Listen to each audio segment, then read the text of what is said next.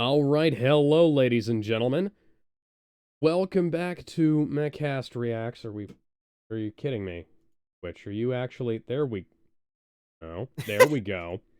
For some reason, Twitch was still Technical Spider-Man. difficulties, everyone.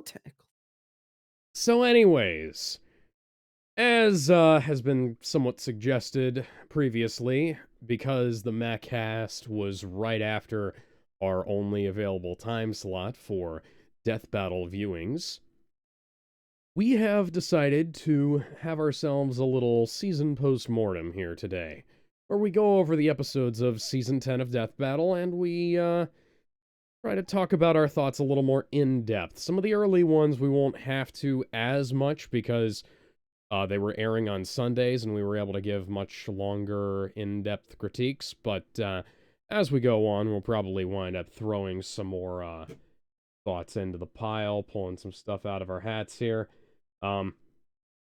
See here. Ferret is not joining us. Sonic is not joining us until later. Seamus has said nothing, and I don't think Kevin's going to be joining us today. I think the cheetah got Seamus. Kevin, looks like Kevin left the group on. Kevin.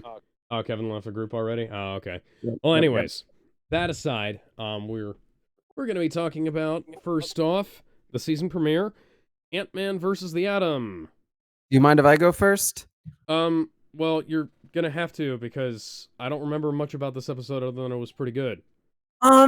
Yeah, so this episode, I would say is one of the better season premieres, because Death Battle isn't really known for doing phenomenal season premieres outside of Dante versus Bayonetta and Mickey versus Yoda. Those are the only two that come to mind. The others are like Aquaman versus Namor, Batman versus Black Panther. I don't remember Laura Croft versus Nathan Drake. Remember that one, right? Yeah, remember that one. So if I could actually interject something, I have an idea. Yeah. I have something that might be somewhat controversial as an idea.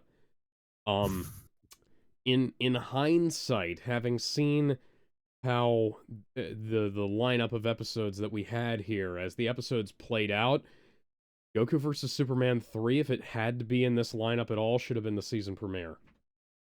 Nah. Well, yeah, that's a pretty fair. But it most likely, I think the reason it wasn't. Hang on. Bender, go ahead. I think the reason that is a good idea, but I think the reason they probably. I didn't watch the Q&A, but if I just had to take an educated guess as to why it wasn't the season premiere, it probably was because they weren't done with it, because they had several 3D animators working on it at the time, and they usually try not to have the 3D episodes be the season premiere unless they're absolutely sure they can meet the deadline for it. That's fair. Yeah, I was about to say. Yeah, I was about to say, because there's a lot of production when it comes to it. And that's why the season premieres are usually 2D. With exceptions, of course, with Mickey versus Yoda, of course. But and Harley versus Jinx. And Lara Croft versus Nathan Drake. Which we don't talk about. But yeah, pretty much. So, this episode was important too, because if you recall, a few months before this episode came out, the two main editors that have been with Death Battle for essentially since season 1, season 2 were fired by Rooster Teeth. Their contracts went out. They didn't re-sign. And they essentially were kind of screwed. Then DJ came in for this episode and blew it out of the fucking marketing analysis. It was animated, or edited so wonderfully well. And it made it very memorable. With the animation, it was very solid. If I remember correctly, it was a very fun animation with a really amazing death. And I think now looking back on it, I wish it was a bit more spaz. Like, I wish they did a bit more. But for a season premiere and considering the deadlines, I do think they did the best that they could have done. And honestly, one thing I did really like was that I was not expecting the winner at all, because usually when it comes to stuff like this, you expect DC to have the edge on this. You expect DC to have a bit more, but no, it was Ant-Man, and I was pleasantly surprised by that. So it's probably on the same ranking on Worthy Death for me still, even if I wish it was a little more. For like a season premiere with their new editors and proving that they can still keep going despite the the setbacks. It did its job really well, and I'll end it there. Okay. All right, Gizmo, do you want to have got it saying something about this? What thoughts on Ant-Man versus the Atom? Yeah. I think it was actually really good. I mean, but honestly, I wish they could have done more by taking advantage of shrinking and growing. Like the only thing they ever grew was the car, and Exactly. like when I think of people turning giant or turning small, I thought that when they would have. Here's my thing: when someone turns small, I'm thinking stuff like Honey, I Shrunk the Kids level of ingenuity. Riding on top of ants, like using a fucking pencil as a spear, that kind of thing. Uh, Same thing with when they grow stuff. Like maybe the Ant-Man could have grown a little bigger again, like to use the car as a battering ram or some shit like that. I get that these guys are fa- famous for just shrinking and only shrinking, which is a shame because these characters are known for more than that. Uh, I get why they didn't want to go ham because let's face it, if they had to go through them growing, it would not only add more time, but it would also add some unnecessary baggage to the episode, I guess you could say. Like, imagine having to animate them growing taller and taller and having them put more sprites and more detail, like say if they grow the size of a building or something. Now, Adam hasn't done that, not this one anyway, as far as I know. But Ant-Man has done it, and I think it would have been like a hindrance, and it would have been no point in it, considering he would have won anyway. But what they did here, I think is serviceable because it shows that shrinking isn't as stupid as people think it is. Because like let's say if I shrunk and I still had the same amount of strength as I did when I was like fully grown, imagine each of your fingers breaking at like the speed of a truck. Yeah. Like God, dude, I right? don't That's what I'm, want to. dude. But that's what I'm saying. I love how creative these characters can be when they shrink, and Yeah. like using the same strength they had when they were grown men, still to knock some guy out or lifting a fucking whole table or just commanding insects at the whim. I love the fact that these guys got the love they deserved and the fact that they were acknowledged as good characters and not just, oh, a character that can shrink. Oh, joy, that's so great. No, they got some of the respect, especially during the battle itself. But fuck, if I had to say one last thing, they, oh man, they were overly brutal with that death when the Atom got fucking ants crawling out of his body like a damn xenomorph. Oh yeah, the animation was so good too. Like Jesus Christ, they didn't have to go that far, but I love the fact that they did. Um, I wish, I honestly, I wish that this episode was responsible for giving Adam and Ant Man the respect they deserved. But unfortunately, more people have probably seen the Ant-Man movie more than this death battle itself. Cool. All right, who wants to go next? RGS, Jedi, Alex. I Honestly, I guess I'll have a go. It's a good starter for what is supposed to be the fucking season 10 because it should up the ante and show, yeah, we're trying to do what we originally had as our quality for the for like the season finales, like to really show the bump up in quality in spite of any potential issues from the outside, and it does well. I think honestly, my only real thing with it is what Gizmo said. I wish there was more experimentation with the powers at hand. I understand it's because this is the first season and you don't want to go too ham with it, but sometimes going too ham leaves a stronger impression than, just doing what is necessary. It's a case where it's perfectly great and it stands out on its own already. But if this is season 10, then it's great for starting off a special season. It just makes people wish, God damn, I wish this was maybe a bit later so that we can see much more experimentation with the matchup in mind. it's a case where it's like it fits. It capped off on its potential. But sometimes some nitpickers are going to be like, "Oh yeah, no, they could have done way more." Yeah. All right, Bender, do you want to have a shot? Yeah, sure. So I this is a spoiler alert for the podcast where we do that I'm a part of, where we do our Death Battle season rankings and we have on special guests.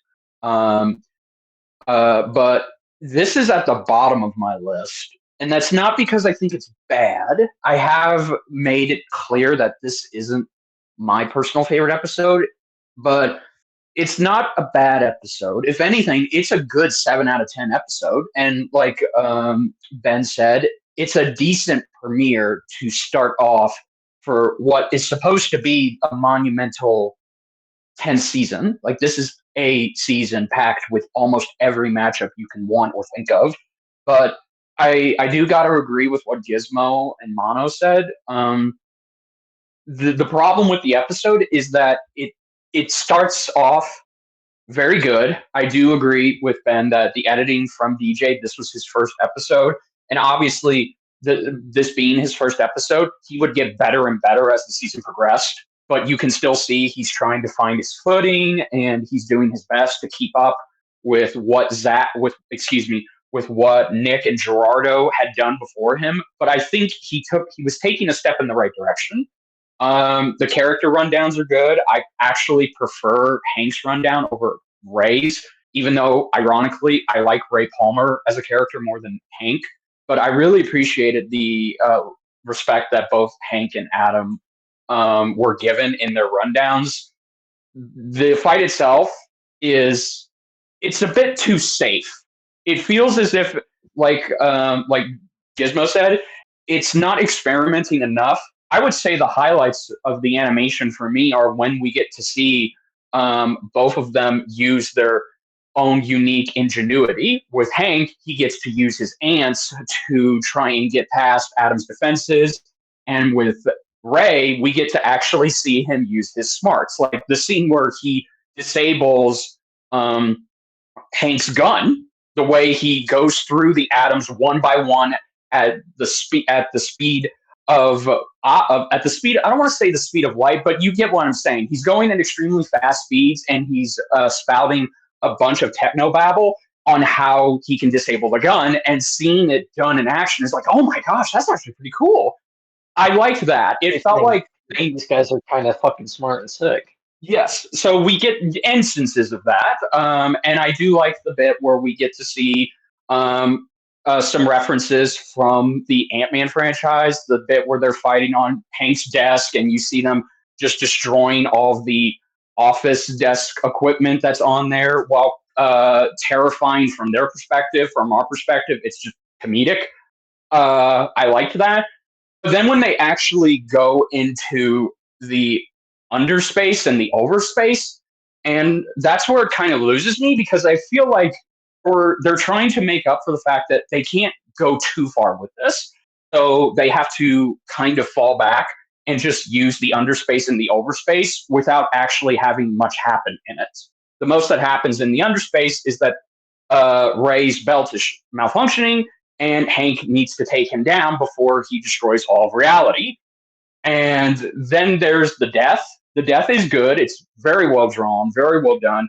And I like how it's set up early on that those ants that Hank was alongside with while going inside Ray's belt, they were still there.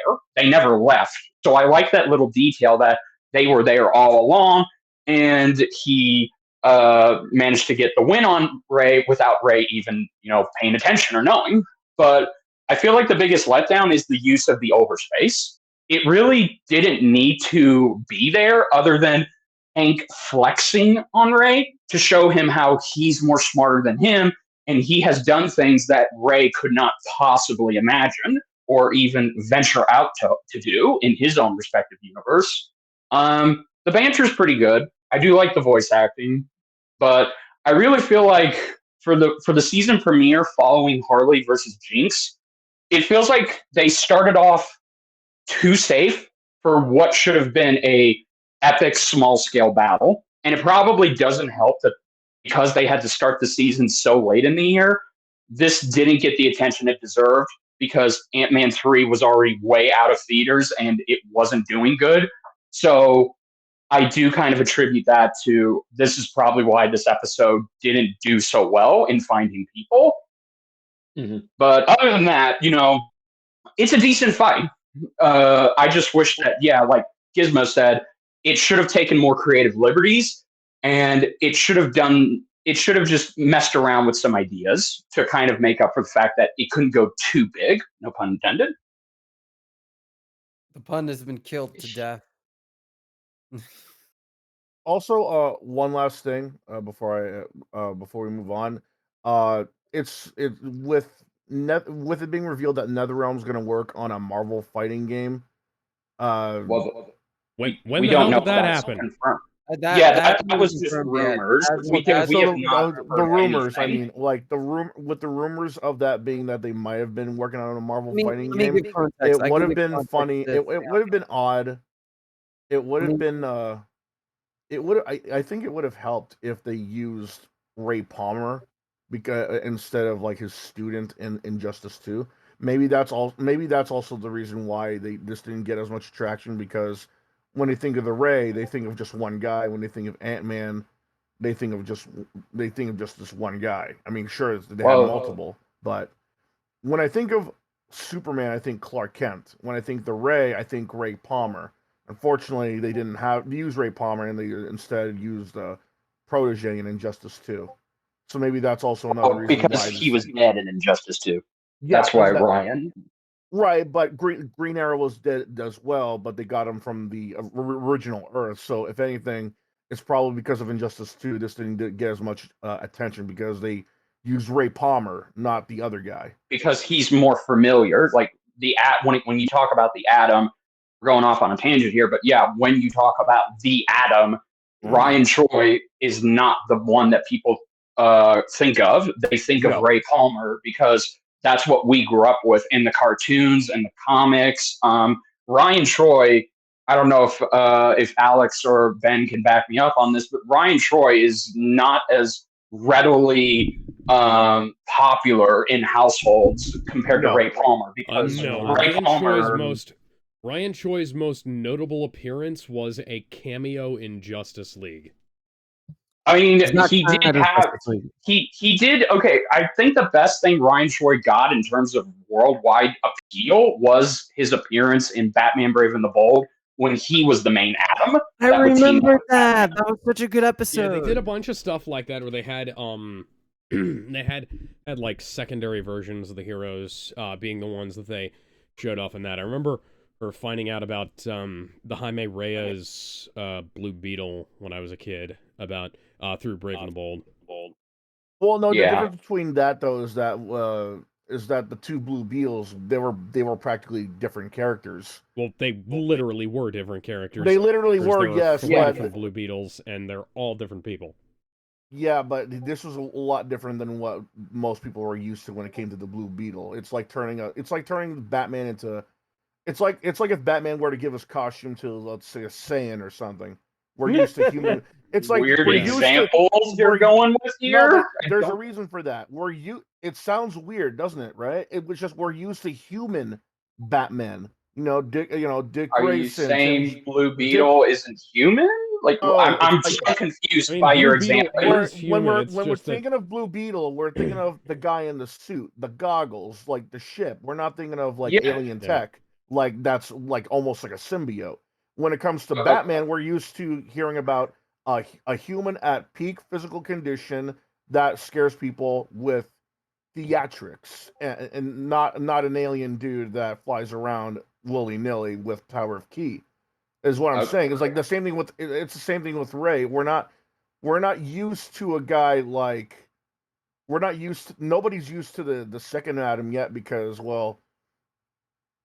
he's not the original Atom. He hasn't had a starring role on a shitty CW show yet.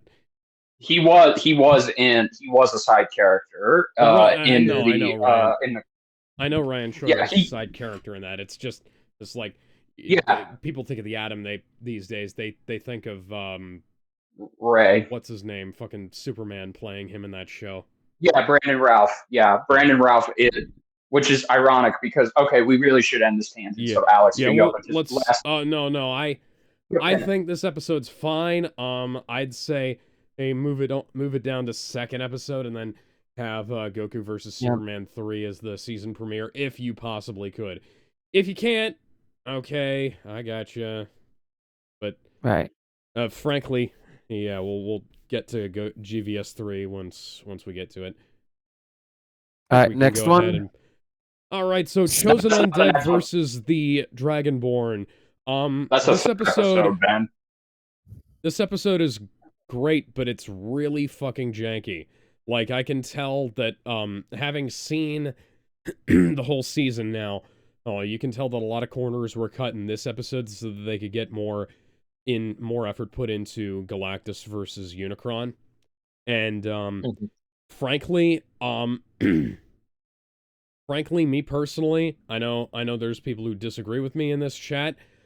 I would have cut Goku versus Superman 3 and distributed the budget around to the episodes that had corners cut where like this. like I'd rather have better animation in this episode than watch Goku versus Superman 3 to be honest.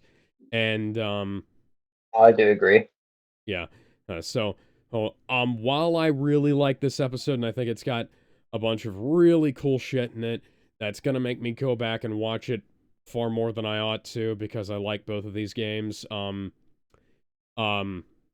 Honestly, it's the jank is obvious from like a mile away. It was obvious even on my first viewing, and part of that is because both of these games, are over a decade old now. Like, Skyrim came out in 2011, and I think Dark Souls was like, what, a 2010 release? God, I'm old. Dark Souls came out... The Dark Souls remaster came out like 5 years ago.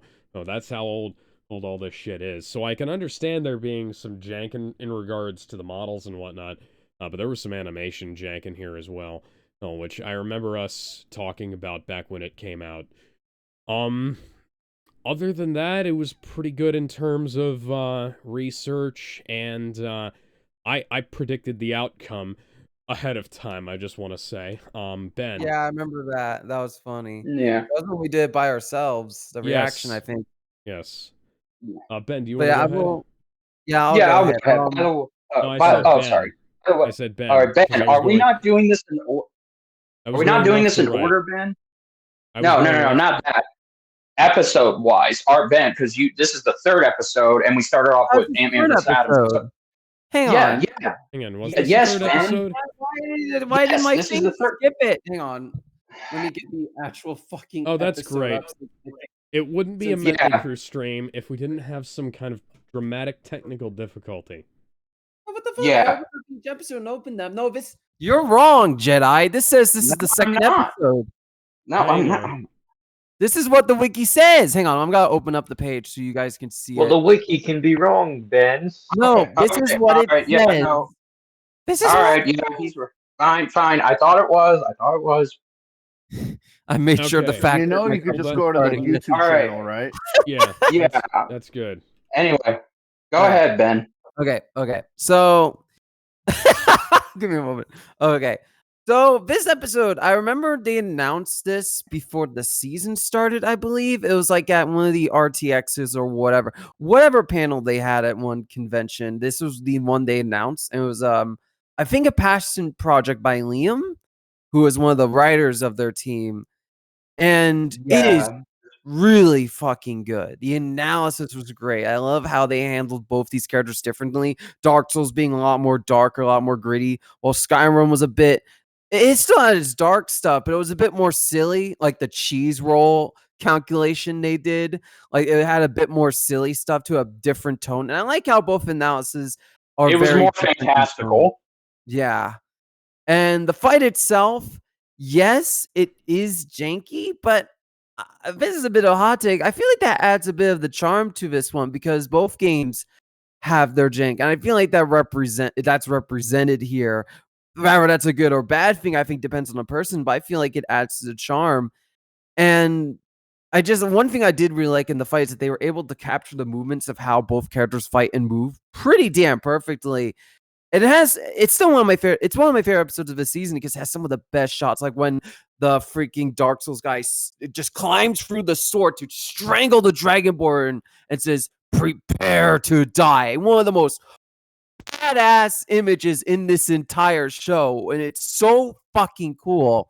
I even love the ending of the fight when the Dragonborn puts down the flame and everything turns to darkness. It's so good. And I also really the result was really good outside of one issue, and RGS pointed this out to me, and while I don't particularly agree, I see why he had an issue. It was if I remember correctly, it was one of the Dragonborn feats when when the Dragonborn beat this being of infinite power, but he had help beating that. Yes, It was the you're dragon. referring to Yeah, it was the Overlord. dragon. So it was multiple people, but multiple people equal versus infinity is still infinity. I'll let you talk about that more in detail, RGS, when we get to you. But I do see why you have an issue with it, but for me, I don't really. For me, this is still very high up there on the list, but might not be in the top 5 because you had episodes like Scooby versus Courage. I almost said Shaggy for a second. The Doctor versus Rick, Goku versus Superman, Galactus versus Unicron, and so many other phenomenal episodes. This is still one of my favorites, though. It's even with the jank, they perfectly represented both series here. And it was great seeing new IPs in Death Battle. It was great seeing something new come to the show, and they nailed it on their first Elder Scrolls Dark Souls episode. So hopefully we see more of them, but until then, they definitely knocked it out of the park. Who's next? Can I go? Yes. Yes. Okay, because I really love this episode. I did play a little bit of Dark Souls when I was a kid. I never finished it the way through because, again, that's procrastination, ADHD for you. One of these days, but this episode made me want to get back into it, and I definitely will get back into it one of these days, especially if I get a next generation console to get the remaster version, but that's neither here nor there. I really think that this episode, I think we can all agree, this had they got it done and had the scheduling and had the production been on their side, I think this could have been a great season premiere. Because it's got all of the makings and trappings of a season premiere.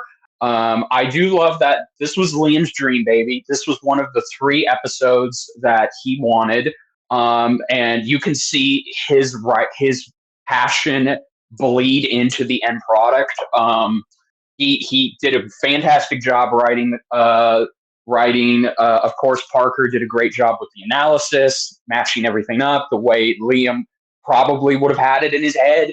The way they go over the gameplay, the lore, like Alex and Ben said, the dichotomy between both franchises. One is a dark, grounded medieval game, and the other one is more fantastical and wacky, but it can have its serious moments too. I love that. I do love the animation.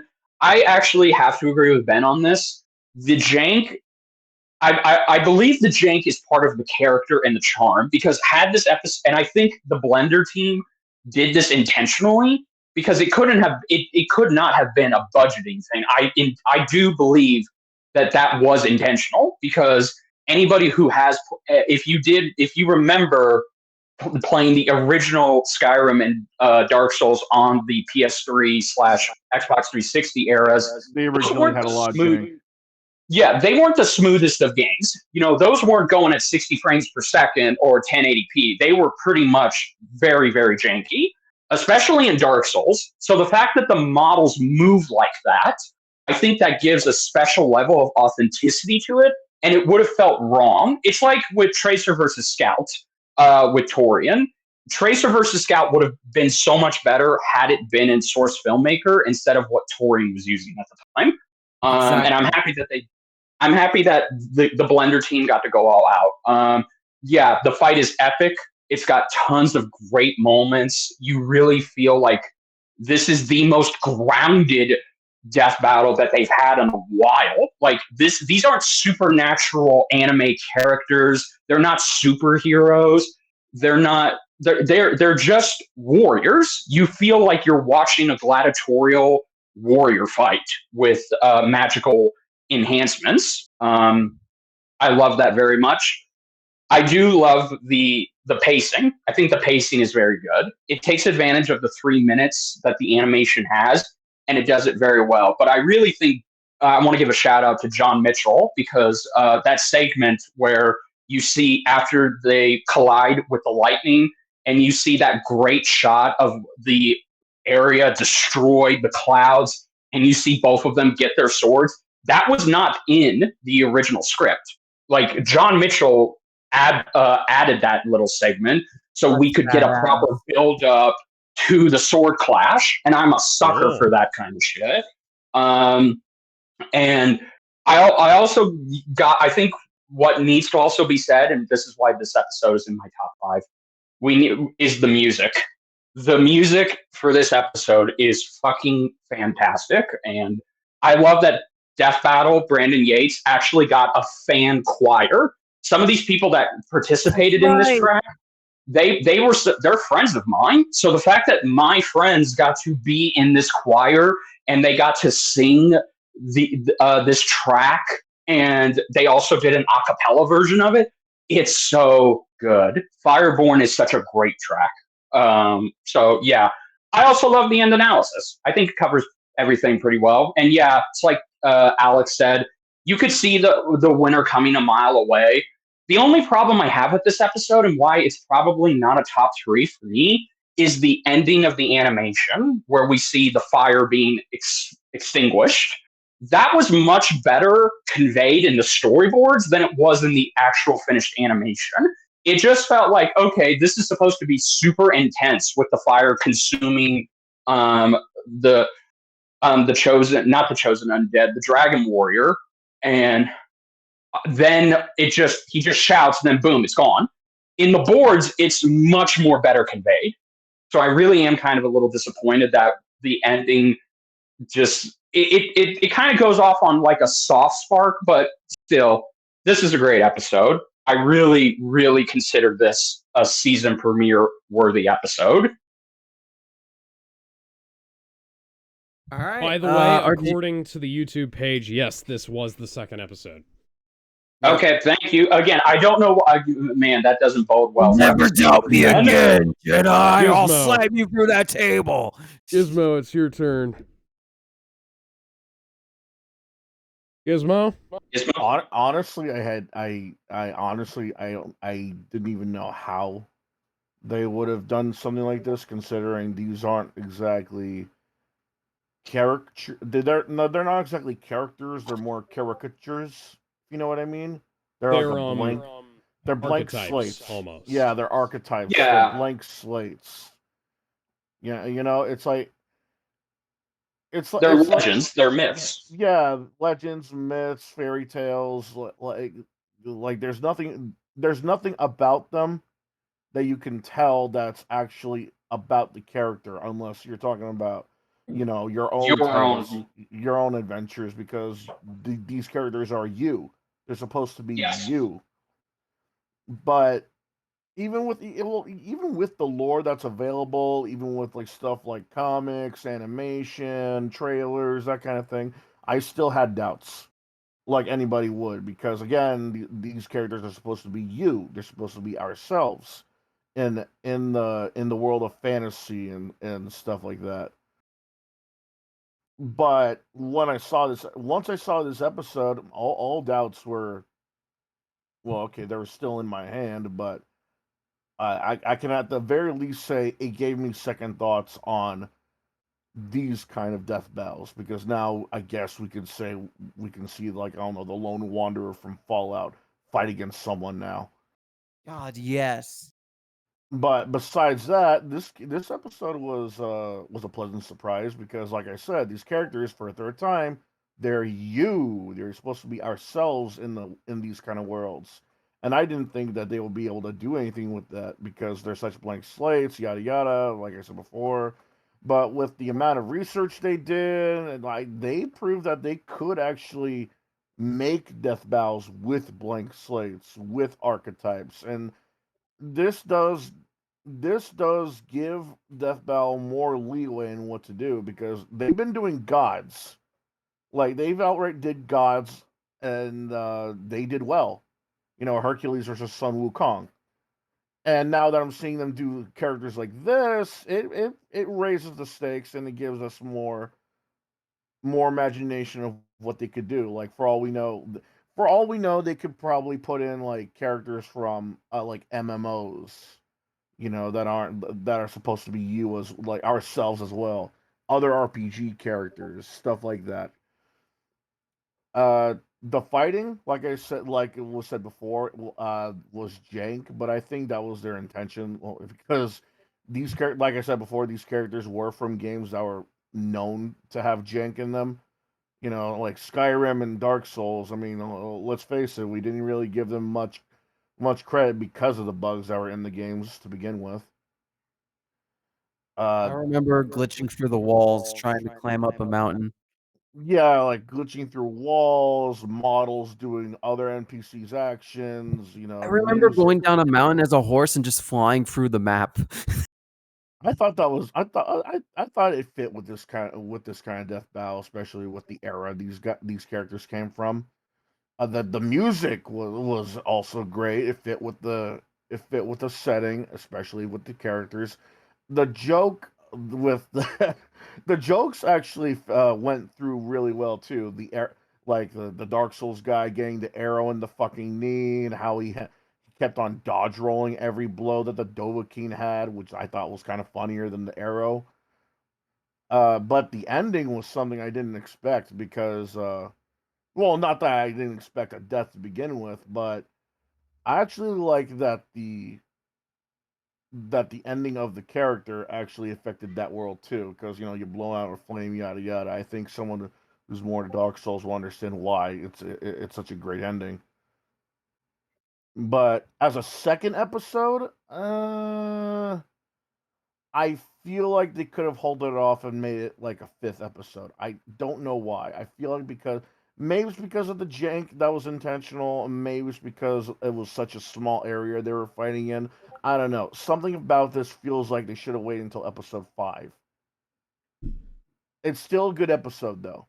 I'm not gonna say it's bad in any way because they might have left some stuff out from lore, but let's face it, they would have been there for an hour explaining lore if that was if they explained everything. I think the amount of lore they gave in was good enough. Yeah, before I go any further and ramble some more, I'm gonna end it here and say they gave us a good episode. They exceeded expectations, and this also gives better chance for archetype characters such as these and the Wanderer from Fallout as an example. All right, RGS, you're up. Here's what I'm going to say first off.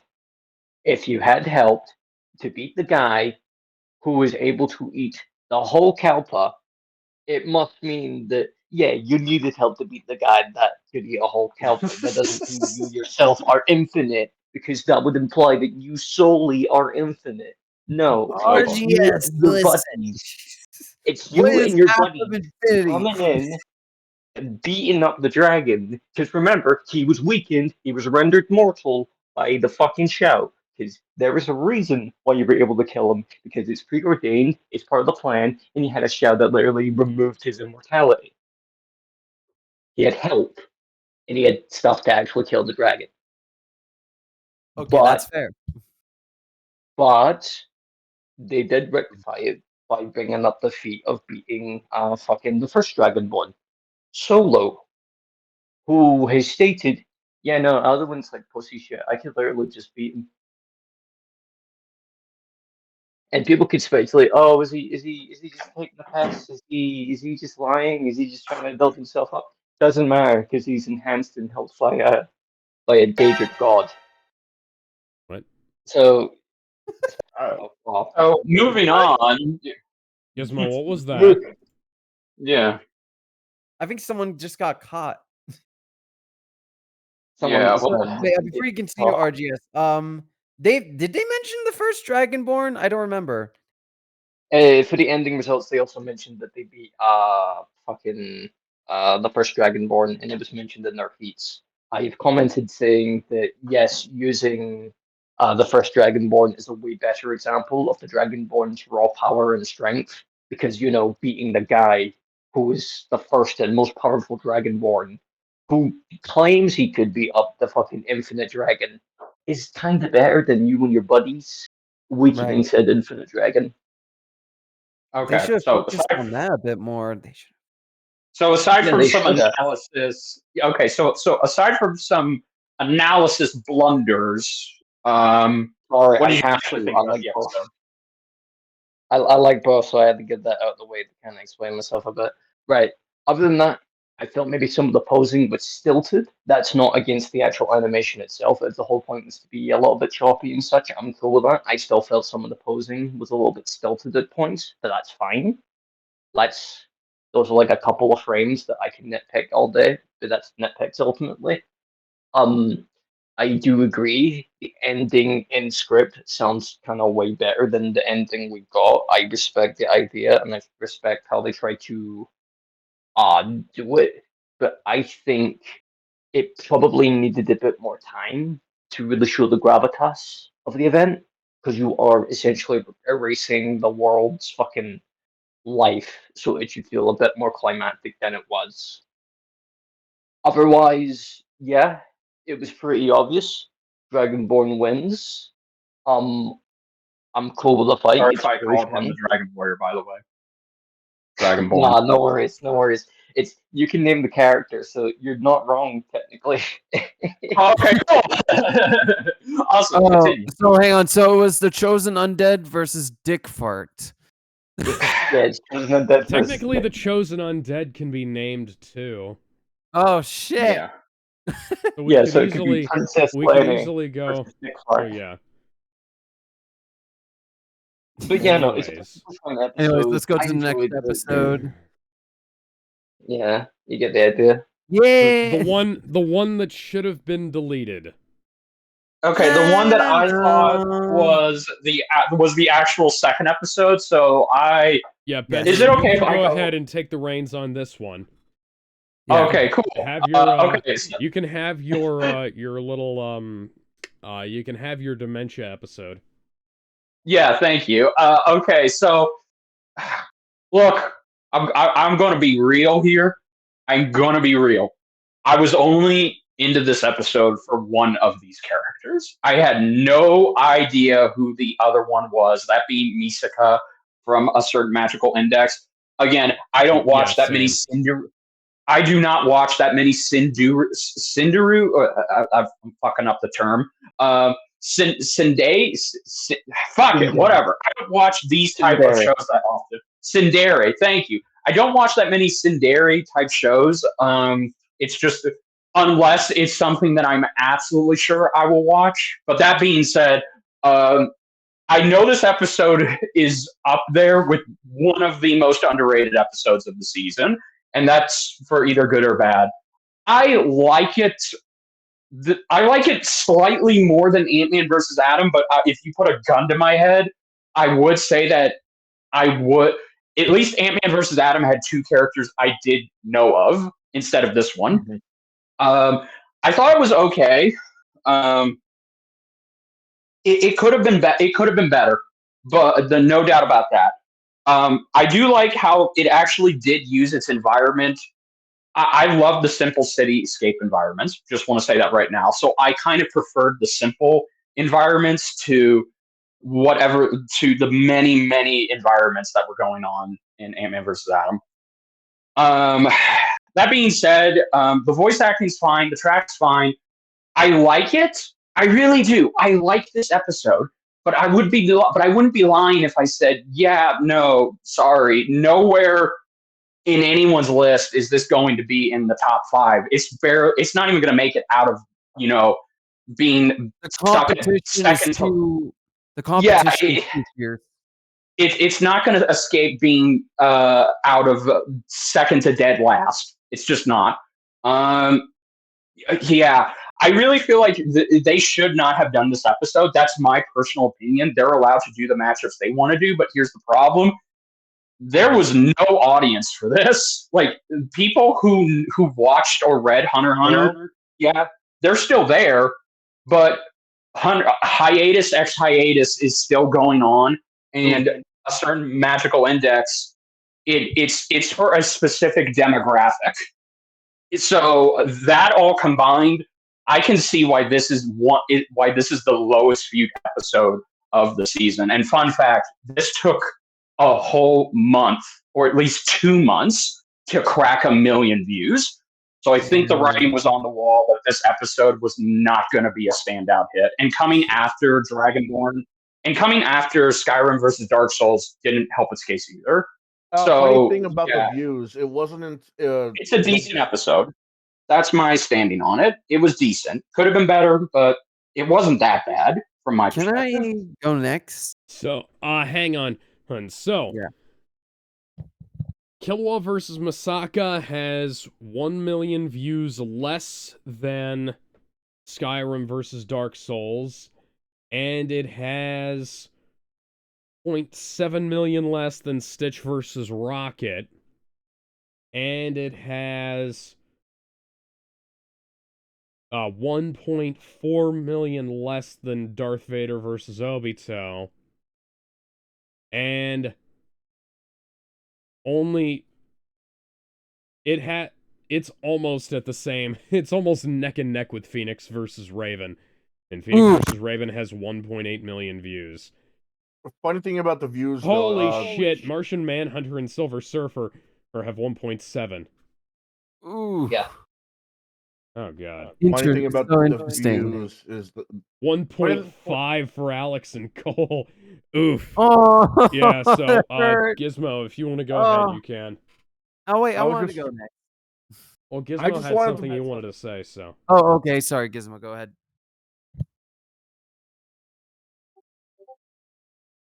Gizmo. I just wanted to bring up that that the Guilty Gear versus Blaze Blue death battle used to be the one with the least amount of views. Oh yeah, you're right. Because that one was still in the 100,000s, and it didn't even hit 1 million for like a while.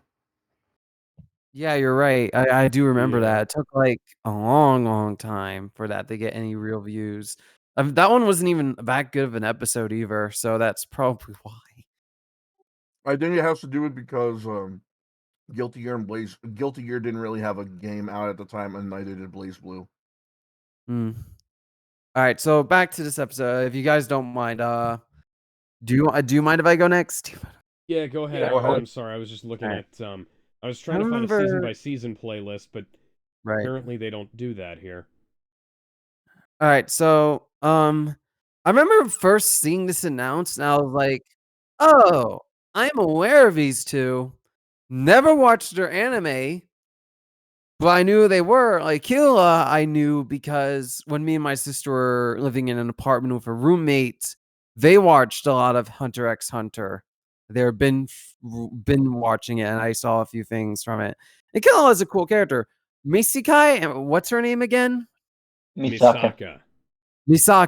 I knew her because she was on a crossover fighter with Kirito and a few other characters on, I forget what the fighting game is called. I know what you're talking about. Yeah, I don't remember the name. She was in that, and that's where they used the sprites from.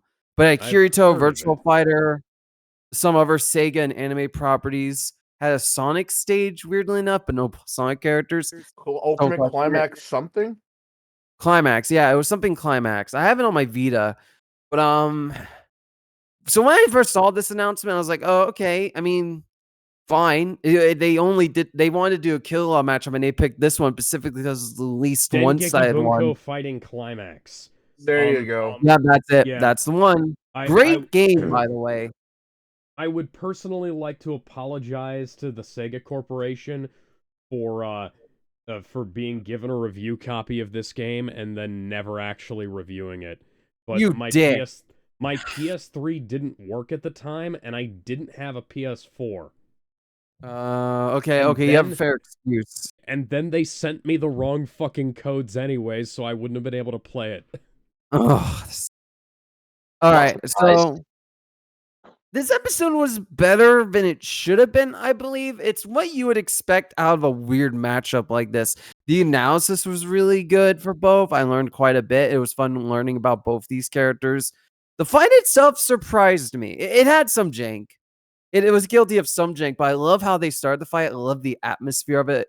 I love how they used a lot of the environment, like Jedi said. There was a lot of environment usage. But the most memorable thing I remembered was the twists and turns at the end. This had one of the best fake out deaths.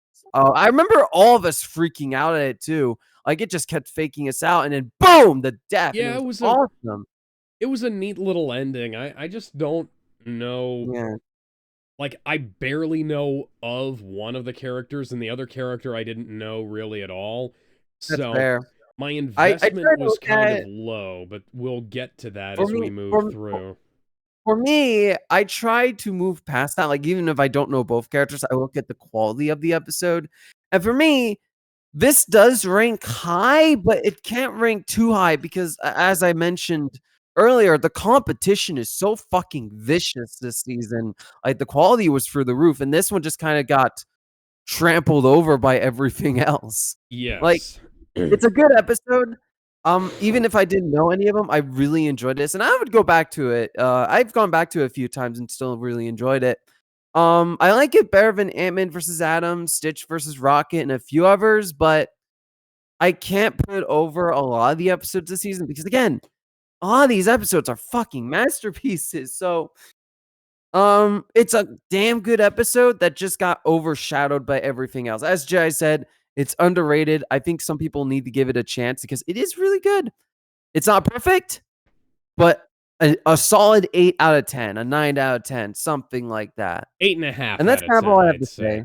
Yeah, like, just Yeah. objectively, I'd say that it's an 8.5 out of 10. You know, my investment in Hunter x Hunter is like, I'm the guy who, okay, so you guys remember that that ProZD sketch where where a guy is like, and then the one hunter goes to the other, kiss me, you darn fool. Oh, and it was like, no, oh, have you seen Hunter x Hunter? Or it was like, that's me. I don't know what this show is. I know there's a green kid. I know that there were like 2 different versions of the anime that and like apparently the 90s version. Like, I've seen clips from the 90s version and it has a bunch of really cool shit in it, but apparently it's like, you know, it was unfinished and, you know, there's some jank in there. But then, like, I watched a clip of a comparison clip of the more recent one, and it kind of sucked too. So I have no idea. Like, and the hiatus meme. As for Index, I mean, I know that it exists. I remember her that certain magical index and a certain scientific railgun are basically meme titles.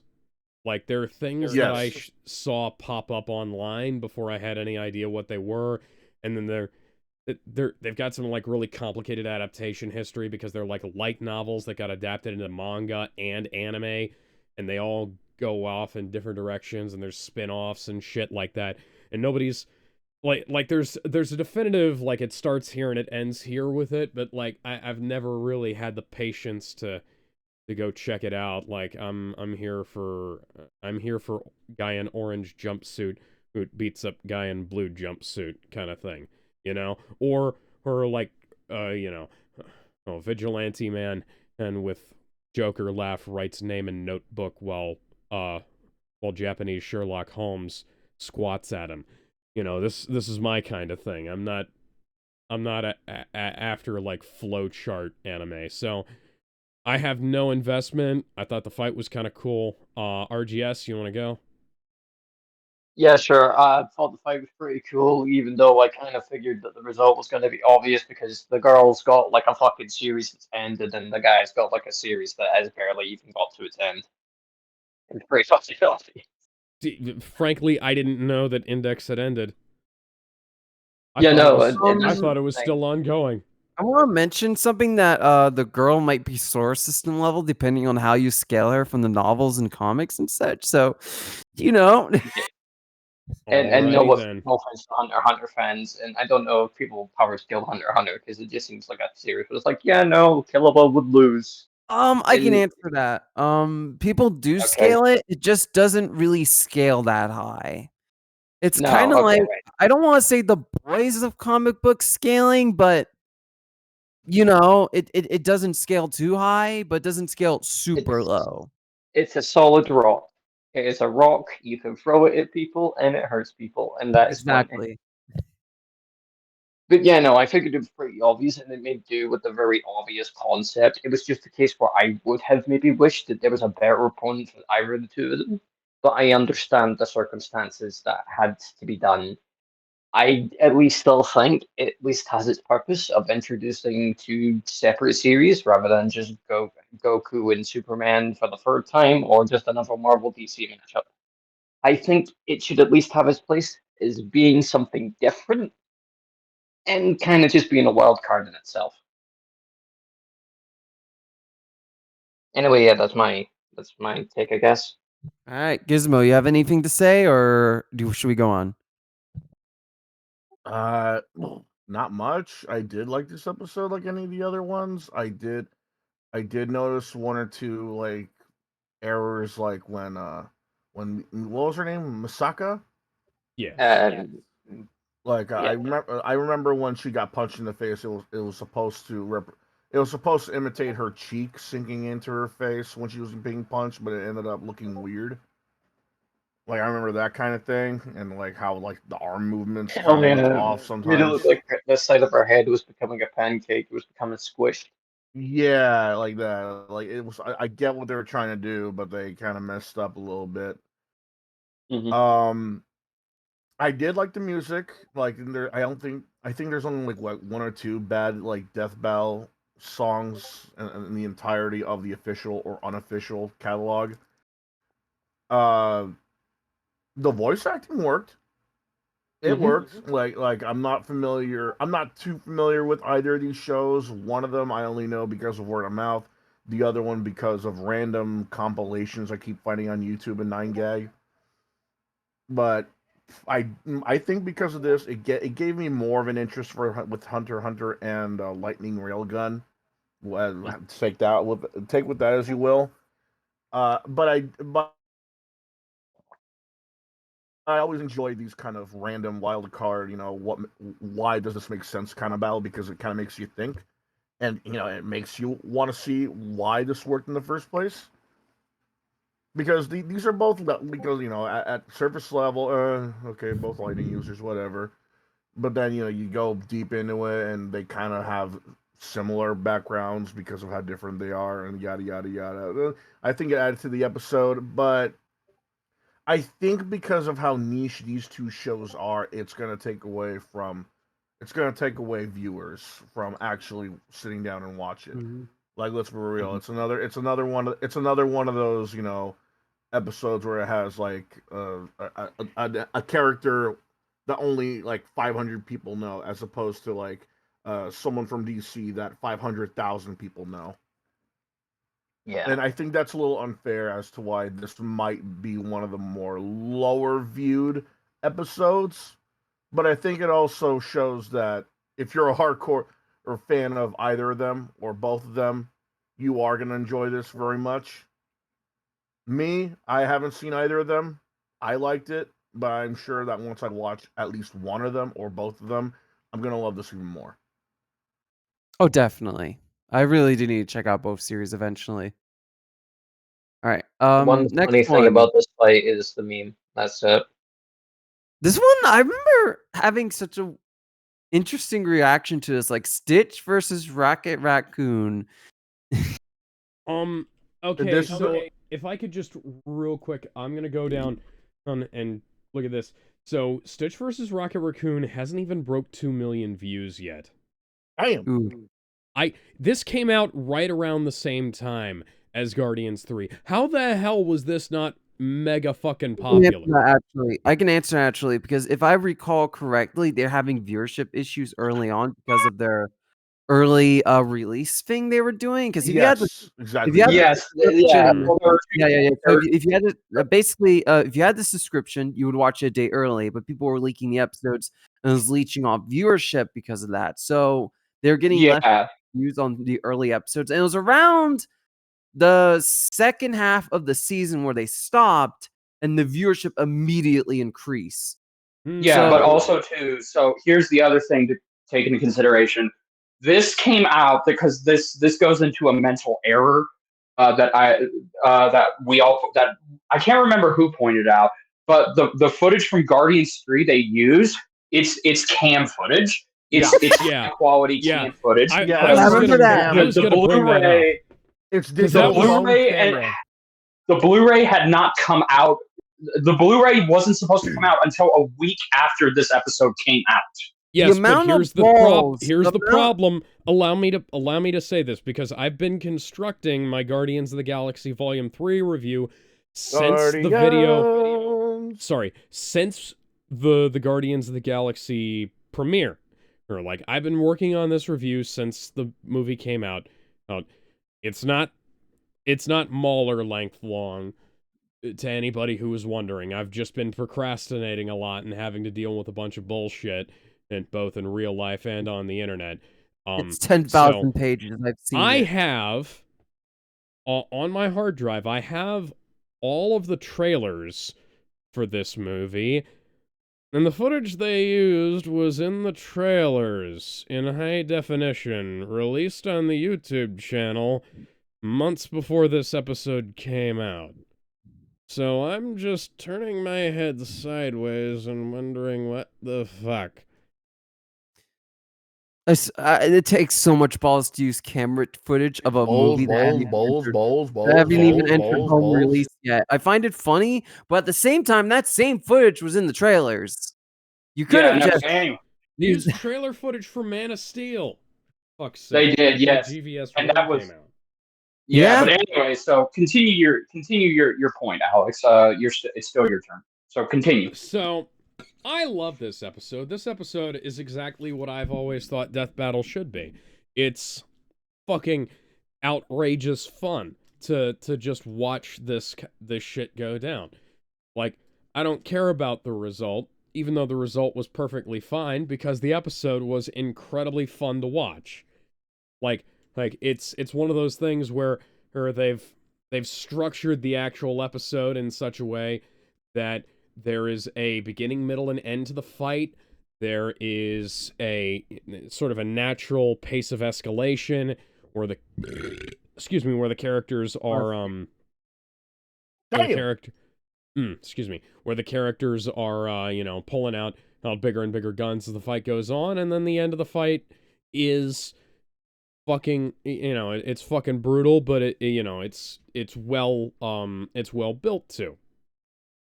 This is the pattern that Goku vs. Superman 3 should have followed, I feel like. Regardless of its status as sequel, successor, whatever, this is an episode of Death Battle done to the numbers, fucking perfect. It might not be top 10 most special episodes of Death Battle to mirror to anybody else, but I like it. It's pretty fucking good, so just how it goes. Can I go after you again? Yeah, Bender. I was gonna say, okay, never mind. Okay. So I agree with what Alex said. I think this is a fun episode. I did love Stitch when I was a kid. I watched some episodes of the series, but for some strange reason, Stitch has never been, I've never held Stitch in my heart like everyone else has. I can't explain why. But that being said, I also love Rocket. He is one of my favorite members of the Guardians. I think this episode was primed to do around this time, especially since Guardians 3 would be the last hurrah from James Gunn's Guardians and Gunn himself. But I think the episode, it's like Alex said, it's a popcorn episode. It's fun. It's fun to watch. It's fun to learn about the characters. I really love the analysis for both Rocket and Stitch. I think they cover everything extremely well. It's very well done. And by the end, it's like, okay, I like how it ends, that both of these characters, they're more similar than we give them credit for. And I love how the analysis portrays that. Once again, fantastic editing as always, and I also the animation. So I'm torn. On the one hand, it's perfectly animated. The custom sprite for Rocket and Stitch are very well done, very well detailed. Origin knocks it out of the park with the custom sprites he created for them. They're very expressive, very well utilized. It's colorful. It's bright. I love that we're on Space Hawaii. It gives it a very Stitch feeling. The humor is there from Guardians, but it's not in your face about it. Yeah. I do like the use of both what the characters have. We get Stitch's crazy physical ingenuity versus Rocket's weapon ingenuity. So I love that it really is a polar opposite on how these two fight. The callbacks are good. I like seeing Ice Cream Guy there. It's fun. The track Jailhouse Rocket, which is obviously meant to be yes, and Aaron from Airwolf Media. If you go and you watch his behind the scenes of how he conducted this song, the way he did the riffs for this, it totally sounded like Elvis. And the singer, and I think that's also him singing. I could be wrong, but the Elvis inspired track is awesome. I love it. Yeah. My only problem with this episode is the out of character moments for Stitch that I haven't seen a lot of people point out. This is supposed to be Stitch after he's been adopted by Lilo, and there are several points in the fight where he just acts like Stitch before he got adopted by her, especially the moment where his collar breaks. That is that the collar breaking should have been something that was called attention to by Stitch. Like, he should have been very mad, very emotional. I do not like how how the animation just decides to Didn't kill. they show that though? They show the collar breaking, but Stitch doesn't react. Like, he doesn't even notice the collar broke. So it very much, and I also just don't like the setup. Stitch just crashes and he just starts insulting Rocket. It very much feels like this is supposed to be Stitch from the beginning of the movie. Which, again, very odd choice. And I also don't like the overkill of Ice Cream Guy. I really feel like, okay, especially if you watch the series, Stitch and Ice Cream Guy are like best fucking bros. So the fact that Stitch indirectly killed his friend and just took his ice cream, again, it took me out of the moment. I don't like it when Death Battle has characters act out of character, and I think it comes from the fact that they have a very surface level understanding of how they write these characters. Because Liam wrote this episode, so I would imagine the surface level understanding of how they write the characters is a problem that goes back to the very beginning. Yeah, because Liam wrote this episode, so he must have. So again, it's not been confirmed, but I would imagine that he only watched the movie. He didn't watch the series, because if he did watch all of Stitch, then he would have kept Stitch in character. Especially since he came off of Dragonborn, Skyrim versus Dark Souls, where he tried to keep those archetypes in character as much as possible. So again, that's my only legit gripe with this episode. I do agree with the result. Pretty clear cut. Wish we could have seen more of Stitch's intellectual side, because they make that a point that Stitch is way more smarter than Rocket. But there are no instances that we get that, other than he uses Rocket's own weapons against him at the end. Like, throughout the whole episode, he's just running and gunning. So that could have been much nicer to see. But yeah, it almost came close to cracking my top 10, but it's good for what it is. I actually like it more than most of the other sprite fights. All right. Should I go next? Sure. Go ahead. I'm with Alex and Jedi on this. They pretty much said what I was going to say, how it is essentially a perfect by the numbers episode from like the start, middle, and end. It is a pure fun episode, essentially, like just a popcorn episode. I think Alex already said that.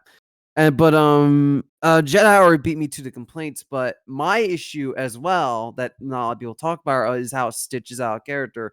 I grew up with the show. I watched every episode. I vaguely remember it, but Stitch did not feel in character for a lot of this. I didn't like the start of it too much. He felt too aggressive when Rocket should have been the aggressor because it's Rocket. That's how it should have gone. And same with the collar breaking, he doesn't even notice it. And there's a bit more of a mean-spirited tone when it came to the writing of the fight itself, which I think was intentional, especially with the ending when Ice Cream Man just fucking dies.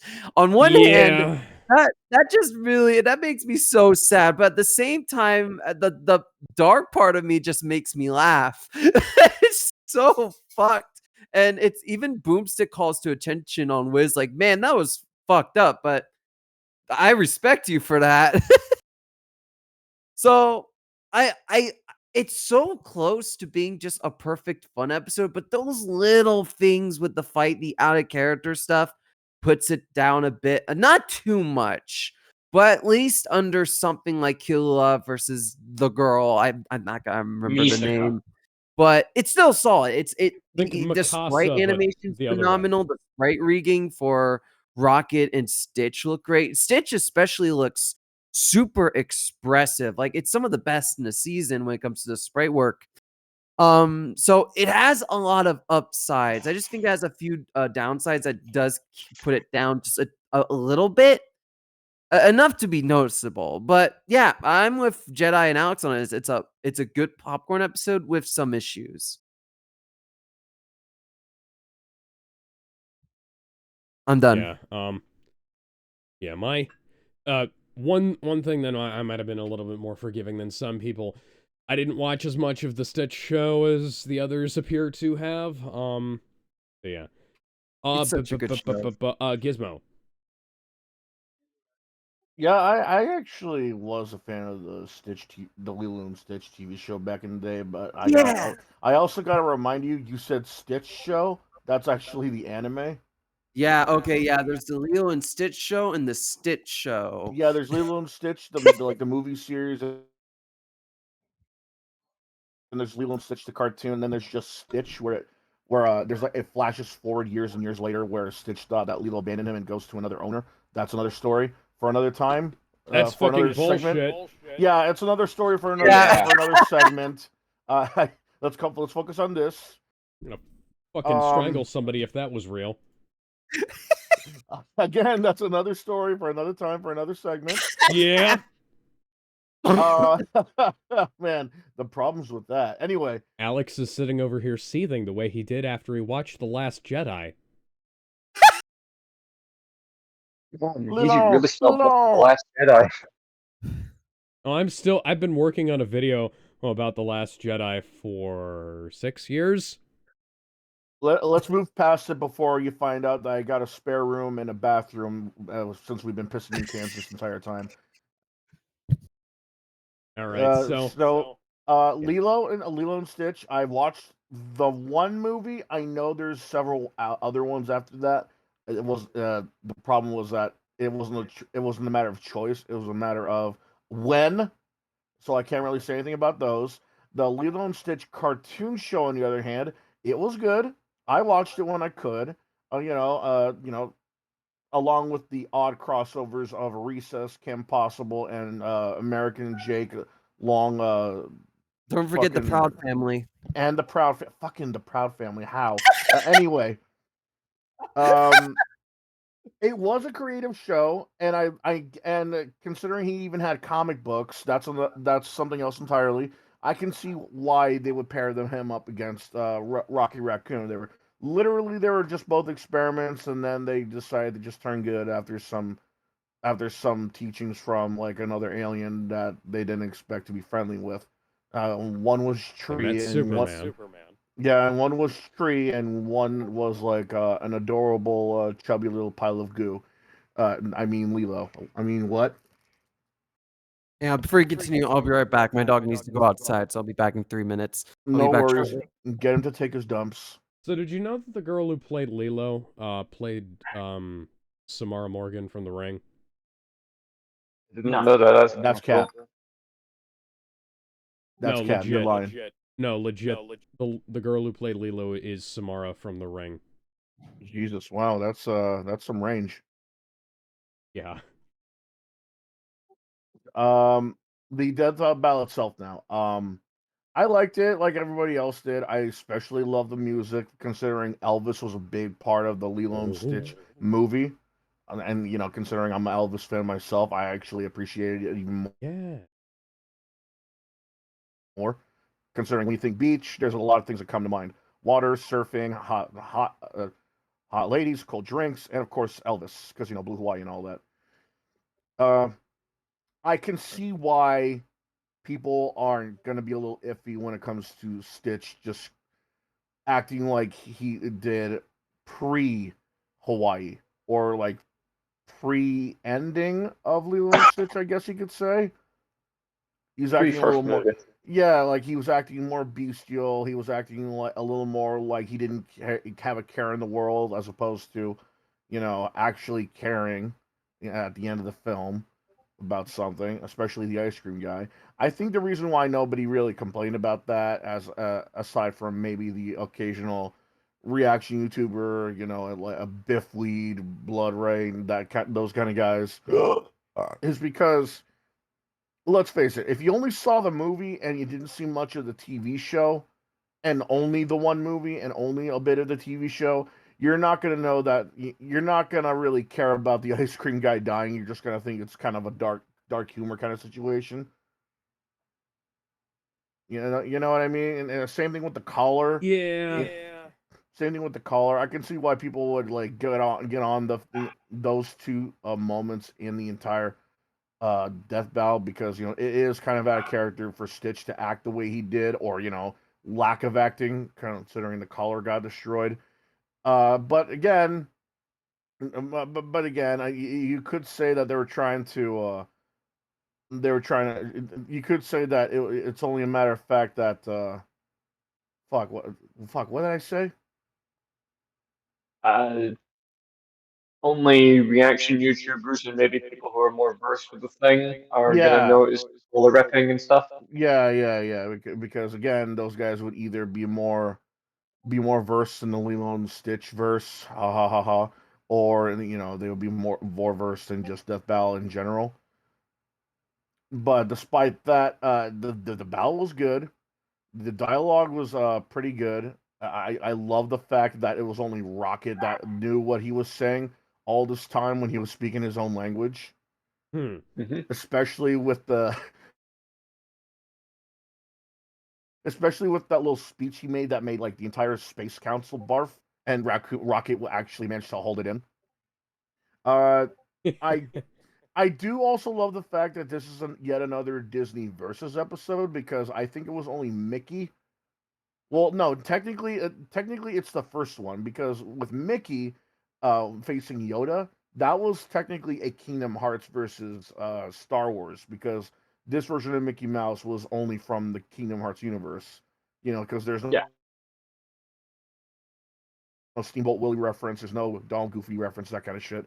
That's why I don't count that as Disney. This, on the other hand, I consider this the very first official Disney versus Death Battle, and because of that, I feel like it's going to be hard to top this. Like, don't get me wrong, there's plenty of Disney characters they could pick from that could be in a Death Battle, but who? Big Hero 6? That's Marvel. You know, Yeah. Elsa, she only had two movies. The Incredibles, again, two movies. You know, Uh, it's Incredibles technically had other materials, but it was gonna be pretty hard to mostly top this, to considering Stitch. Right, but what I'm saying is that Stitch is the one that has the most lore out of many of the other characters in Disney. Like if I said Cinderella, Pocahontas, Wreck-It Ralph, The Incredibles, not one of them are going to have as much lore as Stitch did, and that's why I think it's going to be pretty hard for them to look for anything Disney related to put in another Death Battle. If it was just regular Mickey Mouse, then okay, yeah, that's another one. But what else can you do after that? That's Disney related. That isn't owned by Disney, because someone's gonna say Marvel or Star Wars, but people should know what I mean by this. But the this Death Battle itself, I'm gonna go back to the Death Battle. I like it. I loved it enough.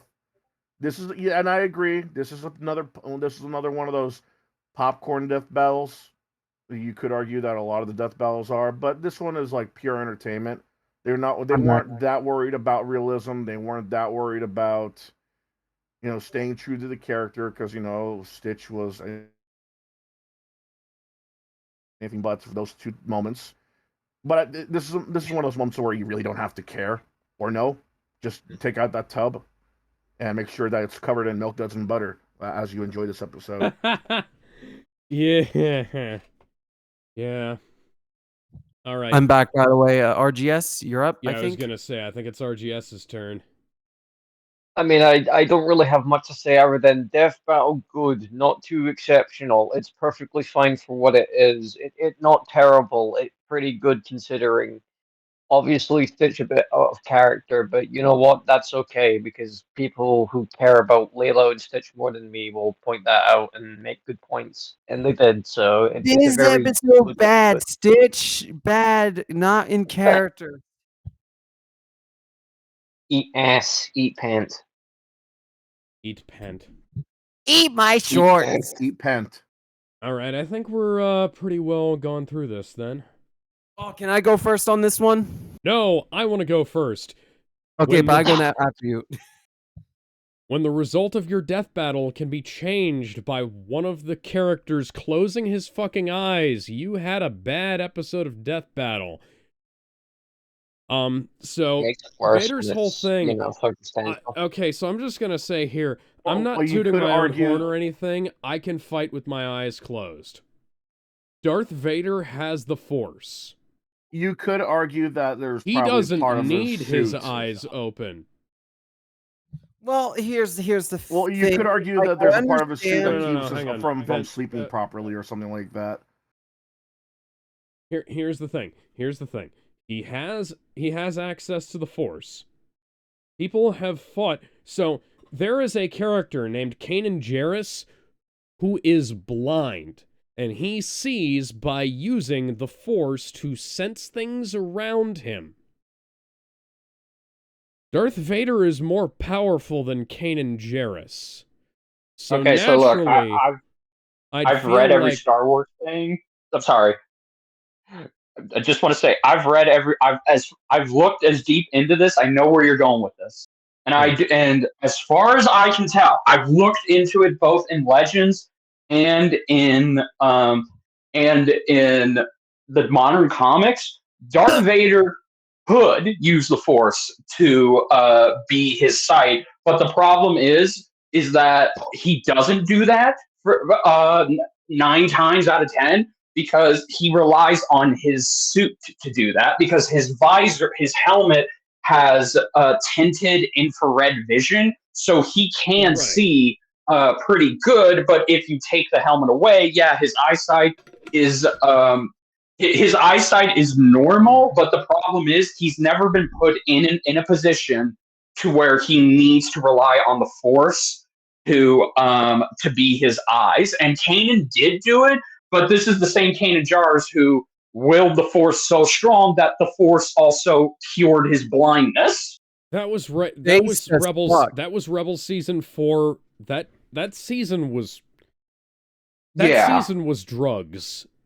Somebody had too much. Somebody did a little bit too much LDS drugs. in the studio. Hey, Rebels Riders, I got some nice stuff for you today. Yeah. Hey, Dave Filoni! Drugs. I've got you some LSD! Lucy in the sky with diamonds. I made it out of this lightsaber crystal I found. This is some wacky But shit. seriously. Season 1, good. Season 2, bad. Season 3, good. Season 4, drugs. Gross. Season 1 bad, Season 2 good, Season 3 better, Season 4 what the fuck? But Gross. seriously, There you go. seriously, What Yeah, go the ahead. fuck is Seriously. happening? there's nothing to suggest that Darth Vader couldn't do something like that. And I feel like Anakin Skywalker, being as ingenious a fighter as he was, both prior to his dismemberment and afterwards, like Darth Maul was a really resourceful fighter back in the pre-Clone Wars era. He was like one of Sidious's most prized apprentices, but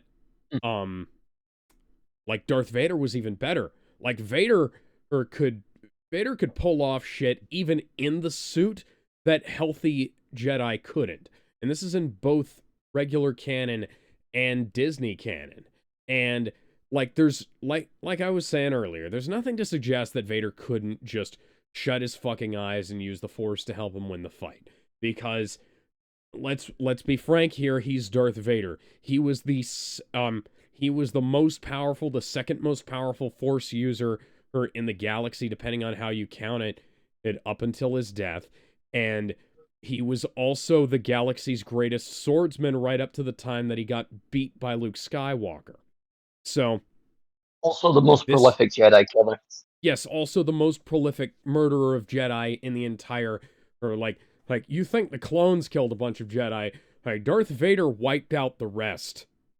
Like, Yeah, like, no. people ran and hid, and he hunted them down throughout, like, in places nobody would have thought to fucking look, because he could feel that shit out and find, the Force is strong here. There's probably a Jedi here that I can kill. Like, this, and there's this whole thing of them having to rely on like... Can I mention something? Sure. Vader literally drowned a city just to kill a Jedi once. Yeah, just to kill one fucking Jedi, I think it was. Yeah, it was one Jedi. Drowned the entire city. And this fucker over here on the right here, Obito, he, like, no disrespect to Naruto, even though it deserves all the disrespect it gets, he doesn't, like, they had to pull some shit out of their ass to I'm going to go after you because I want to counter some of this. Yeah. Well, they had to pull some shit out of their ass to justify him being able to use his fucking final transformation thing. Being like, okay, so they're just on some planet, and they're on the Naruto planet. That was the Naruto planet? That didn't look like the Naruto planet. It's the Naruto planet. It's the same thing. Like it's the same thing with Obi-Wan versus Kakashi. They're in the Naruto. Yeah, which again, I'm going to mention that later when it's my turn. But yeah, so they're on the Naruto planet. They're on the Naruto planet, and they just happen to have, like, rare cosmic phenomenon that helps Obito power up to help him win this fucking fight. And Darth Vader just so happens to not use the fucking Force to beat his opponent, even though that's part of his shtick, is like brute forcing his way through his opponents and pulling out something clever that helps him win in the end. Like it not only doesn't work from a mechanics perspective, it doesn't work from a thematic perspective, because while the two of them are a great matchup thematically, like, the way the fight should have ended doesn't fit the way the fight did end doesn't fit their characters, and the way the fight should have ended, it would have fit their respective strengths a lot better, I think. Bender, do you want to go ahead? Yeah. Before Bender goes, do you mind if I go? Because I feel like I have things that Jedi can address that I say as well. Well, I am ready. If he feels like letting you do that, go ahead. Like, Ben wants to bring up some other stuff for you to address. All right, go ahead. Bring up some stuff that I need to address then. Yeah. So before I begin, as you already know, and I've been open about this, I never really liked this matchup. I was always very much against it. Not because it wasn't good thematically. Oh, it was great thematically. To me, it was just just another Naruto versus Star Wars episode. I mean, I get it. It's neat, but to me, it was just kind of generic. Like, I know, and this is coming from someone who likes Anakin Skywalker versus Terra better, but even I feel like that was a more fitting episode, so to speak. But when it came out, Terra, the episode I don't even remember that episode. Hearts. Terra from Kingdom Hearts? Yeah. For some reason, I was thinking Terra from Teen Titans, and I didn't think that was right. Sometimes when I say that matchup, people think I'm thinking of the girl from Final Fantasy. That, fucking Terra Branford, the girl with the green hair. Yes. Why would that? Yeah, that okay, don't explain that. Just keep All going. right. Okay, so where was I? Okay, so when the episode came out, after it came out, I was thinking about it. It reminded me very much of Naruto versus Ichigo, in the way that, or no. That and Ben 10 versus Green Lantern, where the analysis was phenomenal. The first and second half of the fight were great, and then the third half happens, and it just takes a steep third half. dive. Like again, I'll say I that mean the analysis was the phenomenal. last third. Yes. The fight for majority of it, Devil Artemis goes fucking hard. It is some of my favorite shots in action in the season. Like, one of my all-time favorite shots of this season is Darth Vader catching the blast from the Nine Tails and just crushing it between his hands. That was fucking badass. And the voice acting is also genuinely great. But then they give Obito the transformation. And I'll get to why I have an issue with that in a bit. Not saying that he shouldn't use it, but there's a particular issue I have with it. But we get to the end of the fight. Naruto sees the moon thing, and I will disagree with you on this. Vader sees the moon thing. Yes, because the main thing is that, yes, he could just close his eyes to avoid it, but he wouldn't know that when he first sees it. It only takes a microsecond of looking at it, and you're trapped in it. I think I have an issue I think with why I don't like this being used. Yeah. The Force, okay, but see, the Force, no, hold on, sorry, Ben. The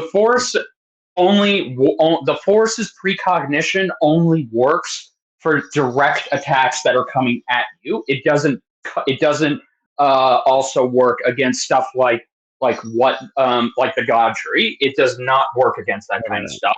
You have to have the knowledge yourself. Okay, potentially not in the original canon. It sure as hell works that way in the Disney canon, though. Yeah, that's a fair point. That has worked in the Disney canon, weirdly enough. The Disney canon breaks certain things. Like, for example, the Force Ghost can attack people. Well, more specifically, the thing that I was referencing was that Finn was able to sense when Pride switched the landing beacon from the ground to his ship. Like, that is not a direct anything. Right. And he was able to figure that out. Finn is not as powerful as Darth Vader. Yeah, fuck those movies. Those break so much. But outside of that, let me continue. I hate the end of the fight. I genuinely do. First reason, Anakin doesn't have any lines. Like, this is supposed to be a big emotional moment. He's seeing Padme. He says fucking nothing. Yeah. There's no lines. And here's the thing. They've gotten voice actors to do single lines before for stuff like this. Random example. I watched this episode today. Captain Marvel versus Shazam. When Captain Marvel reverts Shazam back into a kid, they got a voice actor to do one line for Billy Batson. Just one single line. And it was like, well, that was Carol's actress, if I remember correctly. Yes. Why didn't they do the same again? Like, they're trying to do this big emotional moment where he sees the love of his life, and it's ruined because he says nothing. He just kind of lifts his hand to her, and that's it. He just kind of gets crushed and dead. And this comes to my second problem. A lot of what Obito is allowed to use is because of prep time, like the moon shit, for example. I really don't like that, and it breaks one of their major rules. You can't have prep time. The moon thing requires a lot of prep time.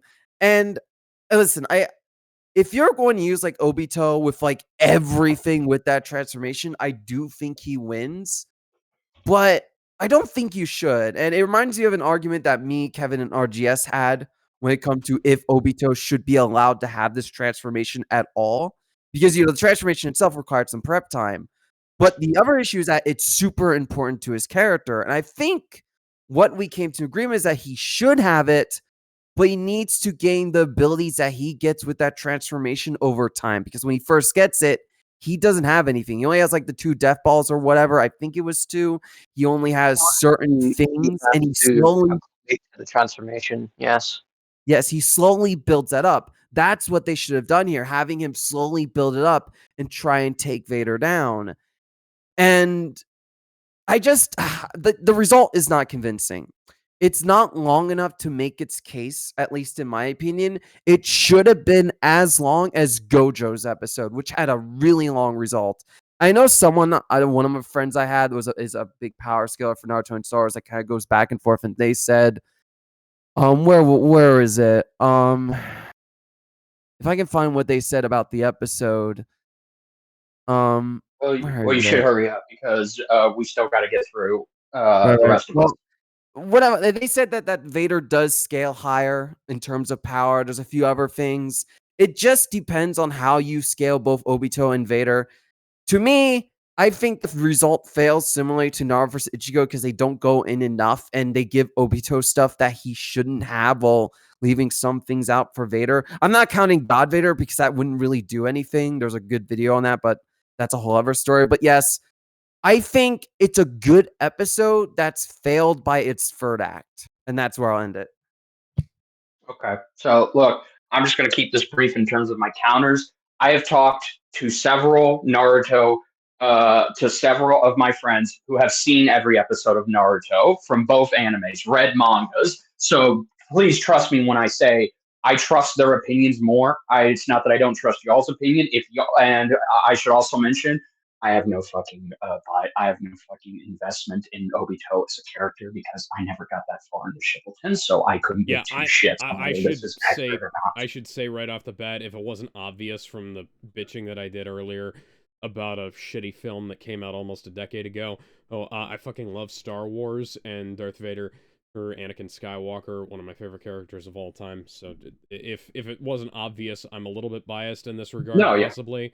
So I just wanted to get that out there. That's fine. We're all biased. Oh yeah, no, here. I'm biased for Darth Vader too. But okay, so most of the complaints that Ben brought up, I've run them against my friends, and they pretty much said it all checks out. And they also know how to debate in versus lingo, so they gave me more convincing arguments than Death Battle could. And I took that because I will trust that they will give it to me straight. Whereas Death Battle, like Ben said, they can have problems with really laying down the arguments. Now, the arguments really don't mean anything to me at this point, but I can say, as far as how they did Darth Vader, I think they did him justice, because really what we need to be doing is, and what nobody has brought up or probably won't bring up until after I do, is that this is Darth Vader's second episode, and it is leagues better than his first one, where they actually legitimately treated him like shit.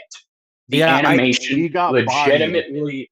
He didn't get bodied. He didn't stand a goddamn chance. The poor bastard legitimately was misunderused, and he was not well done. And Death Battle probably wanted to bring him back so they could do a good run back on him, and I appreciate that. So that's why I love this episode, and I consider it the best version to feature Darth Vader in.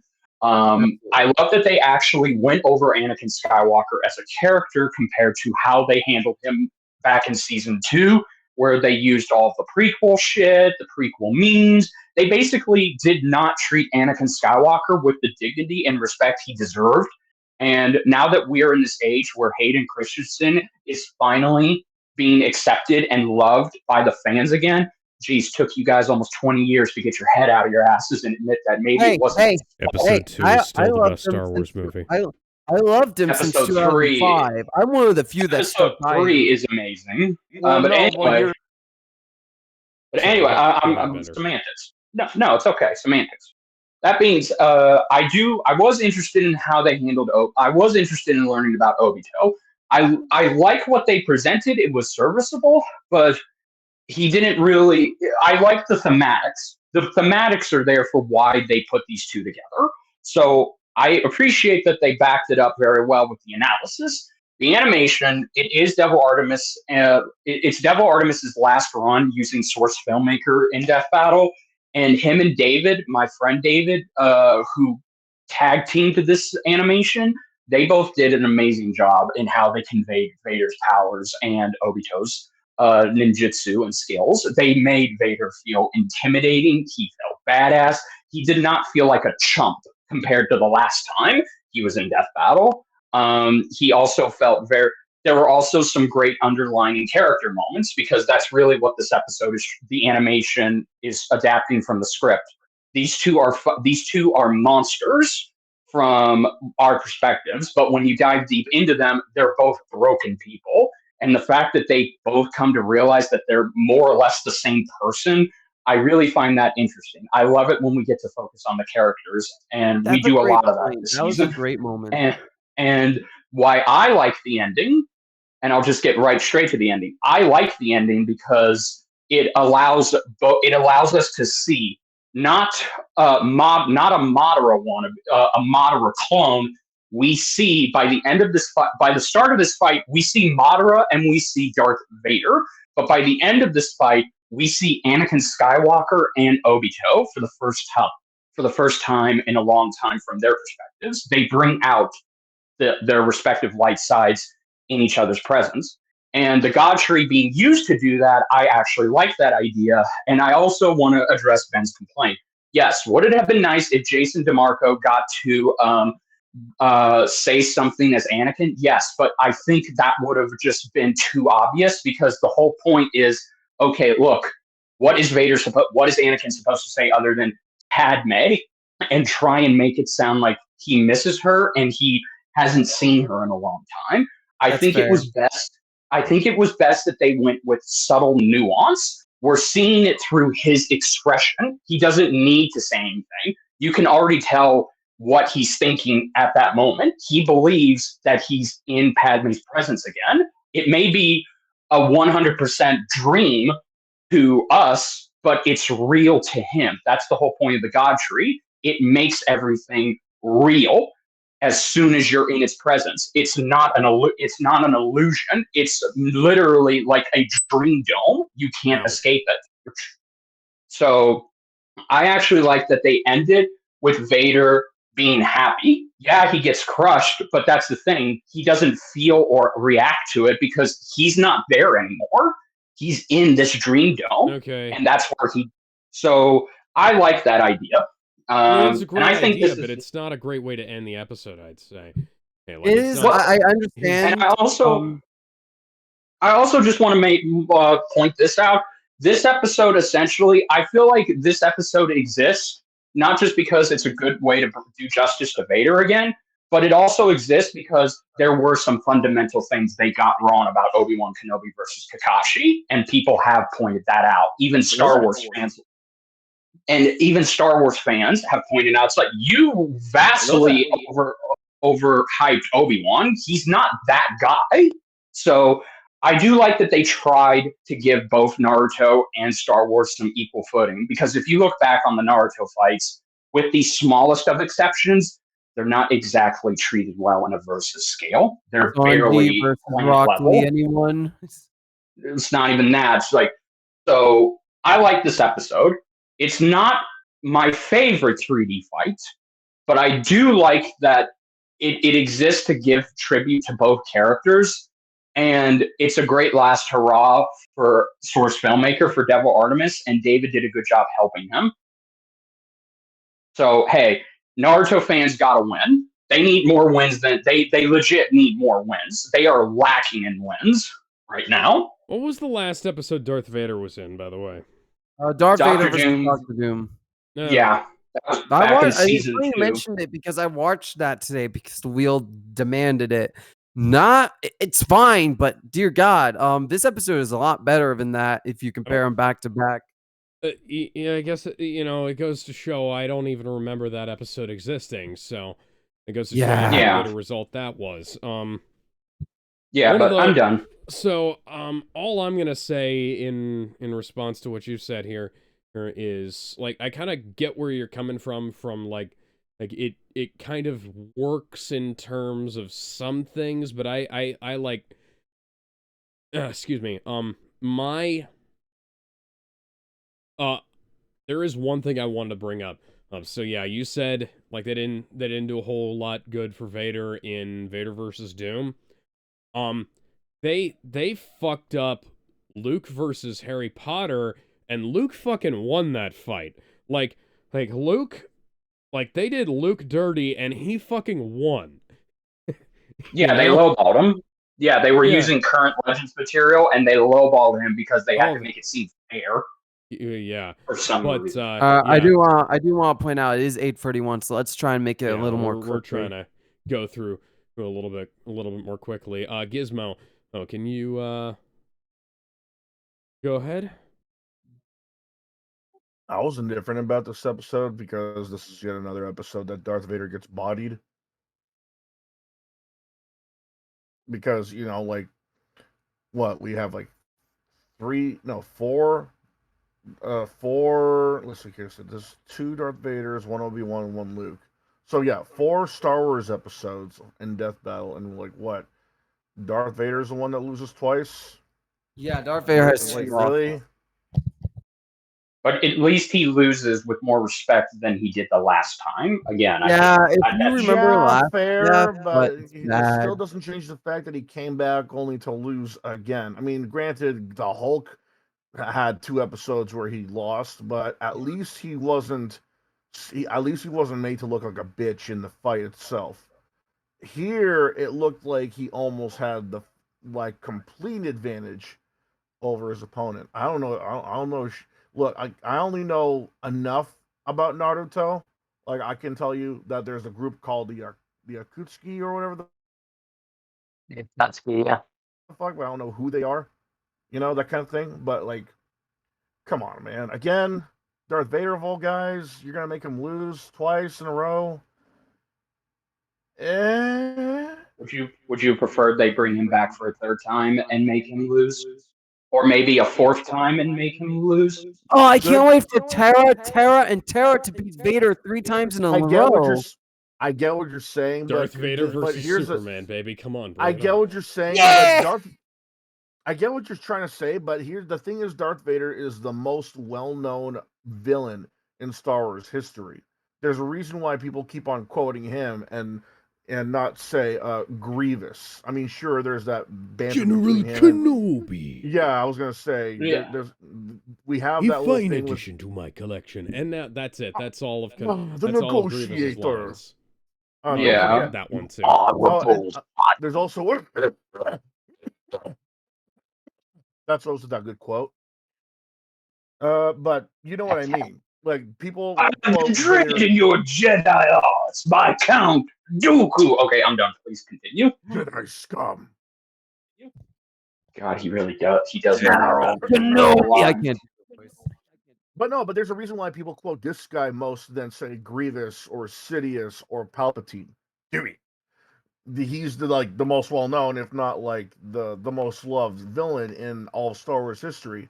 I would have thought they would have found an opponent. Actually, no, that's impossible. I was gonna say find him an opponent that he could beat, but that's not fair. There is no opponent he can beat. I'm sorry. Maybe if they went with my idea of having him maybe if they. Sorry. No, I was just gonna say if they actually looked around more and looked for more characters, hero or villain, that are just as similar or just as different as Darth Vader, they could probably find one that he had a fair chance against and win. But the thing with Naruto, I just don't get it. Like Darth Vader, like Star Wars and Naruto, they're vaguely similar, very vaguely. But besides that, the fight choreography was good, music was good, source filmmaker animation was all right. Anakin did look a little jank when Obito got into his mind, like almost. I'm not gonna say amateurish because I think it's just the model and the shading that made him look amateurish, especially when he's remained quiet all this time. Well, again, considering that's the only Anakin model that exists right now. That's the Right. most Yeah, that's a highest good quality point. one. Yeah, on, that's that's the closest we'll get to high quality Hang on, model. But where is that Anakin model from? I think Battlefront 2. Uh, The remake Battlefront 2, not the yeah, original. I was gonna say, yeah, like the new Battlefront 2 model actually looks fine. So Yeah, it must have that's been a shading issue, not an actual. yeah, that's what I said. Yeah, Yeah. shading. Not a model Source issue. filmmaker jank. There's probably like something with the shadow or the lighting to make him look amateurish. And the Darth Vader model is from I'm not Jedi gonna go. Fallen Order. They could have gone with the Battlefront model, but whatever. That's more about the models. With Naruto, I'm not gonna go into that rabbit hole because I refuse to go down that rabbit hole. Doesn't matter if you give me a fucking grappling hook to go back, climb back out with. I'm not going down there. Doesn't matter if you give me $1 billion and a blowjob from Tara Strong. I ain't going down there anytime soon. I don't think anybody wants a blowjob from Tara Strong right now. Bruh. I have no idea what this but I'll find it funny nonetheless. But because Naruto is like a rabbit hole, it's like rabbit hole shit. There's a Yeah. But same as Star Wars, but with Naruto, it's more. There's a reason why people know more about Star Wars than they do Naruto, and I'm not talking about taste either. If I have to give this, well, no, I already like this episode because of the fact that we're giving Darth Vader another go. It's just a little unfair that they decided to pit him up against yet another villain that clearly could overpower him. Whether the research proved it or not, he still got bodied. It's kind of unfair at this point. Give Vader another opponent, a third one. If he's gonna get beat again, okay, that's nothing I can do about it. But at least give him just someone. Use Anakin. If he's gonna get beat again, whatever. There's nothing I can do about that. But at least give him an opponent that seems fair. Yeah. How about All right, Tara this from guy Kingdom Hearts, can who's go a into your mind. scale even higher? No. I only played Kingdom Alright. Hearts 1, 2, Chain of Memories, and 358/2 days. There's nothing I could say All right, about that. RGS, go. RGS go. I mean, the only thing I'm going to say is I think the Infinite Tsukuyomi wasn't really the way it should have gone, to be honest. It did kind of feel like a slap in the face of what was essentially the rules of no prep time and no BS. Because the whole Infinite Tsukuyomi thing is basically you have to prepare for it, you have to summon the God Tree, and to do that you have to get the fucking 10 tails. To get the 10 tails, you have to go fucking this whole fucking plot thing that basically was the main plot of Naruto's like second half, or rather Shippuden's second half. It's a case where I'm not saying that fucking Obito couldn't win. He probably could. My issue personally is that it required such a weird thing where honestly I would have been fine with the supposed other pitched ending where it was them in the Kamui dimension, supposedly. I feel maybe that would have been a bit stronger because it at least shows that Obito won through his own power, through his own effort, rather than he had the God Tree all set up ready. Yeah, that's fair. I also kind of feel like I agree that the whole Padme thing should have been silent. I just think that actually no, I don't really think that at all. I just think honestly a lot more of this fight maybe should have been given a second go around to be like, oh yeah, should we keep this silent? Yeah, okay, let's go ham on it. Let's fucking make this Star Wars as fuck. Let's make this like let's have let me what's the fucking score called for when Anakin and Padme meet each other sometimes? I don't know. Have that score play in Well, the they can't. That's fucking licensed song? music. They're not allowed to do that anymore. That's why They that's couldn't why- have done a cover of Across the Stars? don't think so. Or Well, do you again, think I don't know how they like- conduct their music. I don't know how Brandon and Aaron conduct their music. If they chose not to do it, they probably chose not to do it. I don't know why. All right, Right, should we all go I to the ask- next one? Okay, Actually, sure. hang on. Yeah, There let might RDS be a wrap it up. reason for that. You remember the Star Wars Darth Vader fan film that came out a few years ago? Yes, by Star Yeah. Wars Yes. Theory. Star Wars Theory, He got yeah. sued. He had no, he didn't actually get sued, but he did have a Okay. he did have a shitload of trouble on YouTube with Disney, like, because his composer did like interpretations and like covers of the John Williams songs, and they tried to claim him for the revenue on that thing because it that's used right. quote compositions, which was a new thing that I hadn't heard about, that apparently Content ID now involves fucking musical compositions as well as actual audio. Yeah. Yeah, that's So fucking even great, guys. So weird. yeah, Oh, yeah, so so eventually he did probably get why that they couldn't sorted use out, but it probably wasn't worth the hassle because Disney are litigious fucking cunts about this shit. it. Yep. As they usually are. all right. RGS, sorry, I did interrupt you. You want to finish? Okay, just to amend that a bit, all I ask is that perhaps for that scene it was a little more diegetic, where we really got the feeling of fucking Anakin is awestruck, and there was no need for words. He's legit just, oh shit, Padme's there. That is like everything. It kind of feels okay. I only ask that the song kind of compensate for the lack of speech and make it feel a bit more diegetic as a result. Probably diegetic's not the right word. Fitting? It's fitting. I'll go with fitting. Fitting seems less silly. Otherwise, it's Yeah. a perfectly fine episode. People can kind of talk about it or really give their own opinion as it is. I think it's not completely terrible. It's just a case where I think the explanation just needed to be a bit fucking tighter. Agreed. Okay. All right. Next, Next do you episode. I want to go? I want to go first for this next one, if you guys don't mind, because there's boy, here something we go. Oh, interesting. dude. There's something interesting. So I was talking to Has Jean one Grey of my. died again since this episode came out? No, she died.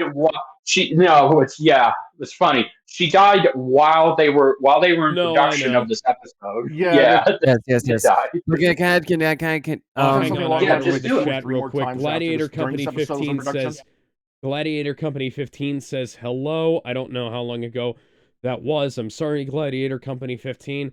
I know they did Goku versus Superman 3 times. I like both. They are cool. Good to hear from you, buddy. Now we're gonna keep going, and I will All right. try better to read the chat. Usually we don't have anybody in here, so I just kind of Right. glaze over that part of the screen. All right. Yeah. Okay, So- Ben, go ahead. Okay, so the episode is really good in a lot of aspects. The analysis is great. It has one of the funniest accidental jokes in the franchise. You know, Jean Grey dying once a fucking again. The fight is great, and when it came to result, at first I thought it was fine, but recently I was talking to one of my friends. I asked what their favorite to least favorite episode of the season. They had this episode like 3 out of 10. I'm like, why do you hate this episode? And they're like, this result is bullshit. And I asked them, and it was really interesting because this might be the worst result of the season. The main two things are this: they haphazardly equalized the cosmology of Marvel and DC, which is not a good idea to do. Because when you equalize see. them, it creates a lot of issues because it contradicts certain things, like, you know, the actual size, the cosmic stuff in them, and so on and so forth. They scaled. I'm gonna read this. What they said: scaling Raven to the Tiger God for no reason. They legit didn't say why, and I looked back, and they never said why. They never gave any evidence as to why she would scale to that. Them saying Phoenix can't burn her soul because she can tether it legitimately ignores the power of the Phoenix Force's soul hack and that it can bypass resistances, which is also true. But the main thing was the White Room. You remember the White Room? Yes. According to them, and I'm taking their word for it because they are one of the best Marvel DC scalers I know, that scales above everything. Everything in the Marvel universe except for the one above and below all. Even above the Spectre. And they never give a reason as to why Raven should overpower it. And to me, assuming that Raven assuming that the DC universe isn't infinitely bigger and that somehow counters the White Room, to me, that just tells me that the result was very haphazard and not well thought out. Because again, they like the Tiger God. I named that example. They don't give a reason. They don't give any reason. I rewatched the episode. They say she scales to that without any real evidence. Yes, she fights a Spectre, but from what my scalar friend says is to be true, even the Spectre pales in comparison to Right Room because it is one of the most powerful things in the Marvel multiverse. And it's looking back at it, it's docked this episode to the bottom of season 10 for me. Like, a lot of it's great, like the analysis, the fight itself, but it's the end that really does hurt this episode by an extreme. I definitely am going to have to think about the ranking of this when I go back to my tier list and get through that again. But because of the result and how many issues there are in it, this goes to the bottom of my list now. And that's all I kind of have to say. I'm curious what you guys have to say now, so I'll just quit ranting. Alex, you go. I don't remember this episode that well, and I haven't gone back and watched any of this stuff since we watched through it all originally. So the soundtrack was great. Aaron from Airwolf Media combined the original 03 Teen Titans theme with the 90s X-Men theme. So that was awesome. Wait a second. And so they can do, they can do covers, but they probably wouldn't want to because of the Star Wars. Well, to be fair, Warner Brothers is okay with them doing that. I just don't think, and plus two, I like to think that when it comes to Marvel, though. I know, but when it comes to that, I like to think that maybe Marvel just doesn't give, because again, maybe Disney just doesn't give a shit about Marvel covers like they do about Star Wars. Because I remember there are a bunch of X-Men covers out there where they just don't bother going after Fisher's music for that series. Let me just say this very quickly. Marvel doesn't mind Marvel covers all that much, but when it comes to the John Williams stuff, I have noticed they are willing to take those down a lot faster in comparison to everything else. I don't know why, but they do. Yeah. All right, so anyway. Okay, so that thought in mind, go ahead.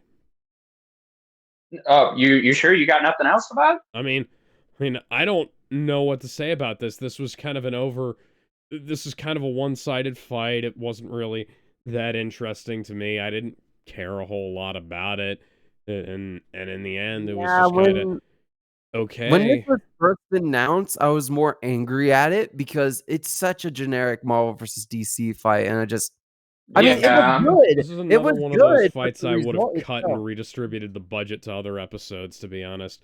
Even though I did like the music. Okay, well, I like this episode because it's a better rundown of Raven the second time around than the first time. I am one of the people who did not like how they handled Raven in Raven versus Twilight. I feel like they massively highballed her a little too much. But from what Ben has just revealed, it feels like they did it again. So I guess, hey, some things never change when it comes to Raven. I like Jean Grey. But I will be honest, she's not my favorite X-Men character. She's like at the very, very bottom. I never liked her as a character. She was just screwed her up so much over the years. I used to really like her. Oh, but man. they fucked her up so much.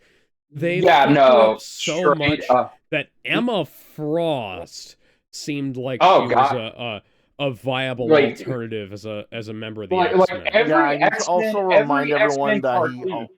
I also need to remind everyone Jean Grey literally turned Iceman gay by probing his mind. Oh my god! I remember that. Okay, well, anyway, they've made her more irredeemable. Yeah, so every X-Men cartoon that I've seen in my lifetime, I never give two shits about Jean Grey. Like in the 90s one, I actually liked Jubilee and Rogue more in the X-Men Evolution one, which is my X-Men cartoon. Yes, I liked Rogue in the Wolverine in the X-Men. I liked Emma Frost. Every X-Men cartoon or every X-Men project that I see, I do not end up giving a shit about Jean Grey. She's just there to... Evolution did try. I'll give them that. They tried, but even they couldn't make her a main favorite of mine. But props for trying. I never liked Jean Grey. So I was rooting for Raven in this.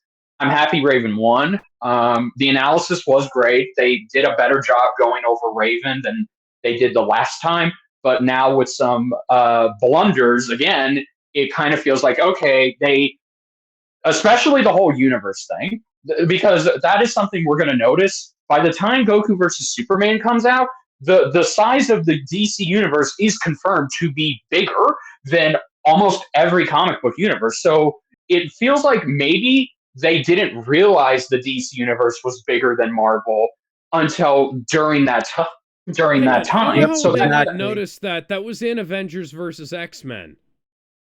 I Not don't Avengers know. versus X-Men. Avengers versus Justice League. Fuck. Sorry. Well, wait, Okay, they've to be never done fair, Avengers. I do want to address that real Oh, quickly. okay, the They did comic. recently I reprint do wanna that, address it real so quickly. they had no excuse not looking at it. When it comes to the actual the actual canon one, the Avengers versus JLA, most people don't even realize that's a canon crossover. That is canon. That is one of the events that leads directly into the Secret Wars 2016 event. That's Yes. how far back that event goes. It goes back to Okay, that crossover. But okay. a Well, lot of people, including Death Battle, don't realize that's a canon crossover. Granted, it's no longer canon to DC because New 52 erased that like it never happened until Doomsday Clock referenced Superman, the Hulk sacrificed him to save Superman and teased the whole DC Marvel crossover again, which went yeah. fucking So nowhere. there you go. So yeah. So I do find that kind of weird that there are some discrepancies and inconsistencies with the sheer size of what the DC universe is supposed to be. But that being said, I also love the animation. I do think again this shows how far they've come, and I do kind of wish they would have Origin would have created a would have gotten created a custom Raven sprite, because I've never liked that Raven sprite. Even poor Luis, when he had to Yeah. use it, I can tell that sprite looked like it was a pain in the ass to rig up. But they did better. They managed, because they have their own rigging system and skeletal rig structure. They managed to make the sprite for Raven look pretty decent, but there is a part of me that just really wish they would have just bit the bullet and just made a new Raven sprite Yeah, they altogether. use the sprites from a really old Marvel vs. DC Mugen game. Not a bad Yeah, sprite, but it's not really pretty either. the action is good. I would say that this is the best use of action in a Marvel versus DC fight we have, because we start off on Definitely. Azarath, then we go to the planet, they were in space on planets, then we're seeing moon and planets thrown. We're in the White Room, so they do a much better job. It feels like this is what I wanted Ant-Man versus Atom to be. It doesn't play it safe with the environment locations. It does go all out and show you that these two are very cosmic if they wanted to be. The voice acting's good. I like that Kira Buckland got to come back to voice Raven. In my opinion, her Tara Strong impression has greatly improved since the last time. She legit does sound close to Tara Strong in how she portrays Raven. Um, and Jean Grey's voice actress was fine. Again, no hard attachments to her as a character, so I can't really say whether or not the voice was accurate or if it was trying to be like any cartoon Jean Grey. The music was good. Again, Forevermore, as the track is called, it's a great song. It blends both So the good. 03 Teen Titans theme and the 90s X-Men theme so good. Although, truth be told, I kind of wish that maybe I know Aaron had to do it because it's the 90s X-Men theme. That's the one iconic thing you know from that series, but I kind of wish that he would have gotten to reference maybe the X-Men Evolution theme, which I bop to more. I also got to mention, because we didn't mention this, Ben, I'm sorry, not Mono, not our Mono here, RGS, Moro, the animator, he went fucking hard with the hand drawn shots with the Phoenix Bird and the Raven Yeah, at Soul South. They absolutely. looked so good. Like, this man was insane. The ending's fine. I like it. And the analysis now may be a bit iffy, but I think that this is, in my opinion, in terms of action, this is the best Marvel versus DC fight of the season, just in terms of the action that it does and delivers. Yeah, I agree with that. All right, Gizmo, your turn. Gizmo. Gizmo. Gizmo. Yeah, this is another episode that's good, but honestly, like Alex, I actually forgot about this until it was brought up, which is not a good sign. Maybe it was because Azeroth didn't really look as impressive as I thought. Maybe it was because they were literally right outside of the damn city. I don't know. Something about this just does not sit right with me. It's good. The music's great. I especially love that. Yes, that the Teen Titans and X-Men '90s theme song was used in a way to make it into one song, like it's been brought up. The voice acting was also much better for Raven than it was last time because it just sounded like some teenager was just speaking her lines at first when Raven was up against Twilight Sparkle. I Which is do, ironic because Kira voiced both Twilight and Raven in that episode. yeah, she did more better job with Twilight than she did Oh, she's a perfect Twilight Raven, impersonator. which again just looked like they just drug a teenager from down the street. Yeah, Jean Grey, on the other hand, I mean, I could take it or leave it. They always make her sound somewhat different in every iteration. She sounds young, she sounds older, she sounds experienced, she sounds like she's just starting out. Every iteration of Jean Grey always sounds different, not counting, say, her fighting game appearances, because those are just as different as her animated and live action counterparts. I do love the fact that they made her wear her White Phoenix outfit because people keep on forgetting that she's got that form. It's a really underrated look, in my opinion. Like, as well, right next to her '90s outfit and her astonishing X-Men outfit. yeah. But something about this, I can't say it's a bad episode or even a lackluster episode. It's anything but because of the stuff I just mentioned. Something about this just screams forgettable to me after watching it a second time I with think the Death Battle crew. Once by myself, again with the Death Battle reaction. I Something about this just does not make it memorable I think I have an answer. I think it's because the match. to me. I don't know what it is. I can't put my finger on it. I What's think that? it's the matchup itself. That's the issue. Possibly. I mean, I don't know. It could be, but again, I just can't put my finger on it. All I can say is that it's serviceable. It's great, but if you want to remember this, I'll have to tell you to make sure you watch it more than like maybe several times. But even then, I don't know. For me, it's just forgettable. All right, RGS, you're up. Just like how Alex just had trouble remembering this. It's just weird. Yeah, that's kind of the issue with this episode. It's nothing spectacular. I mean, I can remember moments, and moments are cool, but if I can't really remember the pacing of the actual death battle itself and can't really criticize it too well, it kind of means that it's kind of forgettable. This kind of lends into my whole thing of honestly, they should have gotten rid of some of the Marvel DC matchups because they kind of felt superfluous, and this one kind of feels the most superfluous, unfortunately. And I don't even remember Um, people asking for this episode in the first place. I don't think no, anyone not did. really. I can see why it could be asked for, but it's a case where I think maybe they just have better matchups separate. I also just think that honestly, if it turns out that they did kind of undercut Phoenix for another DC win, it feels weird. I'm not gonna be like, oh yeah, it makes it shit. It's like, oh, that's weird. Especially since, the way that fucking Jedi described it, I can't help but think, alright, so it's basically hell in Devilman. Because if Devilman goes to hell, he's like multiversal bullshit. Uh, it's a perfectly okayish, like, alright episode. I have nothing really to comment on other than, oh hey, the effects were cool.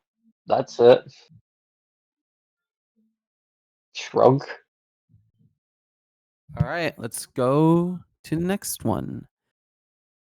Let's make it quick, by the way. It is 9, so let's try and speed these up. Alex, Okay, do you want to yeah. go? So this is pretty fucking cool. I Who's don't going first? necessarily know that it didn't end the way I necessarily expected it would, but it's not one of those what the fuck kind of endings. It's more like a what the fuck? Like Yeah. like I want to see the rest of this fucking fight. Like this fight ends with with who's the fucker on the right? Dimitri. Dimitri. I thought that was what his name was, but I just like my brain just went blank for a second there. So this fight ends with Dimitri going off to fight some more bullshit after Guts dies. I want to see the rest of that. Well, okay, specifically, he doesn't fight off random demons. He fights Guts' demons, the ones who are there to claim Guts' soul. Uh-huh. Well, I agree. I do want to see, like, somebody write Death Battle fan fiction where Dimitri is fighting on Guts' behalf to keep the soul, to keep those demons from taking him. Here's a funny little fun fact. We what Death Battle says he should do against those demons. I want him to fucking win too. We do know the aftermath in Rick versus the Doctor. If you look down when they're in like the big mall place, if you look down, you see Dimitri sitting at a table, and right next to him is Guts in the same fucking position as he was at the end of the fight. Okay, well there you go. So him around. Yeah, so Guts is his hood ornament companion. Okay, cool. Yeah, so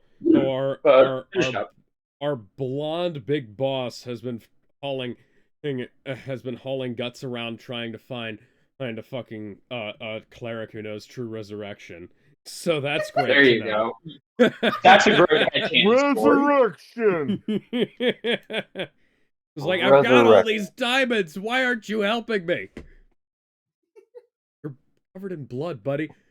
Okay, yeah, pretty good choreography in terms of a sword fight. Right, there's a bunch of cool shit going on. I'm all right with this. I don't know. Who wants to go next?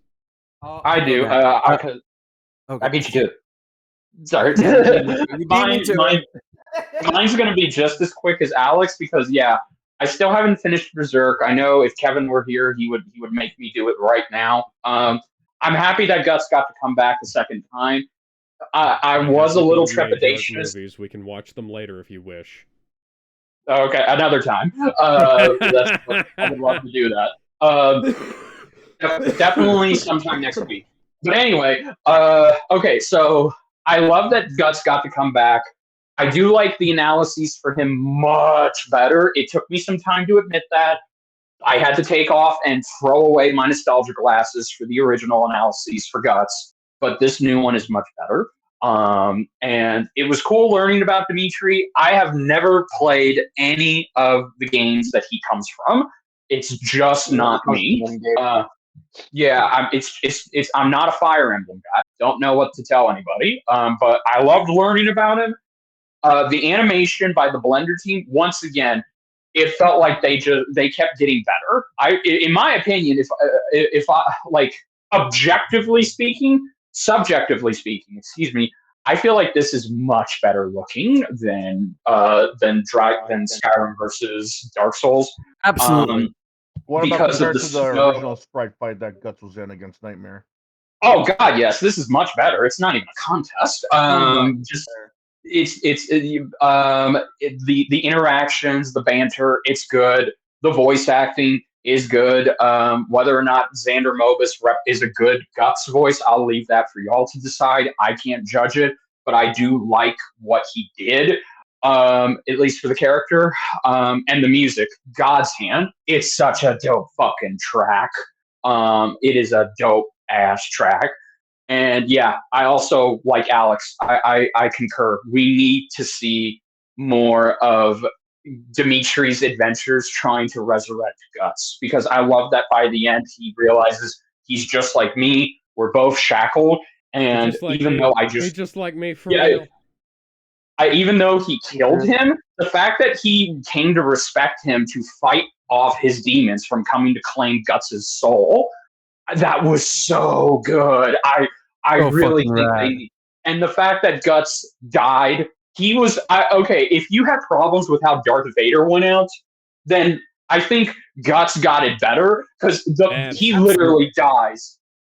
He dies on his feet like a man. He's not like Yamcha, who says he died on his feet. No, Guts actually died on his feet. So he died on his feet, and he laid there on his feet as he died. Guts died on his feet because I am a man. I want Man. to quickly point out that Yamcha's Man, most I want to point out that Yamcha's most popular match in Death Battle is against Magikarp. So No, he should fight against Aquaman. A joke versus a joke.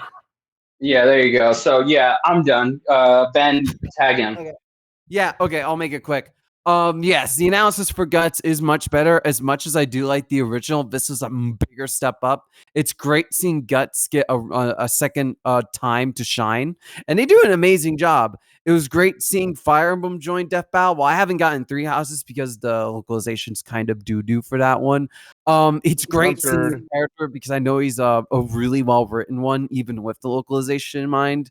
I would give an example, but I don't want to waste too much time. But the fight itself is really well done. It is definitely better than who's calling me? Definitely better than um Chosen Undead versus versus Nightmare? Dragonborn. Sorry, Oh, the okay. phone was distracting me. It was definitely like in terms of like less jank and more fluidity. I love the way it ends. This is much better than the Vader one. Like Guts literally ending a last strike and dies on his fucking feet as the last drop of blood falls, and Dimitri his ass and presumably is just dragging him everywhere he goes now. Greatest wingman ever. I think the result's great. I think they do a great job. Solid fucking episode. It definitely ranks high for me, but again, competition's really steep, so I'll leave it at that. Gizmo, you're up. So I'm like Jedi here. I haven't played a single Fire Emblem game, but it's not because of like choice. It's more like because of lack of accessibility. I don't have a game store near me that has got reasonable prices. And right now, the only place I know of that has Fire Emblem games at a reasonable price is Half Price Books, but that's like hours away. That's another story though. I do like the analysis that they gave this guy Dimitri. Made him. It actually gave him more character than that was needed, but in a good way. In a good way, because if they just explained his character and that was it, I think it would have been like too little. But the way they did it with like crossing paths, other like the alternate choices and stuff like that, I like that. That not many, they haven't done that with Persona when they did that when they had one of them go up against Weiss, which I wish they kind of did. They when they did it with this character, I thought that was cool. Not because I know anything about Fire, remind you, but because characters that have like branching paths in RPG games, they haven't really been mentioned as much in Death Battle, and that's why I thought it was pretty cool. Guts coming in again. I mean, no, I mean, come on, man, really? I think there's no such thing as too much guts. I mean, there could be, but let's just hope that's not a bad thing. If he decides to come back for round three, his voice is really good. I don't mind it. The animation's good. The choreography, especially. I mean, goddamn, you could feel the weight of the sword in Guts' swinging animation. Yeah.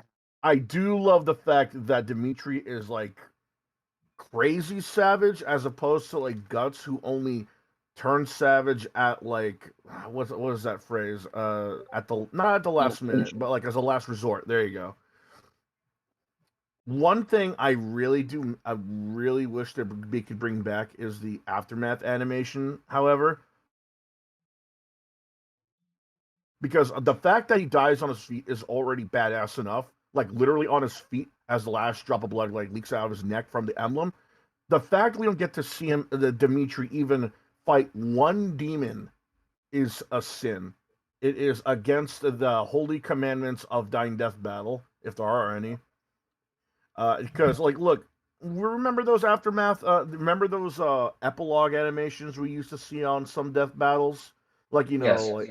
Captain Marvel's shoe floating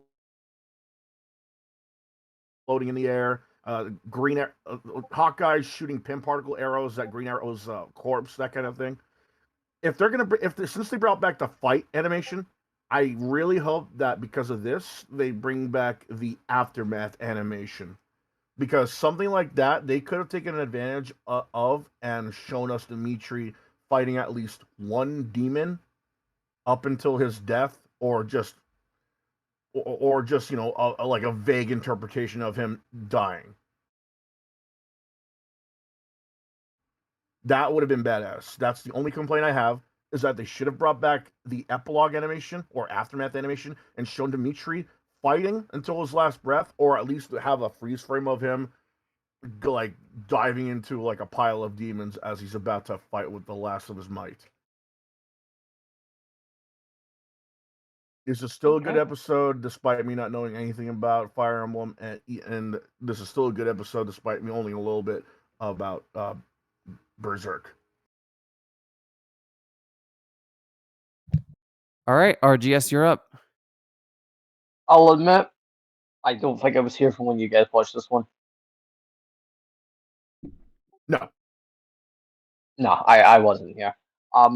Yeah. I'm glad that they respect guts. It's really cool. I actually like that they actually bothered to actually keep his characterization in mind, because that's always been an issue I've kind of had with Death Battle. I also appreciate that Dimitri was also pretty cool, and he wasn't too edgelordy as some people might like interpret him to be. I just liked that characterization was just really solid, and it helped make the animation. My only real grievance was really just with the matchup itself, because I kind of thought, oh well, yeah, it's kind of obvious Fire Emblem guy beats Berserk guy, but like other than That's that, fair. it's a pretty solid fight. I would have maybe preferred maybe someone grounded on the same level as Guts, but Dimitri is a second best option because he does fulfill a lot of similar character points that Guts also has. So it's perfectly fine. I like it. It goes above and beyond that it should, and I appreciate that. It's just a case where I maybe should maybe watch it again and have a more fleshed out opinion. Yeah. All right, let's go to the next one. Do you mind if I go first? I just wanted to say, this is a fucking masterpiece. Too short. Fight forever. Fight forever. Fight for. Hey, you got it. You got the All right. gist. All right. Yes.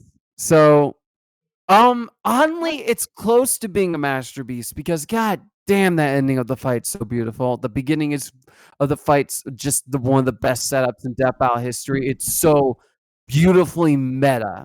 And the analysis for both was great. The issue, and we all came to that conclusion, was that the fight was too short. It's like 2 minutes, maybe. Let me double check that. But Almost, it really, I think it's just We need a 3 more minutes. middle Hold on. point. 'Cause Yeah, it's it got was- a great start. It's got a great ending, but there's no real middle to it. yeah, As we it's know, lacking. the middle is where all the It's good like things live. it's like having, let's say, it's like having a burger. You have the meat, the cheese, the bun, but it's missing the cheese. Where's the cheese? That helps make it. Okay, so the fight is 3 minutes actually, but I believe I made whatever. that analogy. But yes. So I like the episode. It drops points because the fight itself, it's lacking a middle point. But if it had that middle point, this would have been my top 5 favorite episodes of all time, easily, because it's so fucking good. Animation, research, analysis, characterization, perfection. It's almost a masterpiece. That's all I have to say. I just want to say that look, I may bump this up to number 10 after I rewatch it again, because I do feel bad that I've got it near the bottom, but it's not straight at the bottom. It's almost breaking the top 10. But I think that does come down to what we just agreed with. It has no middle section. It has a great start. The character analysis, I just want to say this. These are the best character analyses of the whole season. Like that, there's no inconsistencies. There's no blunders. There's no things they get wrong. There's no things they miss. Everything is covered here to perfection. And it's a great source of buildup. And then the fight itself. I love black and white film noir detective movies. And so having it start like that, it's beautiful. The references to the NES Silver Surfer game, hilarious, but they're used well. I like what they do. And then the ending again. The ending is definitely the best. It like before Goku versus Superman 2023. This was my favorite epilogue shot, because it is a case where, okay, character one but they didn't take any satisfaction in it. It literally ends. This whole battle is an existential philosophical debate between two living pure souls, and I really love how they push that. And the ending, it's so emotional. I legit almost cried, almost. And I think that the fact that it was able to do that is beautiful. I do agree. It feels like, man, for what episode we're about to talk about next, I kind of feel like this maybe the reason this episode's middle section got shafted is because of said next episode, and you can't change my mind on that because this episode it's amazing. Yeah, I once wish more, think back to the episodes that I said we should cut, and then yeah, we could like redistribute the budget. Yeah, exactly. Like Raven versus Phoenix had a beginning, a middle, and an end, and so did Ant-Man versus Atom. But this is the only Marvel versus DC fight that doesn't have a middle portion, and it's unfair. So yes, I agree. This episode is amazing. Voice acting, music, animation, analyses, editing. It's great. It's a great fucking episode. And I probably am now going to change where I have it in my ranking just because god dang it, this episode is underrated. It needs more love. And I hate that people are now looking back and brushing it off. Like they're not giving it the attention it deserves. Even view count wise, it hasn't even cracked 2 million. So yeah. Somebody else again. Yeah, Gizmo, you're up. I'm with everybody else when I say this is a matchup that not only makes sense, but has also got a lot of potential to be even better. But the problem is, and it's a very glaring issue, it's the fight itself is just way too damn short.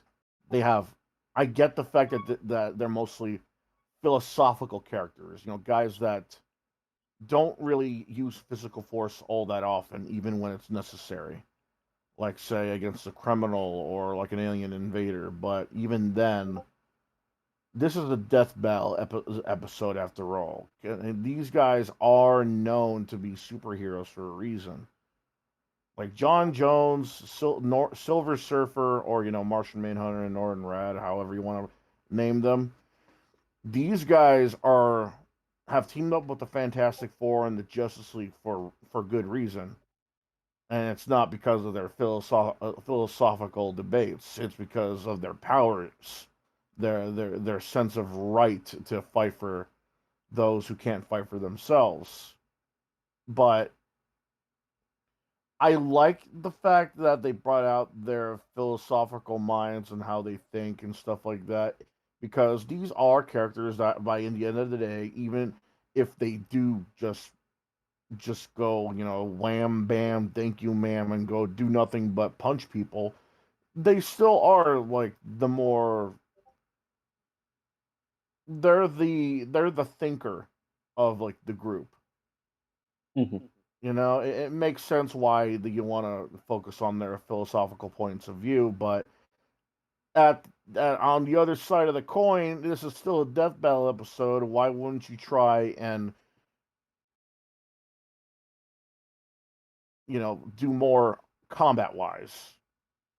Mm-hmm. Maybe they were trying something different. I don't know. Maybe they were trying something. Maybe they were told behind the scenes that they have to stick. These are characters that they have to make sure they don't screw up. So that because they're so focused on their philosophical points of view, they were just stuck with that and decided to just work with that. But I don't know. Something about this feels wrong. Not wrong, but like feels like they should have just focused on the battle itself a lot more than, again, their philosophical points of view. I don't know how many times I repeated that. Take a drink every time I say it. Someone dies if someone does that. I'm still sober, and I think Seamus would still be alive too. Seamus is British. He can drink as much as he wants. I thought he was Irish. Yes. Oh, Irish. I'm sorry. He's Irish, which, yes. He can hold his liquor better than anyone else here. That's a fucking racism, Ben. He's knackered. But I'm not gonna. Man, I don't hate this. I think it's because their philosophical points of view that people are going to be very curious about this. Because while again, this is a death battle, it does make it's probably going to make people think how is it going to work? Because they would just instantly be friends. They would just instantly talk to each other. They wouldn't just go fisticuffs the moment they meet. I know I'm repeating myself, but that's just I some it's just man, I don't know. Something about this episode I cannot put on high. It's time for a death battle if we ever had that tier list up.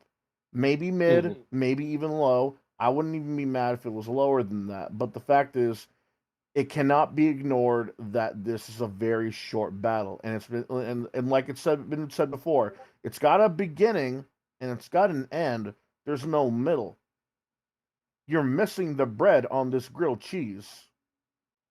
You're missing You're, the you know, cheese on the ground. Just cheese, there's sir. no cheese in this grilled cheese. That's what it is. You It's gave me grilled bread. toasted bread. There's no joystick in my hand as I am at the fucking arcade cabinet. There's nothing there in the middle. There's There's no graham Excuse me, cracker. shoe. sir, but my joystick's a baby. There's All graham right. cracker and there's chocolate. There's no marshmallow. Where'd it go? Yeah, that's a good analogy. Yeah, we get the point. Yeah, that's so, the best analogy. Who's That I up could next? finish it off RGS, I with. think. RGS, yeah, RGS. Yeah. Me. Honestly, for both what Alex mentioned before and what Gizmo mentioned before, I think just having the middle would actually help with both. Like having the middle that would be more focused on combat wouldn't sacrifice the artistic aspect of this fight, where they're contemplating their circumstance. Honestly, if the middle was more not drawn out but more defined, like it was more focused on really showing off what they can do, I think it's the best of both worlds. You could even still have them like even have a debate of where they are and like why they're doing this. They share theories like, oh, is this perhaps some twisted game created by a twisted god? No, perhaps this is entertainment for something bigger than ourselves or some shit. Have them That's so good. actively have them actively theorize as they're essentially trying to fucking kill each other because it's what they are best at. They are pacifists. They're some of the smartest, most expansive minds of their respective universe. It would make sense that they would want to like get to the bottom of this. Not as a detective, and fucking Norn is a scholar, and so the fact that they're fucking bouncing theories back and forth is maybe they're trying to kill each other would actually be really in its favor, and it's weird, like fucking tonal tonal weirdness. It would be cool. It would be cool. Um, and I like that because Norin is obviously a pacifist. He doesn't want to have to kill people. Him being like this, I still feel empty. I still have no idea why we did this. That is how you do a pacifist character who is forced to kill in death battle. Not fucking Hey! yeah, not Aang going, oh, I have no choice. Norin Aang actually literally, yeah, feels Aang just literally killed Edward after he had already lost. yeah. Yeah. Like Norman is still like contemplating. Oh shit! I don't feel good about this because I have killed someone. This is about character for me. What the fuck? That is how Yeah. you do it. That's how you actually keep in mind their characterization. Sure, somebody might have an issue with it, but you should. They have an issue with it. It's aware of itself. That's why having a middle and just allowing them to like show themselves off a bit more would have put this like at 5 or at 3. It's just that because there's no middle, it sits itself nicely in like 10 or 9. Okay. All right. Next up, Let me talk. Let me take this. yeah, RJ, go first. All right. Look, I've been excited for this. I was excited for this episode. They said a long time ago that they would never have more MLP representation, and for better or for worse, I still don't know how to feel about that.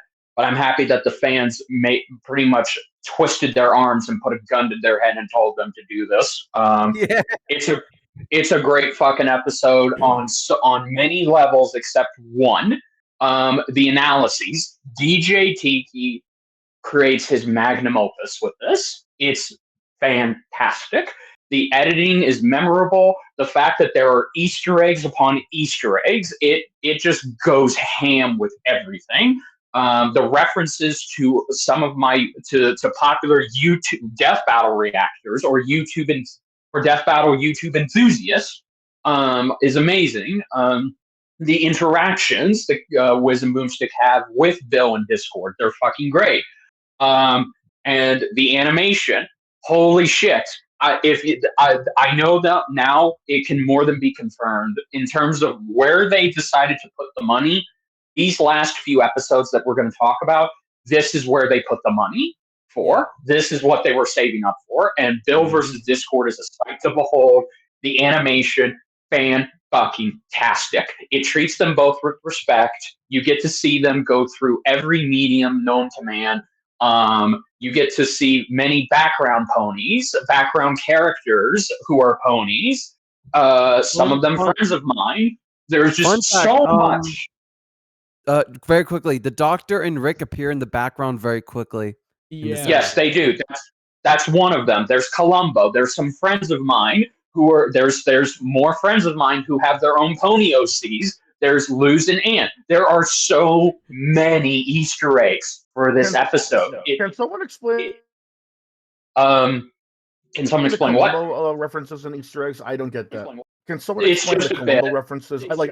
I know who Columbo is. I just don't understand why he's referenced. Because Liam's other most wanted fight. I'm sorry, I already beat you to it. Liam's other most wanted fight is Columbo versus Light from Death Note. I don't know if it'll actually happen. That is a stupid fucking idea. Here's the thing. I just want to say very quickly. Hang on. I hope they don't do it because Walter White versus Light is so much better thematically. Well, either way, moving on. Moving on. Yeah, either way.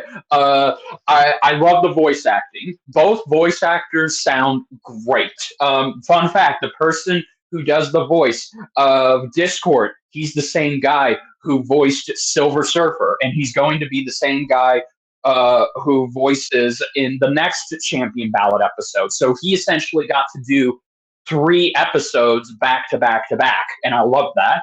The music, the track is fan-fucking-tastic. It's amazing. Everything about this episode, technical aspect, is amazing. There's just one little problem. It's the fact that they heavily, heavily downplay Discord and downplay MLP again. There are so many inconsistencies and discrepancies for Discord's research. It's not even funny. Even if you're not an MLP fan, if you ever started and if you just go read the comics, rewatch episodes of the show, there are so many things that they get wrong. And it pretty much seems, it comes off as if they just had more of a bias for Bill than they did Discord. And I cannot accept that. Even the argument that they give for why Discord wins, it doesn't make any sense. And it is heavily contradicted by the logic that they're giving. And it's also severely contradicted if you just go and watch the episodes or read the stuff that involves Discord. They even choose to omit, they, for the purposes of this, and it makes no sense from what I'm about to say this, they didn't count the crossover. They didn't count the MLP Transformers crossover or the fact that Discord has crossed over with every fictional universe as canon. They omitted that. I do understand that. I do understand that because doesn't Gravity Falls also connect with Lost Series? Because I know Bill crossed over. It only has had the one crossover, but again, they also lie about what Bill can do. Most of the stuff that they highball Bill, they don't do. Hell, they even reference the 11D Bill scaling, the fact that Bill is 11th dimensional, and they even reference the Bill Ask Me Anything from his Reddit post from back in the day. So again, on a research level, this episode, I feel like, didn't balance both out. I don't agree with the verdict 100%. Maybe that's just because I wanted Discord to win, but I don't agree with this as a researched episode. No offense to them. I'm sure they tried, but it just seems like, okay, once again, MLP got the short end of the stick. But still, At the very least, this was a great way to kick off the tournament champions, winners, and I hope Tom versus Wiley gets the same level of respect in All right, terms of what its production quality could be.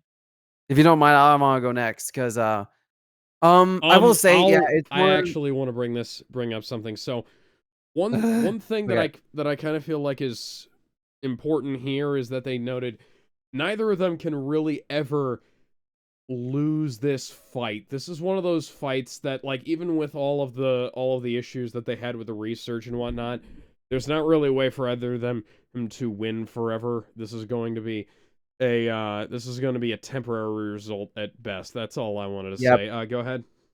Yeah, so I was gonna get to that, but yes, you're right. But again, like, yeah, this is honest to God one of the best FL episodes out there. It's in my top 5, easy. The analysis is some of the best they've ever done.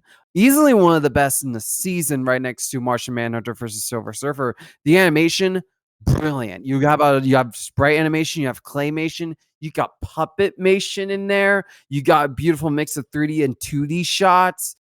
And then you get to the result. And it's iffy on both fronts, right? Because Bill has so little, they have to kind of stretch out to other weird things, like, for example, the Reddit post thing. And for Discord, again, there are some iffy things. I don't think they're 100% wrong, more like 20%, 25% wrong on certain things. To me, as someone who's aware of some of the Discord scaring and is very much aware of everything with Bill, it is very close. It is a very, very, very close matchup. It's one of the closest in Death Battle's history. And I feel like the way they handled Discord losing might be one of the most respectful deaths in the series. Because think of it like this. While Bill won the death battle, Discord won the war. He stopped Yes, Weird he Mageddon. did. He saved all his friends. He laughed at Bill's face as he was destroyed, knowing that he'll always come back. So at some point, he's just going to go back to Ponyland and have the last laugh at Bill. That is probably one of my favorite aspects of this episode because Agreed, but then the explanation for it is terrible, in my opinion. I think the explanation's fine, but again, that's just my opinion. And I feel like they tried their best. I don't think they were truly biased. If anything, it's just bad research on their part. But I feel like they handled this the best they ever could. I love that Discord, while he loses, he still takes the biggest W in the season, I feel like. He won the war. He won the gamble. And I like that. That alone elevates this episode to top 5 for me. And I'm not going to ramble on too much, but I absolutely love nearly everything in this episode. Even if the research is a little iffy for both sides. Again, there's some weird stuff for Bill as well, like the Reddit post, but I also understand because there's not a lot for Bill. There's like 5-6 episodes plus some outside stuff.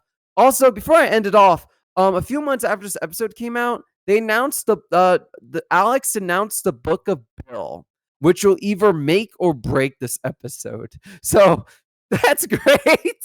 That would have been great to have for this episode, but either way, love it. One of the best, even if it's a little iffy in some areas.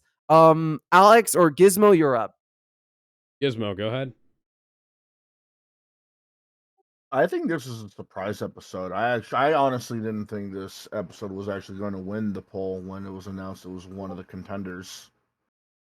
Same. Thought it was going to be Mordecai and Rigby versus Finn and Jake.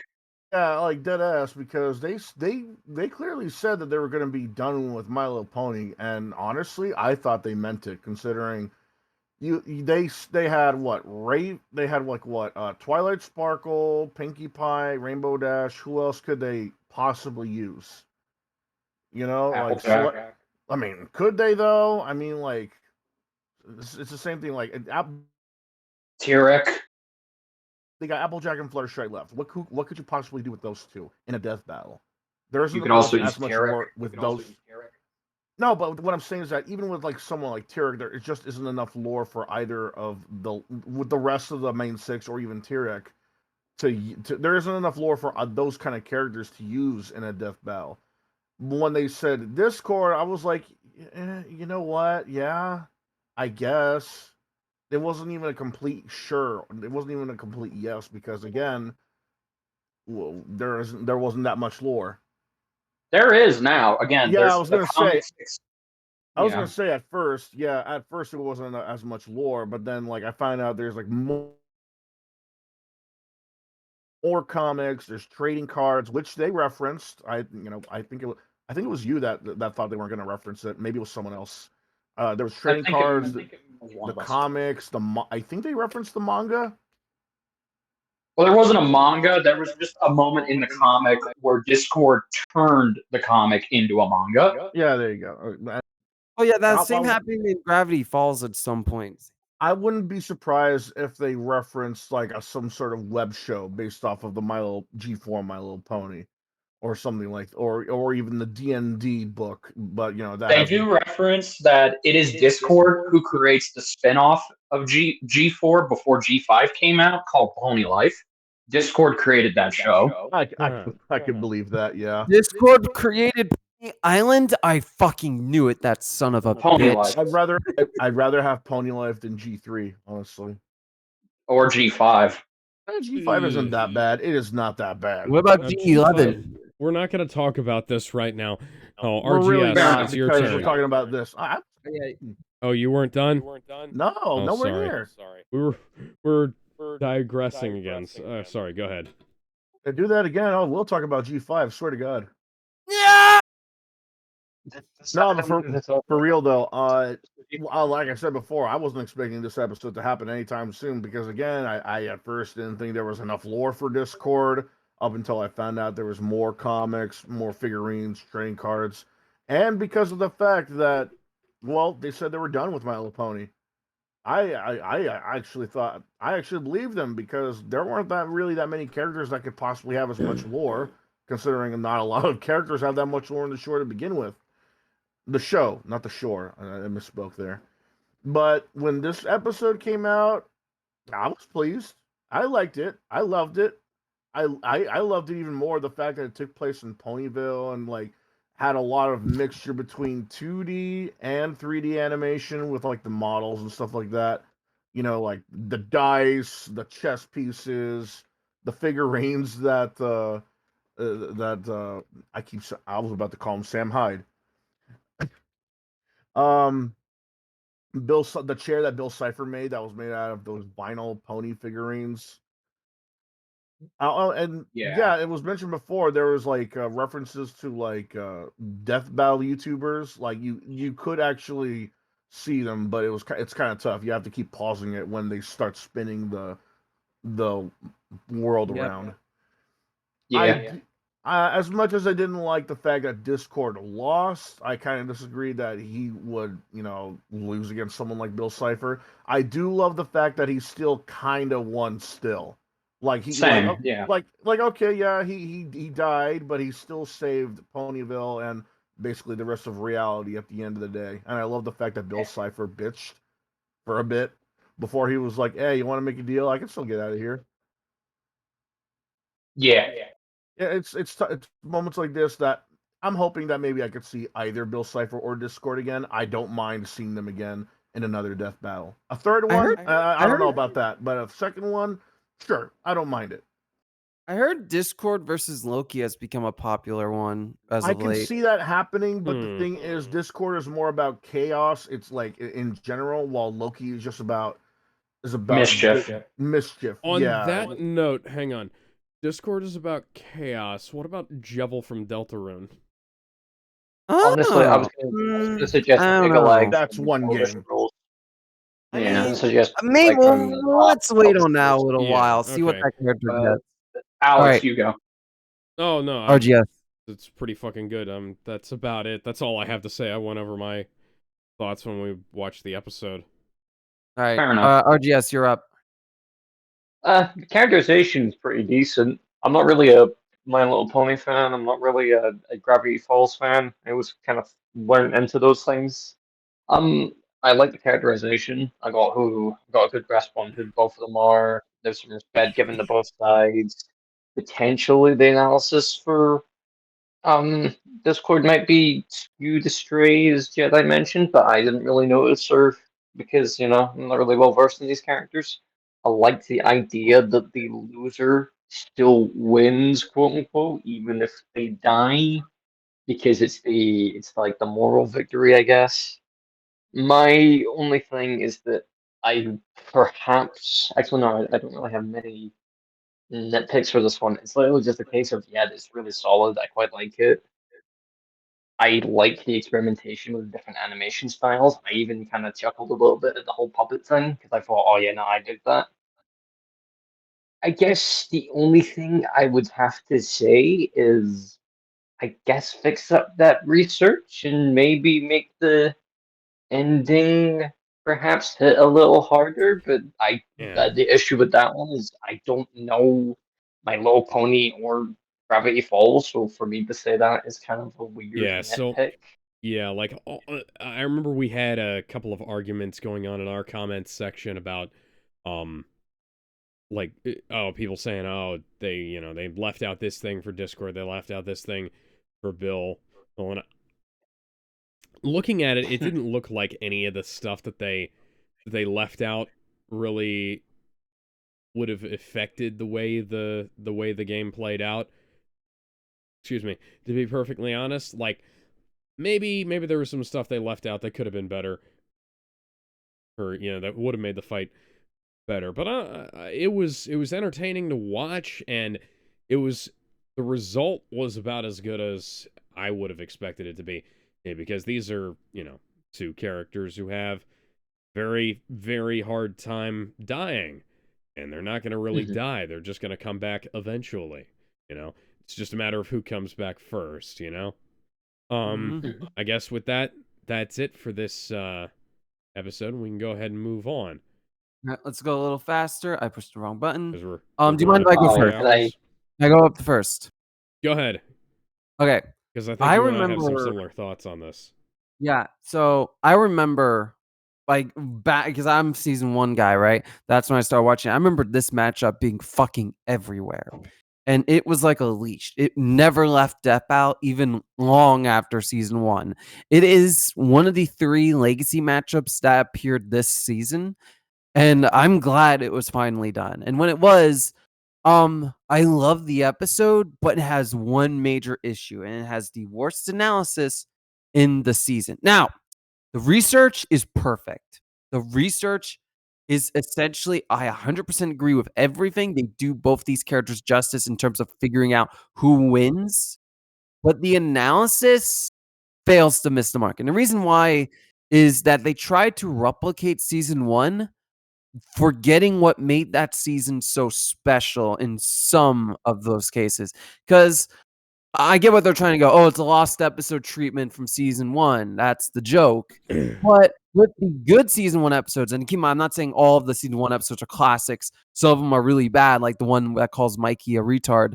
Sorry for getting your channel demonetized, by the way. But they had a certain charm to them Retard. that could only be captured by early good season 1 episodes. And this, it just feels disrespectful a little bit, not completely, but it feels like it's more begrudgingly doing the concept rather than actually caring about it. And that might be because Death Battle is more also begrudging towards this matchup. They're only doing it because fans voted for it. Don't get me wrong, I'm not saying they're not putting any effort into it, just looking at the animation and the research. They put a ton of effort.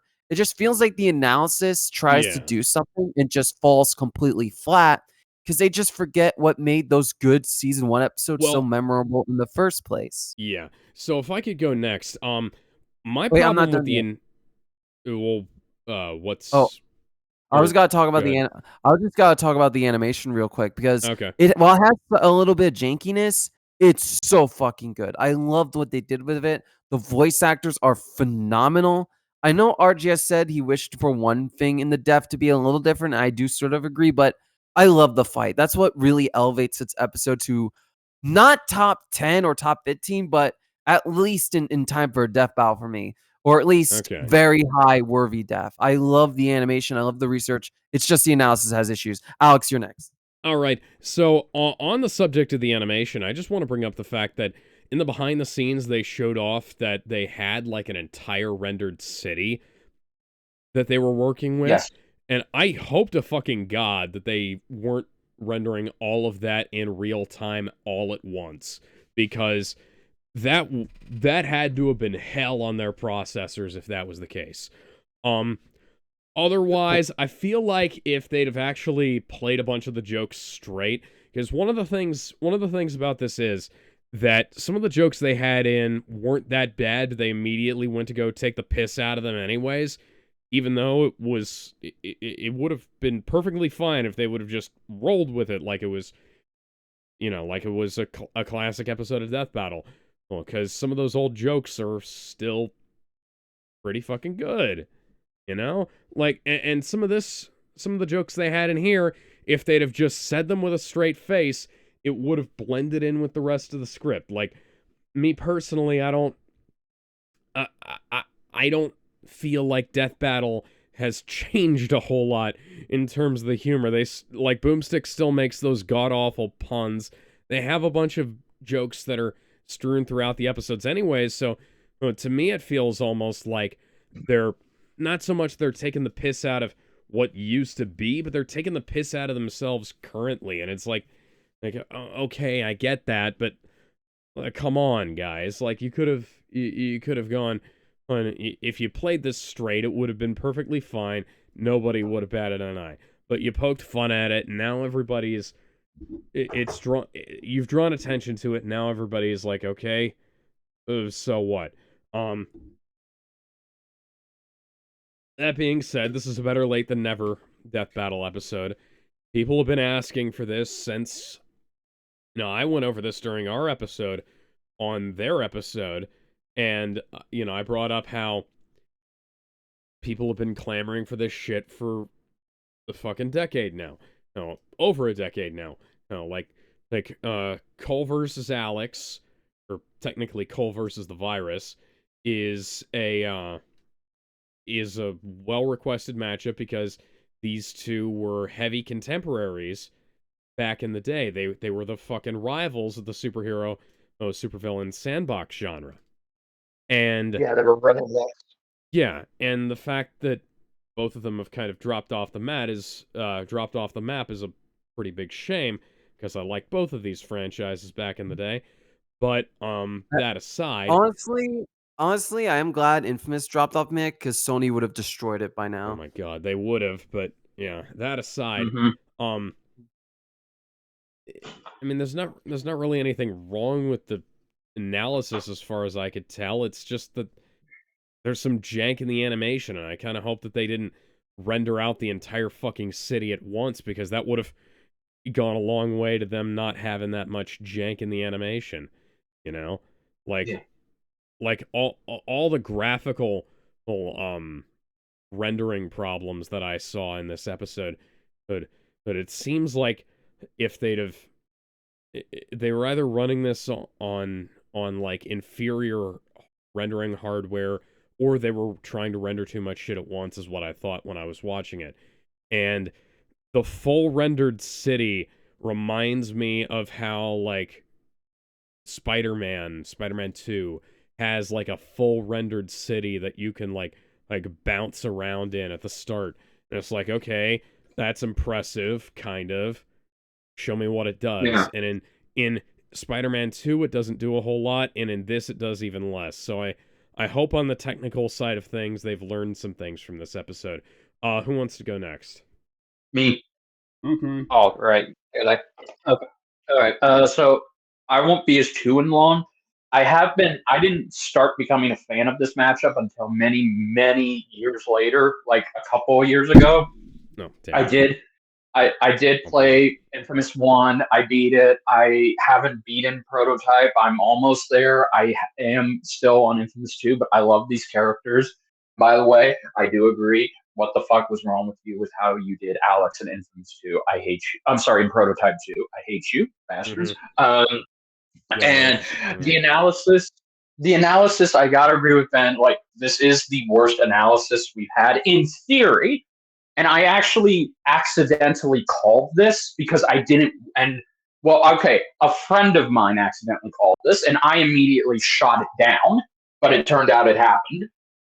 I'm okay with them using a lost time capsule script, but I assumed, well, they would probably modernize it, give it some, good cleanup. Just again say maybe this was a hidden gem, and I'm kind of feel bad we didn't do this. They didn't do that. This analysis, while the rundowns for the characters is good, the jokes made at these characters' expenses and the attempt to replicate season one, it's bad. It's cringeworthy, and that gets even worse when you look at the behind the scenes because in the Death Battle cast, and it bleeds over to the script.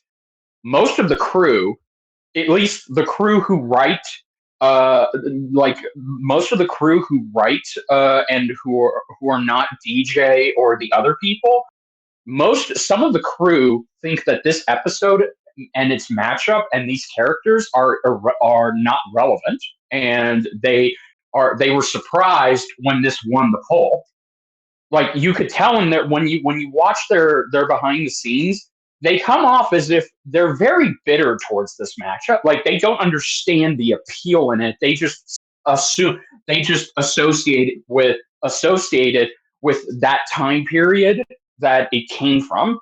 But if it wasn't for these two games, Sony wouldn't be where they are now. So I feel like it was very unfair to treat them as if, oh, they haven't had anything relevant since. They're kind of obscure characters that we're surprised people still remember. And that comes in through the analysis. And I really wish they wouldn't have done that. So yeah, the analysis on its own, it's like a 4 out of 10 for me. The animation makes up for it. The acting, the music, it's great. I do see some jank. I did see the cityscape Luis posted. Yeah, that's crazy. But I liked the animation. I think that the fact that, and that's the fun thing, you can tell that John Mitchell and the Blender team, they were fans of both Infamous and Prototype because they went so fucking hard with this. And I'm happy. And I'm happy they did because somebody had to pick up the slack. So, yeah. I do. I like this episode. Was it worth the wait? In hindsight, no, because only a small portion of this episode is good. Yeah. I would say it's a 10. Yeah. So this is the Incredibles 2 of Death Battle episodes because while it's not terrible, 14 years of wait is not worth it. No, and if the reason they and again, just assuming their attitude towards this from on commentaries and Death Battle cast, assuming that their attitude towards this is why do you guys like this matchup? It is not relevant, and it features two obscure characters that haven't had anything good since then. So what's the point? Obscure. When has that ever stopped you from using obscure characters on this show before? Like, I don't know. When has that stopped them from using obscure characters in this fucking season? Killua versus Misaka. I was gonna say, like, literally one of them was the 3rd episode. So yeah, it is. I hope I'm wrong, but again, it just from the way I got from what I could read from their body languages and when I could tell by their voices, and just the script. This felt very disingenuous, and I just do. I feel like it needed another crack. So yeah, it's good, but god dang it, Bill versus Discord got it much better than this one did. Hell, even the next 3D fight is better than this one. All right, Gizmo, you're up. Let's try and make it quick though. I couldn't have said it any better myself. This episode just feels like a slap to the face to the fans, and it's not because the 3D fight itself is not well done. It's actually really well done, more well done than it had any right to be, considering the attitude toward and the entire analysis. But it was the analysis. But that was it. It was because of the analysis itself. It felt like they straight up just took the script out of the back of their closet, like at the bottom of their waste bin. Like they just remembered that they have a script pinned to the fridge from like 5 years ago. Every time they open their mouths about a joke from like years ago, that a joke that could have been relevant years ago, the shadow references, the awesome sauce thing is like, dude, come on now, really. That just gave me a big fat bruh every time they even mentioned the stuff at that timeline. And here, and you know what's funny? If these games came out today, like the duology that is Infamous and Prototype, if those games came out today, I don't think anybody would have had a problem with this. This would have been like a very mid episode at best, both analysis and fight wise. But the problem with this is that they keep that. The problem with this is that it felt like what's the word for it? You already said disingenuous, but remember there was a Christmas song tier list we did, and we had John Lennon's song, very Yeah. Christmas. Yeah, it felt like that song. It felt very pretentious.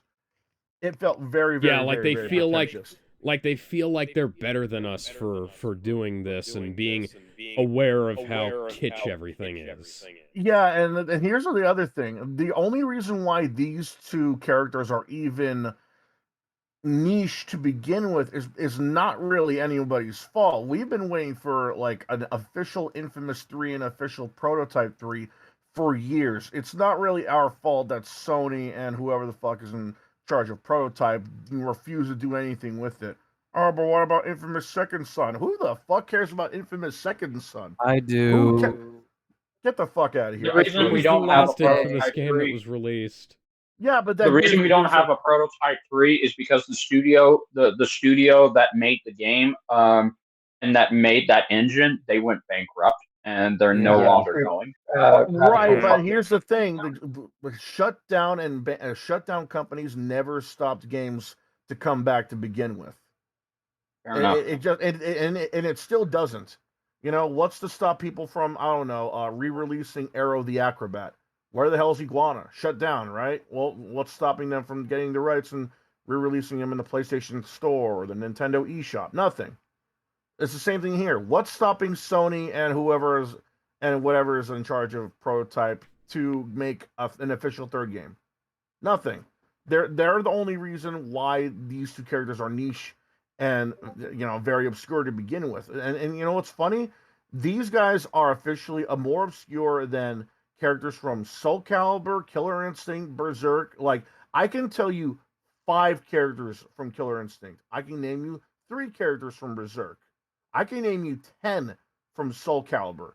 Who here can name more than 2 characters from Infamous or Prototype? I could, but that would be cheating. The Evil Cole doesn't count.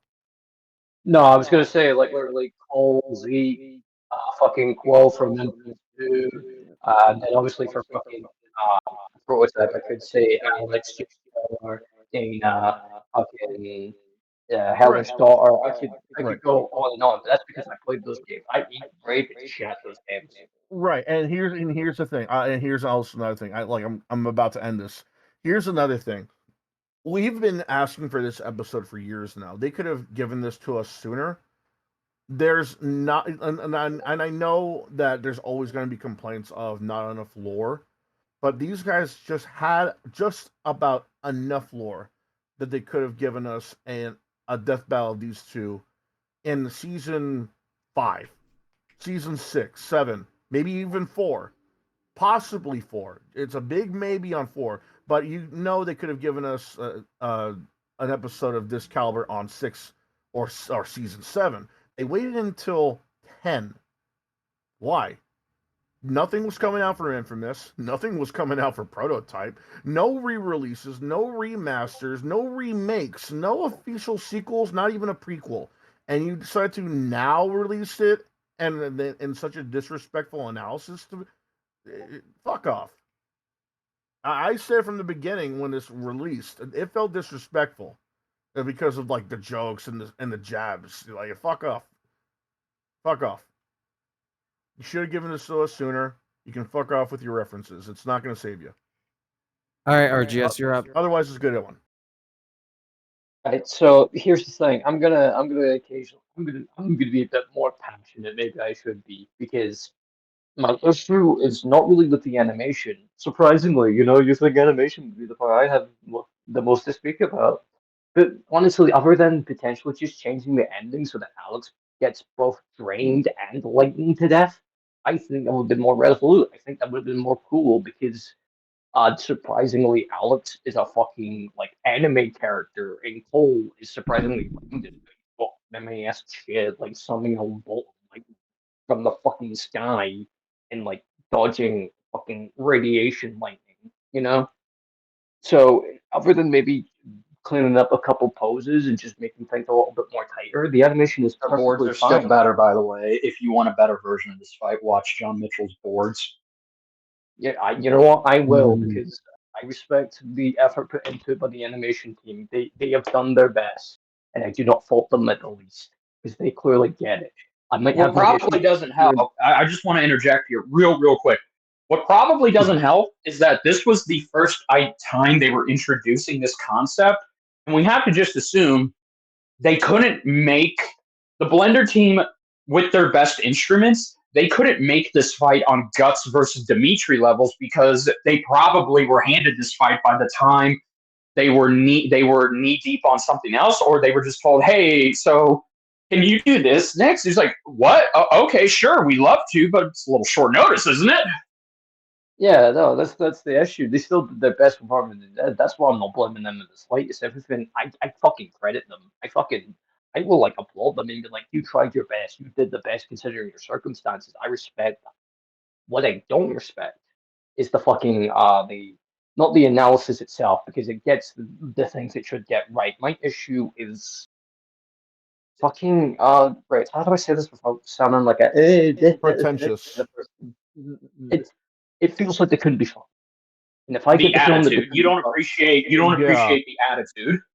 no, I don't. I fucking hate that they just think, oh yeah, it's Shadow the Hedgehog. They No, wore the Cole's attitude got a on lot their of fucking sleeve depth. the They entire repeated the analysis. Shadow the Hedgehog and the Tobey Maguire jokes way too many times because that's like, oh, remember how popular those jokes were back in the good old times of 2012 or 2013? Nobody was making that many Tobey Maguire or Shadow jokes back then. At least as Unless far as they're I Jose. can Wrap this remember. up. Let's wrap this up. They were. Yes, go. Yeah. The worst part is that it felt like it's like, oh, what fucking depth do these characters have? Cole had so much fucking depth. Cole has literally got a fucking whole comic book's worth and like 2 games worth of fucking depth for his character. Cole has got so much fucking depth that you wouldn't realize it. Like Cole is a fucking tightly written character with a good ass.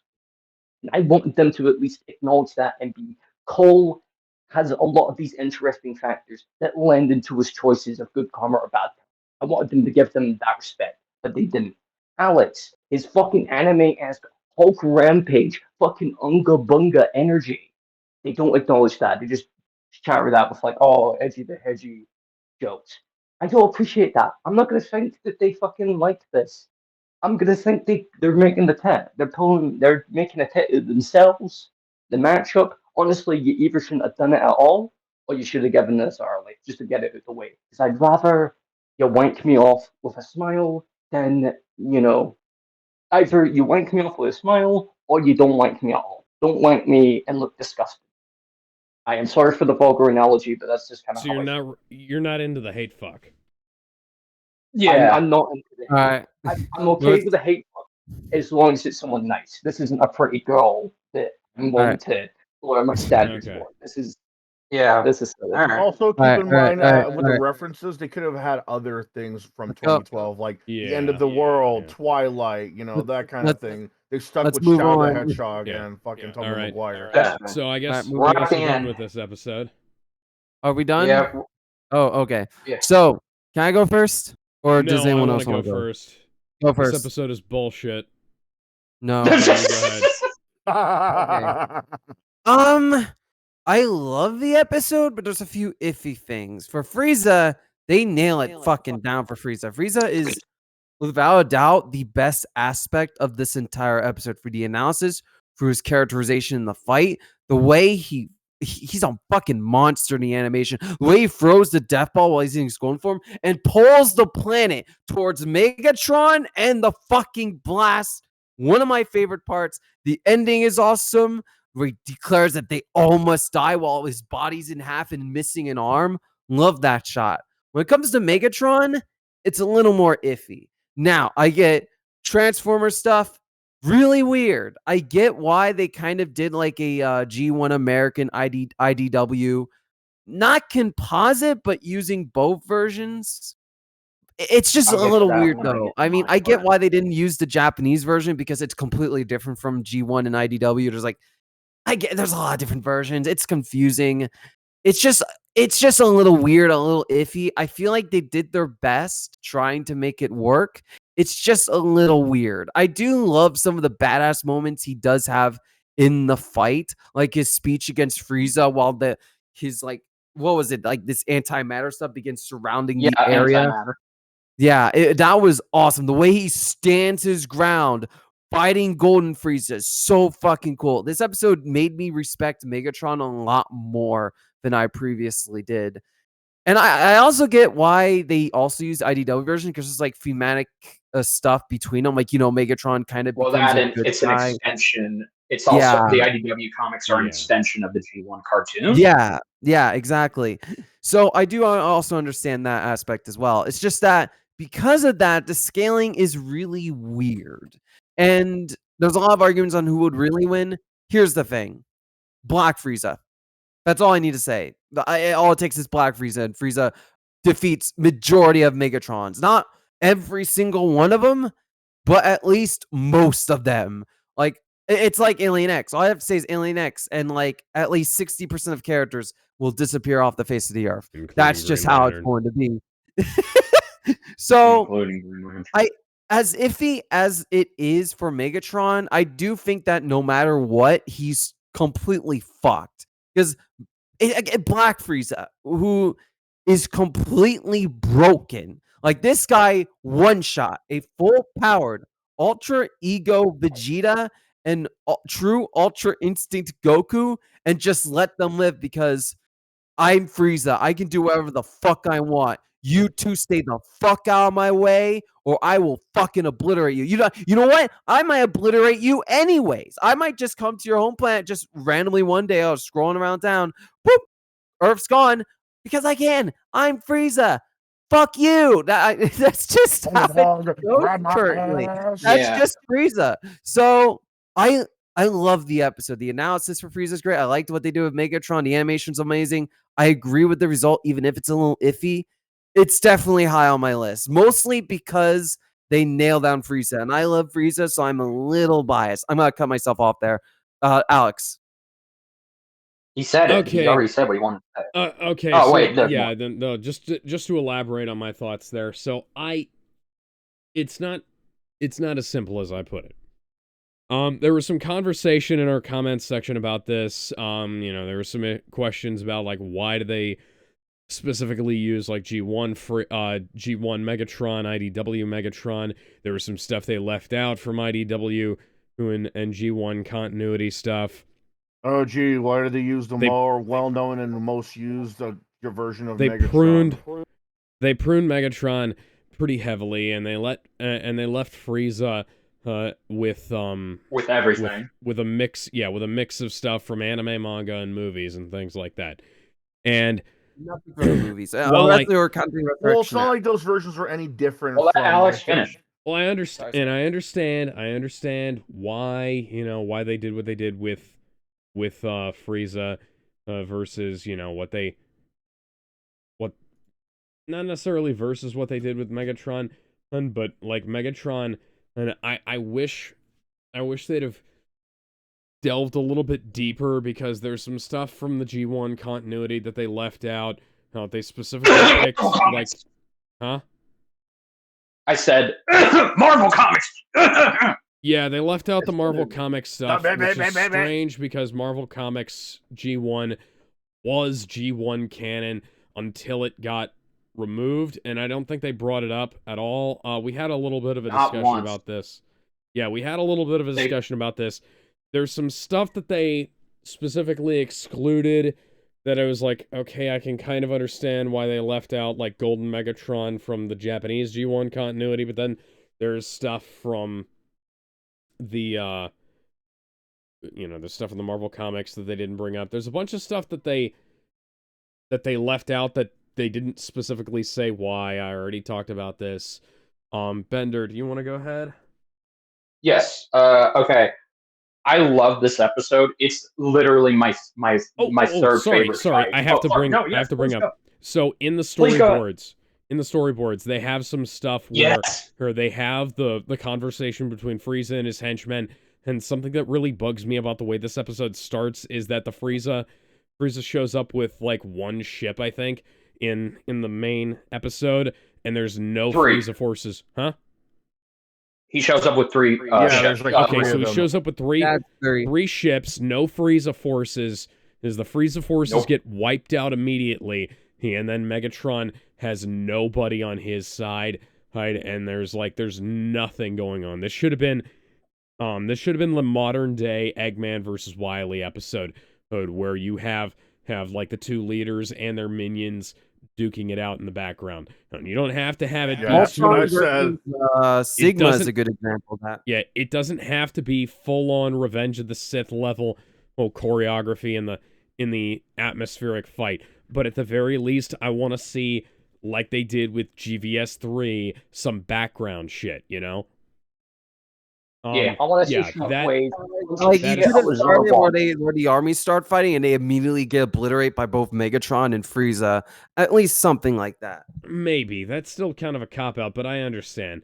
And that it would be for, budgetary issues. I'm so sorry. I didn't mean to interrupt you, Bender. I just had those thoughts come back to me at once. No, it's okay. Yeah, no, I do agree. I want to get that started. I don't understand why Devil Artemis didn't put a poo with Frieza. I know he has access to those models.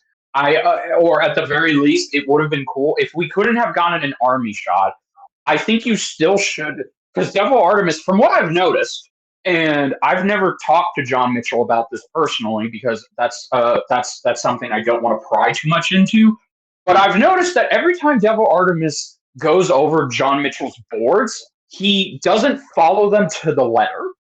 And that can be good or bad depending on how you look at it. Like the fact that we don't see a poo in here, I think that takes away from Frieza's character because he's supposed to be the intimidating boss. So having somebody else inform him what the planet they're currently trying to take over is called, I think that robs something from Frieza. But yeah, and I guess my other nitpick that I don't know if you guys noticed, if you go back and look at John Mitchell's boards, the way Devil Artemis had Cybertron get constantly more and more fucked up, it was not that well established because especially the shot where Frieza plunges Megatron into the planet, in the finished animation, it looks like Cybertron is already gone, but that's not the case. Basically, like Cybertron's already decimated. It's desolate. It's fucking but in the boards. Yeah, but in the boards, there's a sense of progression. You see the planet get more and more destroyed, and then it gets destroyed, and then it's gone. And you even get a little bit extra when you see Frieza cut off not just Megatron's torso, but he also his death saucers also cut off an arm, and then they kill him. So he's slowly killing him one by one. And I guess, to be fair, maybe the reason Devil didn't do that is because, again, he just couldn't take it that far, because this was the first time that he was animating Death Battle in Blender, and he's been working on his Blender craft for years. He is just as good at it as he is SFM, and he's gotten even better with Blender as time's gone on. But anyway, maybe that's why there are some things that are just not as good, because he's still getting used to like the progression of the city. Maybe those limitations he had at the time. Maybe, but again, he hasn't come out and said anything. He doesn't offer any transparency on the process, so we don't know. But anyway, aside from the discrepancies that are made towards Megatron, a lot of my friends who are G1 fans or Transformers fans in general, most of the Transformers community agrees Megatron kind of got gypped. He really wasn't given the proper scaling that Frieza was given, and it is rather peculiar. Even they themselves, because I kept an eye out on their Death Battle server, they were very vague on what they were giving Megatron. There was no transparency, and I feel like they may have done that intentionally. My friend has a theory on that. had they come out and said, "Oh, we're only going to be using the G1 and by extension the IDW comic incarnation of Megatron," then you would have pissed off a lot of people. You really would have pissed off a lot of people early before they saw the episode. Yeah. And so I don't know. But I'm gonna other go than back those, to that episode and look at the comments real quick. Nick, you guys keep going. no, it's fine. But anyway, so Like, it's aside just from way too long. all of those little flaws, I love this fucking episode. The analysis, perfect for both characters. The insights, good. And I also love how the animation is. This is Devil Artemis's first blender fight for Death Battle, and once again, since I've been following him for years and years, his blender craft is exquisite. It's on a whole nother level. Like, it takes a team to make the blender fights look that good. Devil Artemis can do that all by himself. So I love that. Devil The Artemis shots, is such an impressive animator. Like, it's insane. yeah, the shots, the cinematography, the choreography, it's all fucking good. The voice acting from Tom Shulk and Little Karibo, mainly Tom Shulk. In my opinion, Tom Shulk does a great modern version of what Frank Welker's Megatron is supposed to sound Absolutely. like. Yeah. And even Frank Welker, I prefer his modern day rendition of Megatron compared to his earlier performances. Final Formers, the track. It sounds like it came straight. It sounds like it was an unused track that was lost to time from the '86 movie. Brandon went Very so much fucking so. hard, and I love this track. I've re-listened to it tons and tons of times. I do love the conclusion, and I kind of agree with the analysis, but it could have been better, especially since Goku versus Superman also kind of how do I say this? It kind of makes the scaling for the Dragon Ball universe outdated. They use outdated information for the Dragon Ball universe scaling in this episode that is updated in Goku versus Superman 2023. So take that as you will. Yeah. And there's one last thing I want to mention that I'm surprised Ben didn't mention. We talked about how Bill versus Discord had a winner. The winner may have lost, but he still won. That same thing applies to this fight. Even though Megatron lost, go back and look at the fight. Megatron got to Frieza mentally. He literally broke him mentally and physically. And by the time the fight's done, Frieza is unhinged. He is obsessed. And Megatron will now live on in his mind, haunting him. And basically, the taunts that he laid out, it makes pizza. Exactly. Frieza is now, and that's why you get that line from Frieza. Frieza says he's going to kill all of the Cybertronians because that's how much of an impact and a mark that Megatron left on him. So Frieza may have won the battle, but Megatron won the war, and that makes me, and that really makes me love this fucking episode. Like, this episode, if it wasn't for the next coming episodes, this would have been my number one favorite episode of the season. So yes, I love it. Yeah. All right, Okay, Gizmo, before we move on, quick. real quick, I was going through the comments of Frieza versus Megatron, and I saw somebody I thought I recognized. So, what's that? So you guys know that guy? I left a thing, a little screenshot of the guy who left the comment about Unicron should have won, and then linked that video that we need to respond to at some point. Oh, that's God, stupid. yeah. That guy left a comment saying, "Nah, wrong, Megatron should have won" on our Megatron video. Oh, How my about goodness. nah, fuck off and go get laid? Fuck off. On both Transformers. And he's been, here's the problem, he's been in the comments of every reactor who literally, I've checked. After I saw a couple of people telling me on the last video he was on that he left a bunch of comments on other reactors, I checked out like 5 or 6 different videos that were reacting to Galactus versus Unicron and Frieza versus Megatron, this motherfucker left the same goddamn comment in the comments of like 6 different videos, not just ours. That's so What was funny. his name? This is deriding Transformers. He is deriding What's them. his name?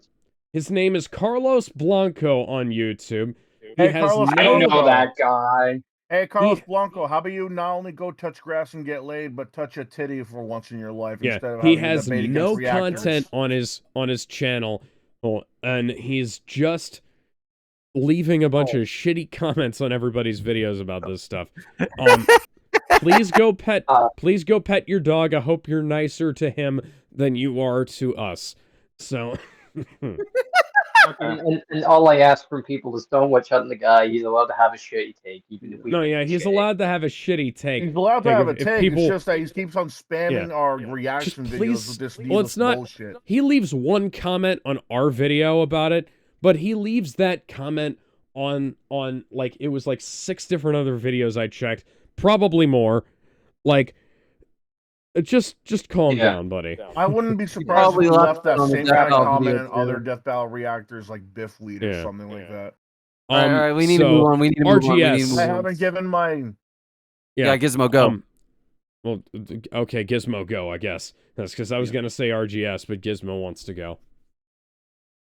Oh, was RGS next? I thought you guys Well, just I was forgot. going to have I RGS be next, but... All right, I good. didn't You can go.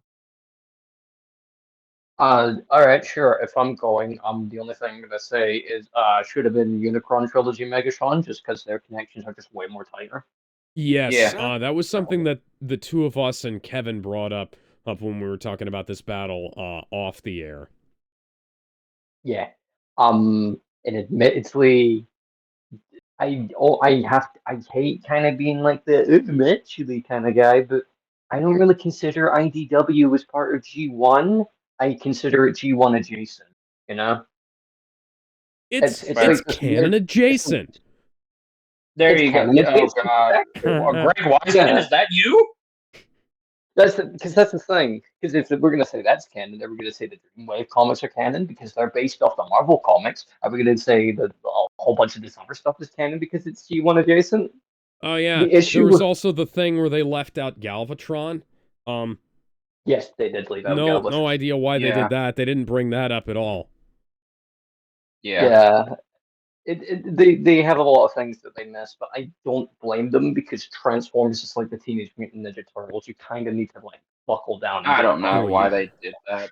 Like Transformers, so for the comment that I left on Spam Guy's reply, a few of us have issues with how this went down, which we were unfortunately unable to get into due to time constraints. Kevin said that the compositing was oddly selective. That was what I said too. And Alex thought the ending was cut short and they left out some G1 material without proper explanation. All the analysis alluded to things that could have helped Megatron even the odds, but they didn't use effectively. I wish I could have brought that up earlier, but I didn't have the comments up. Should have been bringing up the comments for all these, but whatever. We're 4 hours into this stream and we need to get it over with. RGS and some of the others have questioned the pairing in general, and while it would have matched up thematically, it would have required a lot of fact-checking between all American G1, Transformers canon, and main canon Dragon Ball to figure out if it's actually accurate. Ultimately, the animation and performances were nice, even if the fight truncated at the end. That was what I said in response to man with puppy dog profile picture, or who spams. Other than that, we need to keep going. Please go on RGS. Either way, that just compounds my fact. I might have nitpicks on how much they picked from Megatron, but it's literally just kind of whatever because Frieza's gonna win like 9 times out of 10 anyway. It's perfectly fine to disagree. By the way, Puppy Dog Man, it's just a case where the animation and everything else is relatively fine, and I enjoy it for what it is. Even if the ending does kind of truncate a bit, I still respect the artistic effort put into this death battle. It's pretty sick. And I thought they were going to fuck it up by basically going, haha, Megatron lost, because we put in a whole bunch of shit we didn't understand. You know? Oh And yeah. so- One thing that I was kind of disappointed by. about this episode, which they thankfully rectified in Galactus vs. Unicron, is that there was no glamour shot of Megatron transforming. Yeah, Yeah. no, we don't get to see him really transform. Yeah. Honestly, I would have liked to see him. We see turn one into Transformer Ultron. shot in this episode. Devil Artemis did it. We now return to this little overview. But yeah, no, it's a perfectly fine episode. I really like it. I respect it for what it tried to put in, and I just ask that if they actually did do better with Unicron. I just ask, please be more forthcoming with the versions of the characters you're going to use. If you're going to use IDW Megatron and a bunch of G1, just say that straight out, so you don't need to deal with nerds like me going, honestly, you should have still had Japanese shit, because the Japanese shit and the American shit sometimes do work together. Sometimes. Yeah. Either way, it's all what it is. But did you die? Okay, I so I could not believe... try and make it a Yeah, I little was bit going to quick. say, I believe But I it's live. Gizmo's turn. Yeah, Unless you have more to say, I RGS. I think this episode is good. I said it before. They should have had some sort of like bout with like the Frieza Force and like the Decepticons like duking it about. I'm not even asking for like the entire Ginyu Force with like 100 Frieza soldiers. Like it doesn't even have to be like 100 or 50. It could be something as small as like 10 or 15. I'm just asking, for some kind of army, because having like Frieza come with like 3 ships and nobody like flying beside him, or like Megatron like floating right above his planet with nobody by his side, it just seems kind of odd, don't you think? Like not even like a Starscream or a Captain Ginyu, nothing like that. It seems kind of weird to me. Also, the Honestly, I fact would that have they been fine with shots that were just like, oh yeah, Shockwave punching Ginyu or Starscream running away from Bertha and Jace. Just little yeah, shots here and there.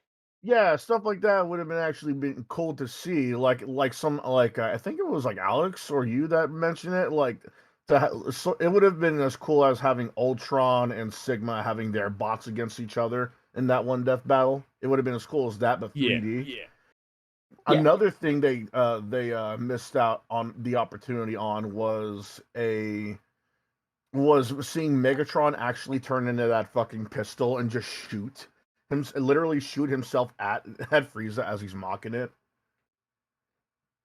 Like, That imagine how funny it would have been if Frieza just like reached down, looked at the pistol, and then it just forces itself to aim at Frieza's face and then starts shooting like it was some Evil Dead movie. Oh my god, that actually would have been funny. Like, Frieza mocks Megatron, picks up the pistol, makes a joke only for the pistol.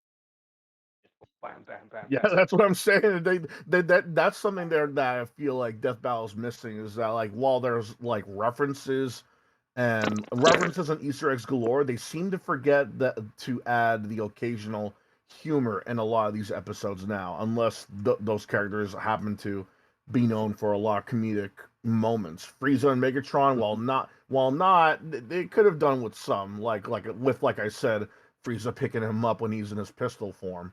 I thought it was already fun.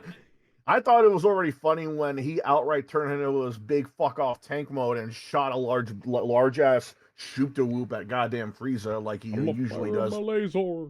Blah. I thought that was still pretty cool, and the fact that he still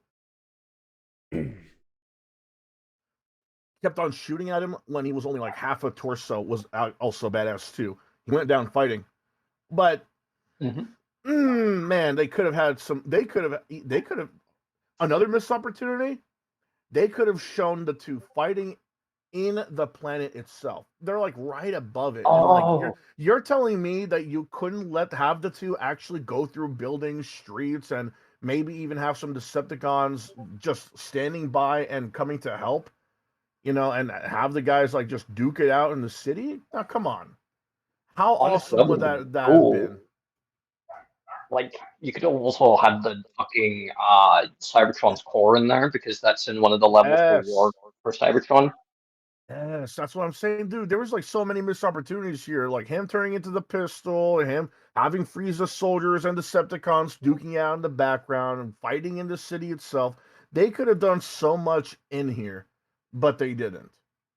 this almost, and because of that, it almost kind of feels like a season 3 match, I guess, because of how many, because of how many missed opportunities they had.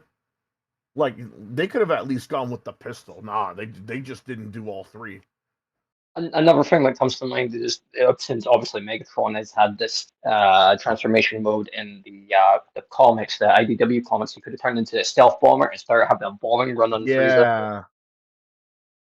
Or hell, it would have been funny if they even referenced his beast machine, his beast machine, his Beast Wars mode when he used to turn into a T-Rex.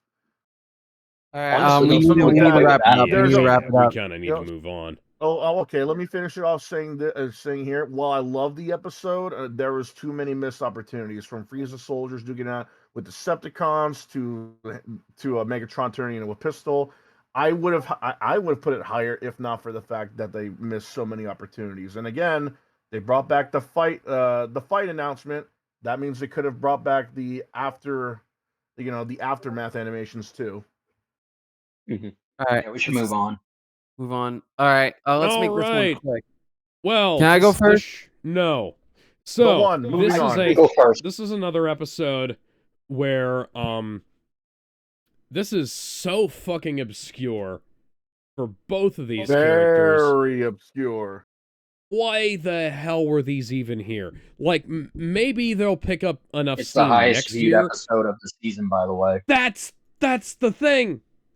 How I was gonna bring that up. How is this the highest viewed episode of the season when these characters were literally whose? 3.1 million views. More than Because Goku versus Superman 3.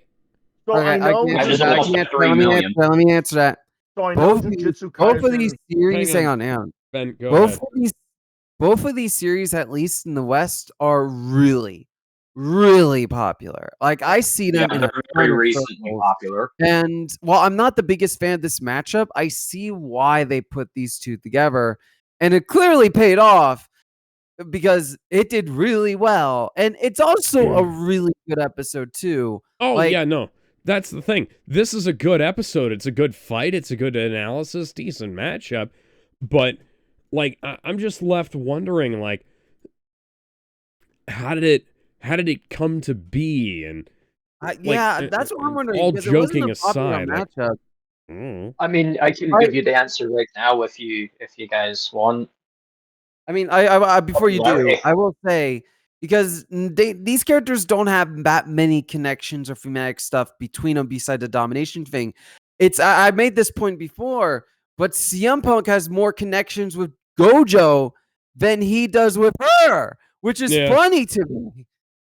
So, anyways, is are either of these shows even done? I know Jujutsu Kaisen isn't, but I thought Chainsaw Man has just gotten started. The manga is done, I think, but the anime has not even come close. Okay, so none of the animes are done. So Chainsaw Man's finished, essentially. Yeah. Chainsaw Man's manga is on its second part, and it's starting to wrap up, I think. Oh, okay. Okay. Okay, well, how about Jujutsu Kaisen? How far are they to the end? Jujutsu Kaisen's also kind of wrapping up, I think. Yeah, it's ending next year. Okay. Yeah. So, that aside, though, this was cool. I mean, it was a really neat battle. There was. I love the start. I will say, I love the start of the fight. Genius. Yeah. No, most of the comments on this video are still just people haranguing me for my fucking jokes that I made during this. So you deserve it. I'm sorry. I have a black belt, you know. I know you could kick my ass. Those words. I'm gonna open my door. I'm going to get immediately slammed in the face. But anyways, that all joking aside, like it's fine. I wouldn't cut it from the lineup. I wouldn't cut it from the lineup. I'm just like, it's one of those episodes where I'm just like, okay. Ben, did you have anything else you wanted to say? It's all. I should love this episode, but there's something. I'm not. It's similar to Beerus versus Sailor.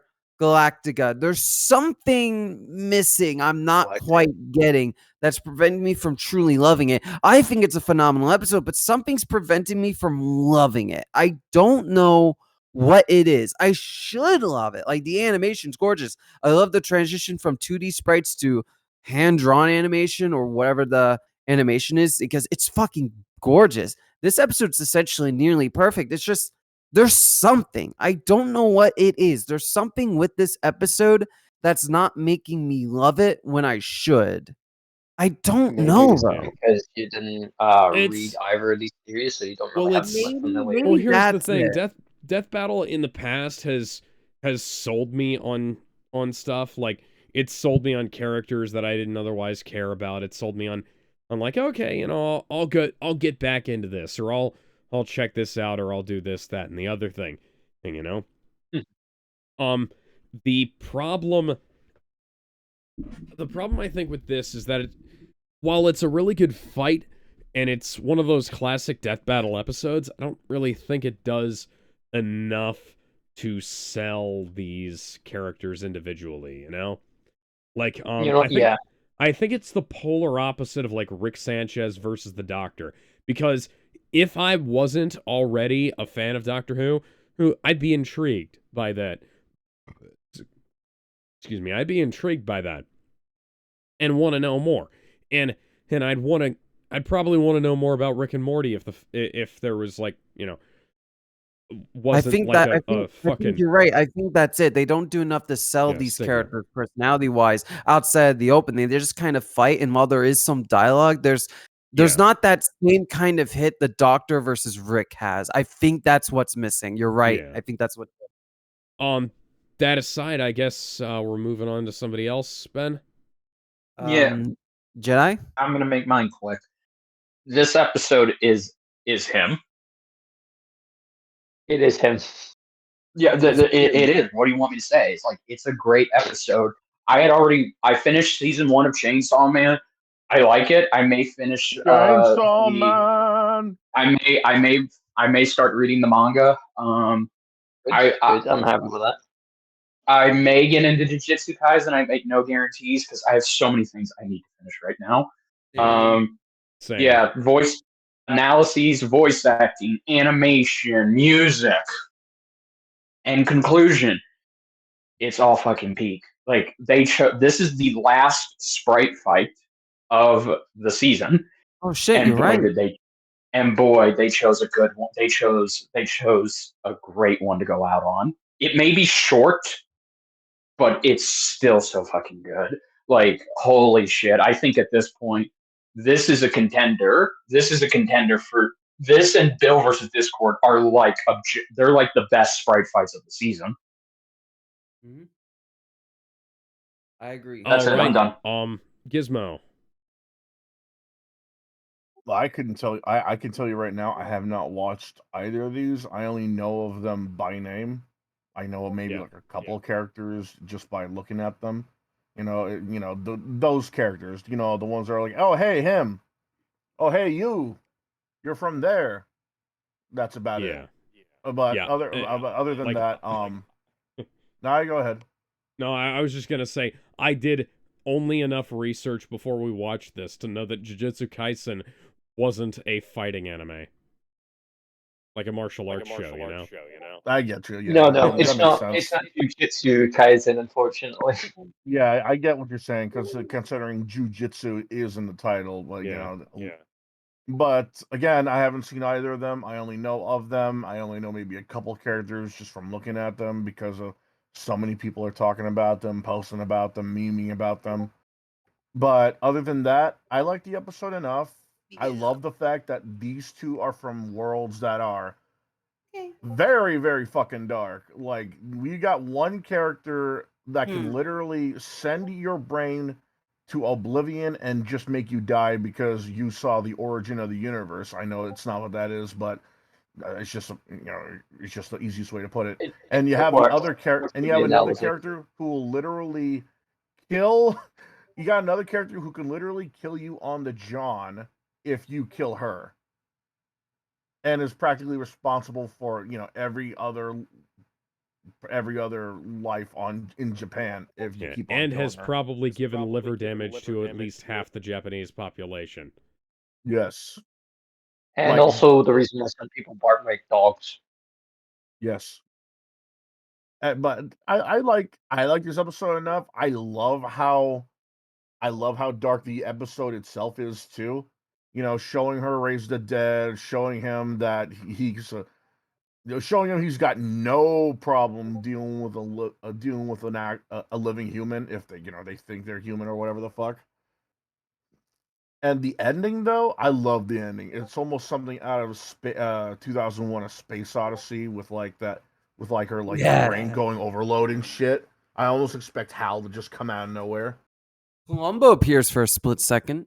I still don't get that shit. Someone will have to explain that afterwards. But despite me not knowing jack shit about either series, I like it enough. I feel like if I knew just enough about these two or either, I would have liked it more. But as it stands, I'm all right. I'm all right with it. All right, Bender? RGS. Not Bender. Bender already won. RGS. Yeah, me. It's a case where I know one of them at least a little more than the other, but I at least know the second one enough to be like, oh yeah, I can at least confidently say that the result was kind of what I thought it would be. Mostly just because, as I said in the actual video for our reaction, it's just the fact that Gojo has less restrictions for his shit in comparison to Makima. The fight itself is pretty good. I like it. It's very tight. I think it's probably like some of the tightest sprite fight that we've seen. I really dig it. I guess the only real issue that I share with you guys is the fact that it doesn't really do well to introduce it to people who have maybe not been focused on it, or maybe people who just like think, oh yeah, this new modern anime is kind of garbage looking, you know? Fair. It doesn't do well to introduce it. It doesn't like show it off like a fancy new car. It kind of just assumes you already know who these two characters are. Not that they're wrong, but sometimes you need to assume that someone's first death battle is going to be this. You kind of need to like be able to be doing jazz hands on the rare occasion. It's a clean episode. It's a very tight fight. I've got really no complaints. I only asked if you're going to do another Chainsaw Man theme fight. Have it be Denji Chainsaw versus Devilman. Man. Have it be Chainsaw Man versus Devilman, and then we'll be talking. So yeah, solid as hell. All right. All right. So, we're on to What's the next Scooby-Doo one? versus Courage. I saw Yep. a lot of people talking about how this episode was a giant cop-out. I How? kind Why? of hate those people. I called it. What's wrong with a tie? Me. Bender, you can go ahead and introduce this. Now, Bender, before you go, I do need to walk my dog real quick. So you guys go on. I'll talk about my thoughts later. Okay. Don't go too long. All right. Yeah. This has been one of my most long time requested matchups, and I love Scooby-Doo. Obviously, most of the stuff on my YouTube channel is Scooby-Doo content. Some of the stuff on my YouTube channel is Scooby-Doo content. I love Courage the Cowardly Dog. Obviously, these guys see my avatar. A friend drew this for me. Oh, I thought that was a screenshot from the show. No, my friend drew this. That's for really his fucking death battle. good. He's a death battle reactor, and he co-hosts the podcast that he named it after. And for his death battle thumbnails, he draws his own art for the combatants. He doesn't use licensed renders. He draws his own art. Nice. Yeah, thank you. So I've been looking forward to this episode. And let me just say, it's fucking peak. It's amazing in every sense of the word. The analyses is perfect. The way the way DJ Tiki and the new editor, my friend Max, do both sections, perfect. The actual fight. This is a hand-drawn episode, and I'm so happy it was. This was done mostly by Luis, who hasn't done a hand-drawn episode since Samurai Jack versus Afro Samurai, and you can tell that he still hasn't lost his touch. He had some additional help from a lot of people that helped him out filling out the rest of the fight, and it was a great collaborative effort by them all. The voice acting, it's great.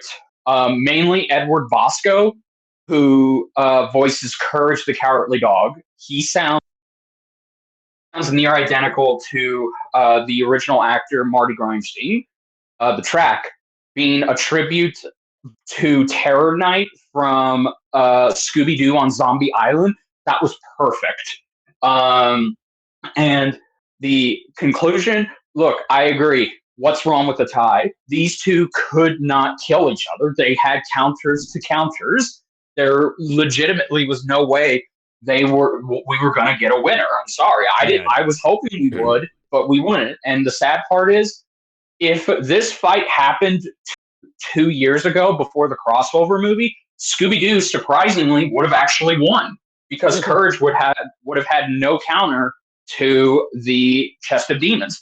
But then in the crossover movie, he got the Dark Matter Meteorite, and there you go. So, but hey, we did technically get a death. Eustace finally got what he deserved. So, yeah. The twat. Yeah, exactly. I do. This episode is a masterpiece. It is legit my second favorite episode of season 10. It was my number one until, spoiler alert, Goku versus Superman kind of took that spot. But the fact that I know. But still, it is objectively, it's my favorite episode of all time. So, all I was going to mention, and because I'm pretty well solid with you on this, the only thing I was going to mention is that Death Battle doesn't have enough, there's no result. Death Battle has this habit of contriving a winner from certain situations that should have been a tie, should have been a draw, things like that. I'm happy that they've started going and including more for, like, oh, these characters can't kill each other, or they can only kind of, bring each other down, or these two who absolutely can't kill each other, they're too evenly matched, that kind of thing. Not trying to say, oh, it's Death Battle, it has to end in a fatality kind of thing. So, that made me quite happy when this ended in a tie. Does anybody have anything to say about what Bender said? Because I think Bender pretty well summed it up, and we can probably move on. He summed it up pretty well. I'm back. I just here's guys. the thing. Yeah, we heard. Can I say? We heard. Can I say my Gizmo, go piece? ahead. You did. I think we can all agree with Jedi when he says that this is one of the greatest death battles. Especially, I can especially say that we agree when we say that this we have no problem with us being a tie either. These two are practically got counter on counters on counters on counters. It's practically like seeing a Street Fighter the movie The Game tournament where people are countering throws upon throws upon throws. These dogs were on strings. What's that? These dogs were on strings. Yeah, and honestly, would it really have been fair if either of them have died? I don't think so. Honestly, because it would have made the episode a lot more controversial and a lot less impactful. Because even if they did give like a definite loss to one of them, it really wouldn't have been worth it. Because it wouldn't have made sense, and it wouldn't have made sense either. And the fact that they gave, they finally gave Eustace his comeuppance after all the time abusing Courage, I think that was actually a nice touch. I really wish more tie death battles came about, because I think there is, I really think there is potential for more tie death battles, because I think the last one we had before this one was Segata Sanshiro versus Chuck Norris, right? Yeah, correct. Yeah, there should have been more, because I think the only other one we ever had was Goomba versus Koopa Troopa. Like, think All right. about that. And I'm not talking. I'm not counting Eggman versus Wily because that's something else entirely. Metal Sonic wins that. Yeah, there's an actual winner in that one. There's no tie. We really need more tie death battles for like comedic effect, as well as just for regular episodes. Yeah, 'cause I not think these are everything fascinating. can end in a definitive answer. Yeah, I think these are fascinating. So we really need more of them. RGS, did you have anything you wanted to say? RGS, are you alive? Sorry, I've killed Ben, him. go ahead. Okay, so Data! I'll make it very quickly. I'm gonna assume that you guys said everything else. As someone who grew up with Scooby-Doo and Courage, 10 out of 10. You could argue this is the greatest episode ever made, and I wouldn't complain. I would argue it could be over Segata, Sachiro, no, Samata, Chuck Norris, so on and so forth. But for anyone who's calling the ending a cop-out, I'm just gonna pull this image of Courage out from the wall, which I totally have. I'm gonna point at it and say, where did the bad Eustace touch you? Where did he touch you, man? He goes, man, that ending's perfect. All right. That's all. I'm not gonna say anything else. You guys RGS is probably back. Did you have anything you wanted to say? No, not really. My only real comment is, goddamn, I love these fucking dogs. Yep. Yes. Good All boy. right. That's right, So, Cooper. You're good. Next up We're in the final is, three. I'm gonna fucking sue somebody for gimmick infringement because I believe this was an idea you and I came up with, Ben. We talked about it before. Yeah, we talked about this before.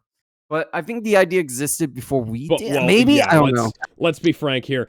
This is not an episode idea that was unique to us. That's because like we had some thoughts about this before Death Battle came up with it. But do you mind if I go first? Well, I'm just gonna say 9 out of 10. 9.5 out of 10, no notes on my part. There's just a bunch of really cool shit, references to Doctor Who and Rick and Morty galore, and the ending was fucking awesome. And I'm a big Doctor Who fan. You may be able to tell that by the streams that Ben, RGS, and I have, where we complain about how bad the new episodes are. You poor sauce. I really like this episode, and they got a guy who played the 10th Doctor to play the 10th Doctor. Other than that, go ahead. I think he's also played the 14th if you want to go that way. I don't fucking care. But okay, the show doesn't. Why should I? Let me. As someone who is a fan of Rick and the Doctor, my only worry when this episode was announced was that it was being done a little too early, and I was kind of correct because as this episode was coming out, Rick had his Rick Prime episode where he finally got his comeuppance and kind of forward his character development a bit. But at the same time, we already seen his limits. But again, I'll make this quick. As a fan of both, this is fucking perfect. They nailed down both characters beautifully. The fight is some of the best character stuff I've seen in Death Battle since Courage versus Scooby-Doo. It is very close to the same level. And they were a double feature back-to-back banger, I must add. Yes. And the only complaint I have is that I wish when Rick was trapped with the Leaping Angels, he pulled out a Misi box and started just whamming it and then cut to the Doctor going to his TARDIS. That's my only thing I wish they did. Cool. So that would have explained how the Rick possibly got out of it. But outside of that, an episode as a fan of both, I don't have any complaints outside of, again, Morty's voice being a tiny bit off. But again, those voices are hard to do. The fact that they're so close as it is great. That's all I'm going to say. I'm going to go take a piss. I'll be back. Yeah. So I got in. I spent the. I've become a recent Whovian. And yeah, I love the series. As of we're talking right now, I'm almost finished. I have finished the modern series. I haven't seen the 13th Doctor series. I don't know if I should waste my time on that, but I have seen the 9th, the 10th, the 11th, and the 12th. And I am currently rewatching the original. I'm not rewatching. I'm currently watching the original series for the first time. Because after this episode came out, not too long after, BBC finally announced that for those of us who live in the United States and Canada, we can now finally watch the original series, all 600 episodes, plus some animated specials, I think, for free on Tubi. So if you have Tubi and you want to see the original series, go watch it. I'm currently on the 5th. I'm watching it out of order because I wanted to watch the 5th Doctor's run because he looks cool. So, yeah. Yeah, a little advice. If you want to go through the entirety, you might want to stop at the 12th Doctor and stay away from the animated movies. Those are not what. Those I are have worth seen skipping. that. Yeah. I have So, seen the 10th animated specials. Okay, so yeah, I Yeah. was gonna say, hey, the animated specials were web series exclusives for a while that then got put on DVD and Blu-ray. They look jank as fuck. Yeah, and they're also Jank, oh, hell. they're included on because I got the David Tennant collection on Blu-ray. Yes, which, I have that one too. Yes, I love it. So that's how I was watching it. So yeah. Anyway, I have always loved Rick and Morty, even if it got super, super bad. Thank God Justin Roiland, that sick son of a bitch, is gone. And the series, season 7, is pretty damn good. I haven't finished it, but holy shit, talk about an improvement. I hope seasons 8 through 10 can be like this. Well, this is like the only time in history that I can think of anybody. I think they realized that they needed to. I think they realized they needed to prove the writing with Justin gone to prove that it can still keep going. Well, yeah, that was very well. Yeah, that was what I was gonna say. Is like I think this is the only time in history where not only have the fans largely been like thankful that the original creator has been removed from the project, but it's actually improved exponentially. Like season 6 was lame. Yeah, and season 7 is much better. It is. Do you think they would have asked for the same thing even if it weren't for the allegations? I don't want to make any I don't. We're not here to talk about that. Think about it. Oh, well, no, Yeah. I'm just saying. I'm not talking about the Yeah. allegations itself. I'm just asking. Do you think that would have been the? Do you think it would have been the same? Gotten it. No, I don't think so either. No. But point is, I've been there for Rick and Morty since the beginning. This episode did both justice, in my opinion, especially Rick and the Doctor. The analysis is perfect. I love how they go over everything. Ben Singer and certain crew. Ben Singer actually wrote and directed this episode, so props to him. He is a major Doctor Who fan, like not just a modern series. He's a fan of Doctor Who in general, and I love how he wrote this episode. Him and Liam. I'm sorry, it was him and Liam who both wrote this episode. So excuse me.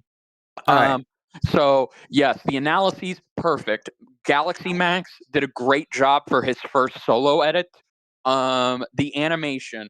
I am so happy that we live in a universe where we got not one but 2 hand-drawn death battles, and they were done by 2 completely different teams. I'm happy that the Rooster Teeth team got to come back and do Rick versus the Doctor. It looks incredible, and I don't care what Death Battle says. That is the 10th Doctor, like that they are using straight up. It's the 10th Doctor. The voice acting from Brent and Elliot, they're great, especially Elliot. Elliot has actually been the official voice of the 10th Doctor in certain BBC official Doctor Who projects. So knowing that, they couldn't have chosen a great voice to play the 10th Doctor. The references, great. The ending, like Alex said, it's perfect. The soundtrack, Wubba Lubba Alonzi, perfect. Just everything about this episode is fucking peak. Legitimately, this episode I didn't know that was what they called that track. That's great. Yes, great. Yes, and this whole episode is just peak. If you love Rick and Morty or Doctor Who or both, like some of us, then this episode is a treat. I really, really love how these last couple of episodes that we're talking about are just bangers. So yeah, I love this fucking episode, and I can't wait to love it even more when I finish the original series. All right, RGS. Honestly, not much to say after fucking Jedi, because mostly I agree. The only thing I can really say is I'm glad the references weren't crammed down the throat like some maybe less than generous death battles have been with inserting their references. I appreciate that they do take the time to make sure everything just flows naturally, nicely. I am cool with the references that were in I think the Blitz and shit arcade with like the previous fighters in the episodes. I think it's cool. It's a solid episode. I appreciate that it's primarily 2D, and I like the fact that the Doctor's feat looks really good. I like how it blends enough with Rick and Morty, but still it keeps its own original aesthetic. It's solid. It's tight. It's also really tight. All right, Gizmo, did you have anything else you wanted to say? Hello? Gizmo's This is dead. Go or Bork. No, but this episode was a long time coming. Honestly, if they waited any longer, I think it would have been a little too late. You know, like even if they were to give Rick even more feats, even if they were to give the Doctor even, let's say, I don't know, fucking 20 more regenerations, let's say, I think it would have been way too late, and it would have been about the time where we would be begging for Rick and Morty to fucking end already. And I think they timed this really well, especially since you know this is a matchup people were asking from the beginning. Since you know Rick and Morty has been Yeah, going on the since air. Rick and Morty started, that's where it kind of since the Rick said, "I'm the Doctor Who of this motherfucker," that's when this matchup hit its peak. Yeah. There All are right. some Sorry. things I wish they. Sorry, go ahead. There are some things I wish they could have done a bit more on, like I wish they could have traveled to more, like more areas with the portal gun, or like or maybe if then I wish Rick used more tech than just his laser pistol and bionic arms. Yeah, there's the sword, but that's not really a tech. That's not really like tech based.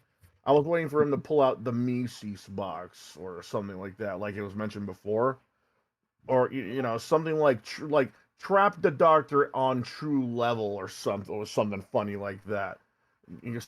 But Or I have was the Doctor go out on true level and he's just like, oh, this is true level. I don't like that. something like that. It would have been funny if they did something like that, or like something with them, or like before again with the Mises box, or hell, it would have been funny if they were like running in the park, and then like Rick takes out the animal translator and squirrels were chasing after them, like from that one moment, mind blowers or whatever the fuck episode that was. But They're mind blowers. yeah, I think that was what the episode was called. Yeah, mind blowers. Yeah, man, what was that? Oh yeah, and one more thing. This is just fan fiction at this point, but I had like an image in my mind where they're going through the time vortex, and you see like Rick on the inside of the TARDIS and the Doctor on the outside of the TARDIS, like struggling as they both try to go to their destinations. One trying to get out, one trying to get in, as they trade blows. Something like that. I would have at least liked to see too, because where else are you gonna fucking see that kind of thing? You're not gonna see that in Rick and Morty. They're probably gonna be like, oh, they can't survive outside in the vortex that long without their skin tearing off. And they're not gonna do that in Doctor Who, because the budget. Their budget's always small. It would have been nice to see something like that where they're trying to fight for dominance for the TARDIS while in the time vortex. But that again, that's just fan fiction at this point. I do love this episode. It's great the way it is, despite the little ifs, ands, or buts.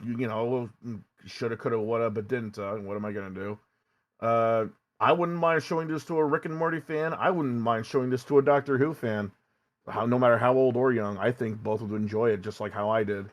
By the way, the fact that Ben and Liam had the Doctor so in character, the Doctor didn't land a single punch, nor did he do anything to kill Rick. Yeah. Yeah, way. Rick And killed dude, if you himself. and dude, if you would have told me that this was the original voice actors voicing these roles, I would have believed you right away. Their imitations were spot on, especially the 10th Doctor. Yeah, and real quick, Bender, if this had been a season 1 episode, you fucking know that they would have given the Doctor the gun he had in that one episode. Yes. Where he said where he refused to shoot the guy, and he would have used it on Rick. Yes. Like how Harry Potter never used the fucking killing curse, but they had him go. throwing that around in his fucking death battle episode. Anyways, I think we've just about wrapped this up. We got 2 more left. Yeah, so all right. I want to go first. Let me go first. Yeah. No. So let Alex go first. We need to get the negative out of the way. I have to bring up from our comments section from the Rick and Morty video, because and I would also like to mention that I jokingly predicted that this would be the next episode, and then this was the next episode. At the Realist Metal 5337 says, wonder if they are going to include that very OP ability Superman has. I asked which one, and Spark Shadow 212 said you're gonna have to be more specific there. Exactly. This is Superman we're talking about. Just taking a piss is I've powerful. been calling this episode for years. Yeah. Everybody has been expecting this episode to happen, because it seems like it's something that Death Battle... the fact that they even went back and updated GVS 1 at all was a mistake in my mind, because it was a whole, it was a huge, big spectacle. And then this episode came along, and it was a huge, big spectacle. All 3 of these episodes have the same fucking outcome. All 3 of them have the same fucking message. It was a massive waste of time. I want to lay out the shouldn't tone. have existed. I want to lay out the tone so we can Dramatic take consideration. I want to lay this out. Just this isn't me going. This is just me laying it out, so that way this is all in our minds. One. Let's do this one last time. This episode has been planned for a long time because Ben Senior wanted a definitive version of this, not because this is meant to complete the trilogy. This is not a trilogy. This episode exists because Ben Senior wanted to do both of these characters justice, particularly Superman. And number 2, he wanted to erase episode 2 from existence because for 8 years, he has personally, even though it wasn't his fault, it was Greg from Screw Attack's fault, but Ben took it on his shoulders as a burden. He wanted to make up and redeem himself for the disaster that was Goku versus Superman 2.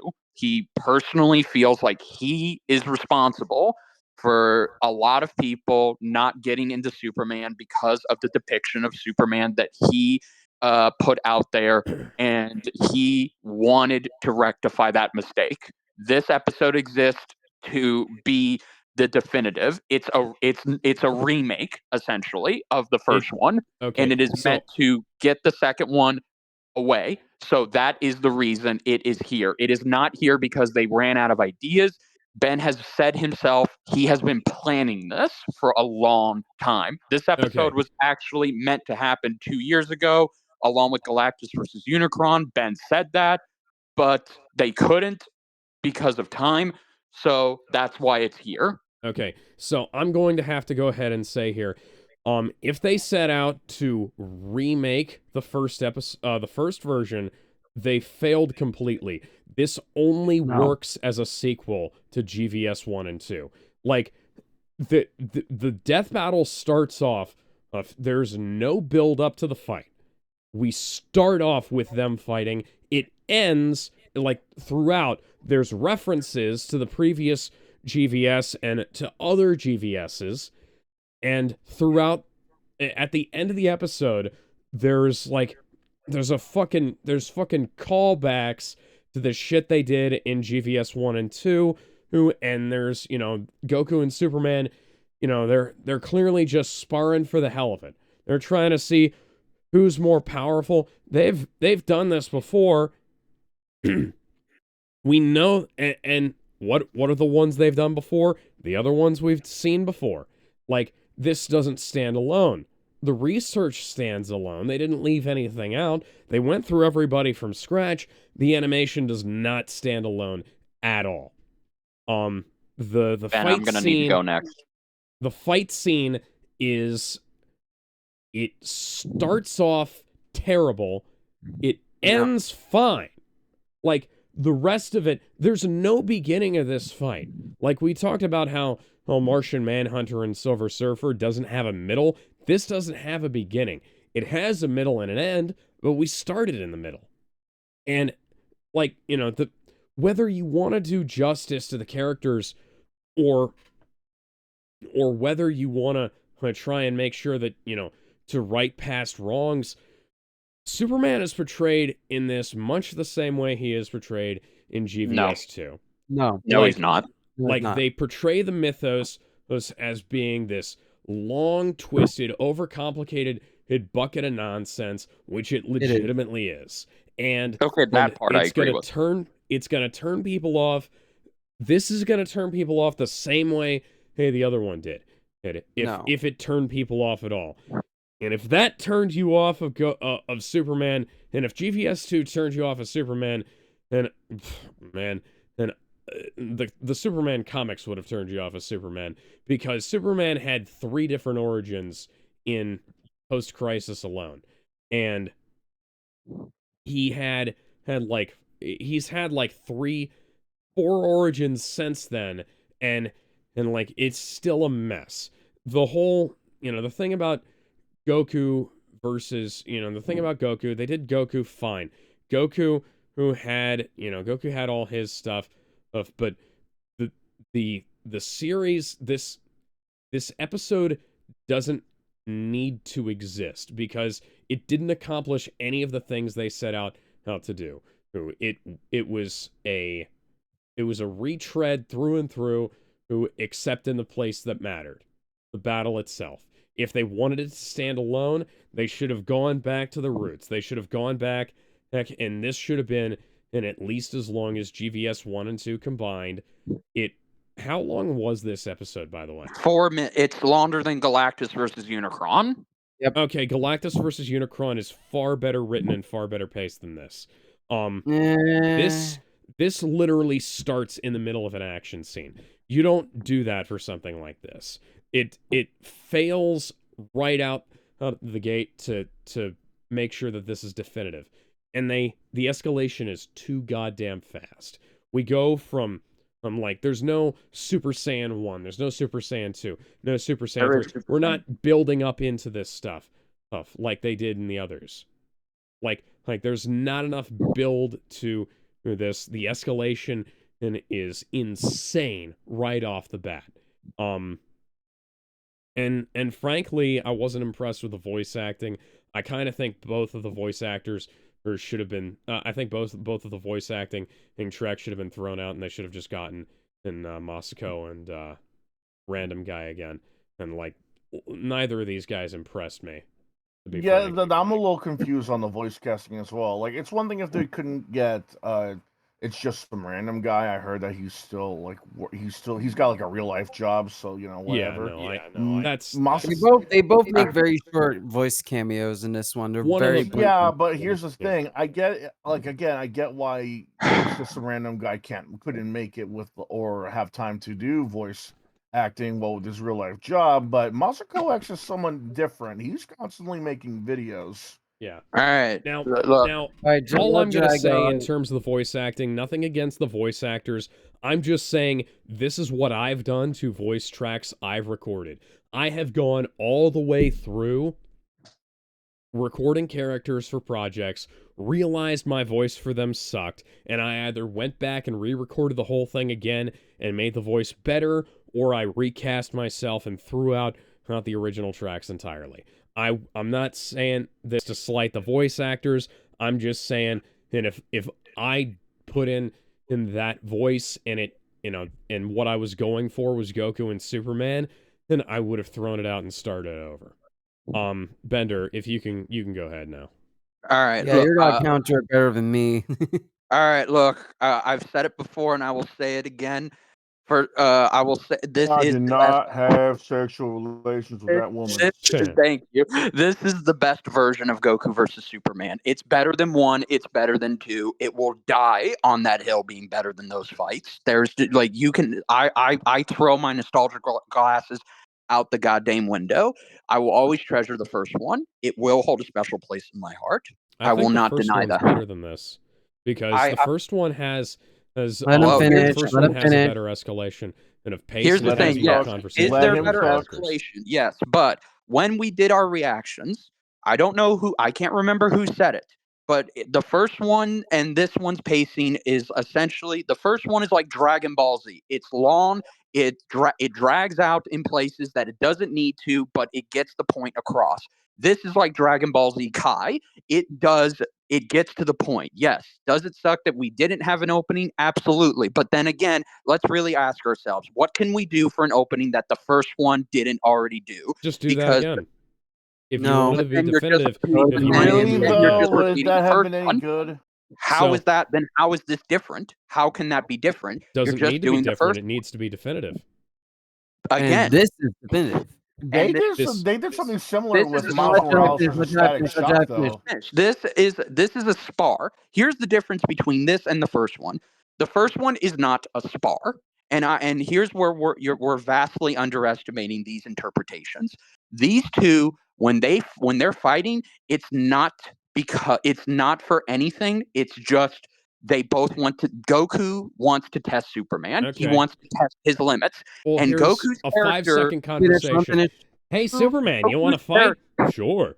Fight! Okay, then that's the second one. Then there that's we the go. second. That's all the they needed. one. They didn't that's have the it. second one, and the second one is sucks. Yes, and then again, Second one's better than this character. one. Goku's no, character. it is not. Well, let me finish. Goku's character in this is much better than any two because he actually comes off as Goku and he inspires and motivates Superman to just try and go all out and not worry because this is what Goku does. He inspires people to give it their all. And why should his spar with Superman be any different? That's number one. You're not understanding. That was the thing in Goku versus Superman too, that they completely fucked up the idea that Goku doesn't actually like to fight. Superman in both versions. I love it's just some random guy, but their previous depiction of Superman is he was a complete He's an asshole. He was a complete fucking jackass. He was not Superman because the fact that he would constantly chastise Goku, the fact that he went to great lengths to undermine Goku as a person, he saw Goku as a literal madman. He did not do anything to at the very least Superman. Come off. It doesn't matter. He was a complete fucking Goku said that was Frank Miller's interpretation of Superman. Yes, he's Frank Miller Superman. This Superman and Goku, I believe it's Superman and Goku because they not only respect one another, but by the end, they are friends. And why would they not be friends? Because these two would be the bestest of fucking friends. I mean, that's listen, that's Silver Age Superman in a nutshell right there. He treats his opponents with a certain level of contempt, especially with that's fair. Like that's exactly how Silver Age Superman would have treated him. Well, we're not, and that's why Silver Age Superman wouldn't have done work. that. But they here's the thing, though. And that's why neither of those two work. This is modern. This is supposed to be a friendly Christopher Reeve, Tyler Hoechlin, Brandon Routh, All-Star Superman. These are these interpretations are what Superman best represents, and this animation, it gets it. The animation is way better than the first one, and I will die on that fucking hill just because it has better the animation is definitely better. Yeah, it has better pacing, but when you really look at it, and I love the voice acting, I love the fucking track, and I love the analysis. And I love how they actually treat both of these two with respect in the post-analysis. It's not just sucking Goku's dick. It is legitimately giving Superman. That was so fucking cringeworthy, too, where they were like, oh, Goku is such a great character.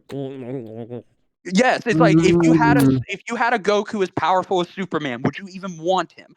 That is so fucking disrespectful. Yeah, we do have him. That He's called One slagged Punch off Man. both Goku and Superman in the end of that fucking fight. But hold on, we Yeah. do have. Like, We I did hated eventually that get. We did eventually get a Goku that's as strong as Superman. He's just called the Caped Baldy.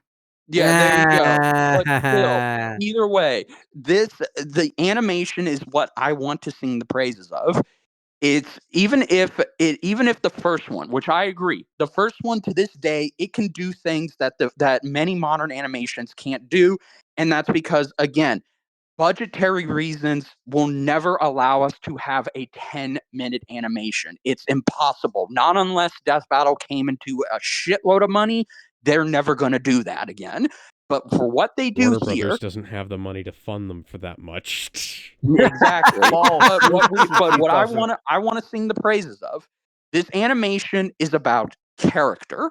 That's what it's mainly about. It's not just about a sheer spectacle. That's what it does better, and that's what makes it stand out from the other two. And that's something I think not a lot of people are really paying attention to, and they're missing the point. These two and their characters and what they represent and inspire to millions of people, that is on full display here. Even in the littlest of moments, when Goku compliments Superman's suit, Superman takes that and he's like, "Thank you. My mother made it for me." That was not in that. You cannot tell me that is not the most Superman shit you've seen. That's So fucking true. Superman. I would, but I'd be lying. And then there's the end. Both of them destroyed the whole universe. If this was the original Goku and Superman from 1 and 2, Superman would be fucking yelling at Goku and just would be so pissed off. Well, I gotta say here, if real Goku and Superman, and if their fight ended the fucking universe, both of them would be angry at each other. Like the Yes. two of them are gonna be like, "What the fuck did you do? What did you do? What did I do? What did you do?" Or that kind of thing. But here's the thing. Like, now if this is portrayed as like a friendly sparring match, talk. they should not be destroying the entire universe. But see, that's the thing. Now that we know the way they paint this picture, both of these two may have quote unquote destroyed the universe, but that's just it. Both of them know that they had fun and they got to learn something from each other. And plus, two, please let us not pretend that Superman cannot just restart the whole damn universe, because again, he can literally do that. That so has no consequences. Yes, exactly. Death has no consequences in either DC or Dragon Ball. So, and just the way these two talk at the end, they're not concerned about it because they know that they can fix this. So they treat this as, "Hey, that was nice. We should do that again." And them looking out into the shards, seeing all of their different versions fighting each other, that shows a lot of growth from not just them, but the matchup, because that's how much the matchup means to people. So I actually think that while yes, this could have it from Alex's and other people's perspectives, it's pretty much redundant, but it's not just copying the other two fights, because if you really analyze this, that's part of the problem. And that's what makes it work. It's trying to do something better. It's not trying to copy and paste, because if it was copying and pasting it, then what's stopping us from just watching 1 and 2 again? Well, then, I mean, if you're copying and pasting elements, you can rearrange them and make them better, and then all of a sudden you've got a different product. Like, it's not a matter of, oh, we've got to do it 100% different every single time. We can build on what we learned from the previous one. We can take what we learned from the other one. They just did something different, though. They didn't. And I like that they didn't build on I'm with Jedi on this one. I like that they didn't do that. Because again, what would you rather have?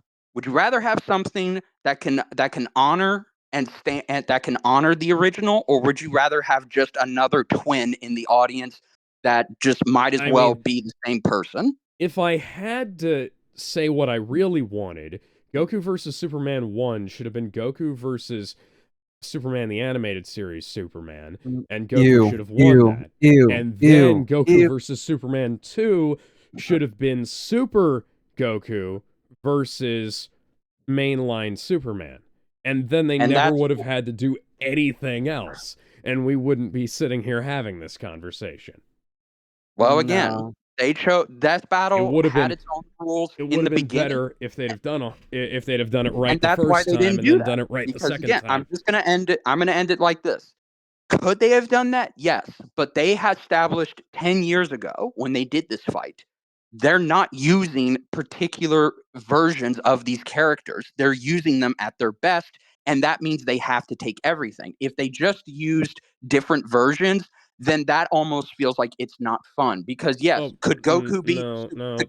I agree with original that. Goku versus Superman, and they pruned Goku so heavily in that, and like they pruned had him. They had him so threw in the specific, manga, and they threw in the kitchen sink for fucking Superman. They threw no, because they nerfed both in that original version. Oh, You're talking they nerfed both of them, but they nerfed Goku more. If they'd have, they nerfed Superman they weren't as super specific heavily. with Superman as they No, were. no, they were nerfed heavily. All right. I'll argue that Superman was more nerfed in the first one.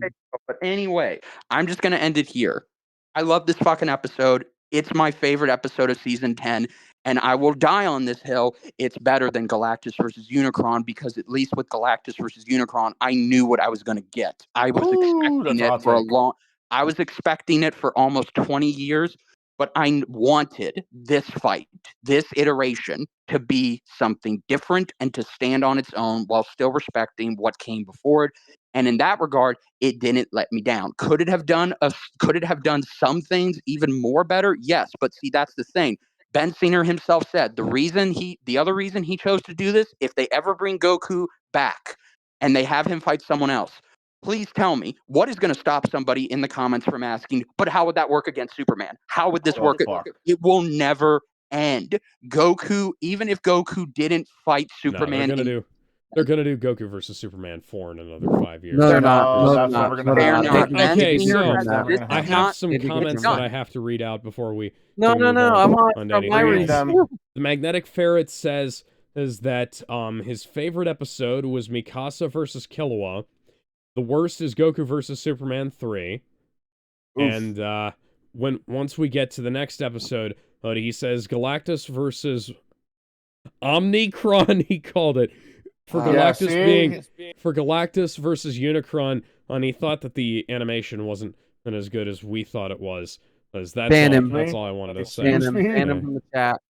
Okay, I'm joking. Okay, so we're done bitching and arguing against each other. I want to talk about my review. From someone, I'm gonna have to go. I got to get up super early. I'm sorry. Okay, you're good, sorry. Jedi. Do you want to get your thoughts in on the season finale real quick? Oh yeah, it's peak. I liked it. It's visually stunning, and I'm happy that we finally got it. And it was definitely worth the hype. And it was a great way to cap off an awesome season. All right. Yep. Well, you have a wonderful night, Jedi. Thank you for joining us. We'll have a good night, man. Again someday. Good night, guys. Good night. All right. All right. Now, I also wanted to bring up something that I mentioned previously. Let me check OBS and make sure. Okay. So one thing that I mentioned before was that this episode should have been the season premiere. If it has to exist at all, this needs to be the season premiere. We already talked about that, and that wouldn't have been realistic. Excuse me. I get why, but it wouldn't have been realistic to do. It's production-wise, anyways. Yeah. Frankly, but again, I'd have taken the budget for this episode and put it into everything else in this season because this episode was brilliantly animated, and that's part of the reason why I don't like it so much. Okay, let me start with my review. Fucking. You forgot to advertise this. I remember. Well, we don't usually advertise these streams. We usually re-upload them to YouTube and get more engagement that way. Anyways, can I go? Yes. I remember it was like 10 fucking years ago. Jesus Christ. Waiting for this episode to come out, watching the delays, watching the hype build for the original. And despite its flaws, it was an incredible episode. It's still widely considered to be a lot of people's favorite all-time death battle. When I look at it objectively, it's still very high up my list, but it has a lot of issues. Like a lot of out of character performance from Superman because he's kind of a dick. Goku is a bit too much of an idiot, a bit too much forceful when trying to fight Well, Goku. it's not Z Superman. Sorry, it's not Z Goku. It's abridged Goku. It's sort of like it starts with a bridge Goku, but then it does Goku. Oh, I want to fight you. The motivations change. I still love the episode and what it does, but it has very clear issues. Then I saw 2 at SGC Live. I was there. I was in the audience. I saw someone get dragged out by security after the episode ended. It was fun, but with 2, what the fuck? Yeah, someone threatened to beat the shit out of both of them, and security dragged them out of the building. Anyways, you do realize that this has been a long debated topic for years, even before Death Battle. Dude, I fucking hated these episodes of Death Battle, and I wouldn't have done that. No, but you know what? Here's the funny thing. Apparently, the same guy that did that a few years later punched Chad in the back of the head, and Chad had to explain to the police what Death Battle was. Oh my god! How did they take it? I have no idea.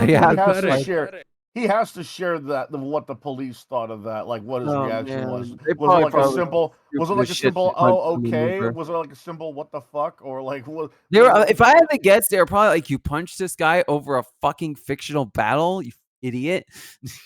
Anyways, so with 2, I have nostalgia for it, but it is a bad episode, man. Like it sucks Goku's cock. Like it fucking eats the mic eating cock kind of way. The ending is insulting. Goku yelling Superman to get off his planet is one of the most out of character lines in the entire Death Battle franchise. And that says a fucking lot because there are freaking plenty, man. So I'm not surprised this third one happened. Ben Singer infamously hates 2. Jedi explained that already. It seemed like Ben had been planning this for as long back as season 5. He's mentioned that he's always wanted to do something that was separate from the first 2 and just a definitive version. And around season 7, Ultra Guy, I think that's his name. I'm friends with him on Discord. He saw that Ben wanted to do it. Hey, you want to do it? I'll read every single DC comic existence and every single Dragon Ball thing in existence, and proceed to do that for years of his life, which is props to Ultra Guy there. No one really gave him credit there, but this episode exists in its research because of that one man being a complete insane psychopath, and you gotta give him praise on that. God bless you, Ultraman. But in any case, the timing for it honestly was more than justified. It was near the 10th anniversary of the episode. It's been exactly, I would say 10 years and 11 months, I think, since the first came out, since I think it came out in January.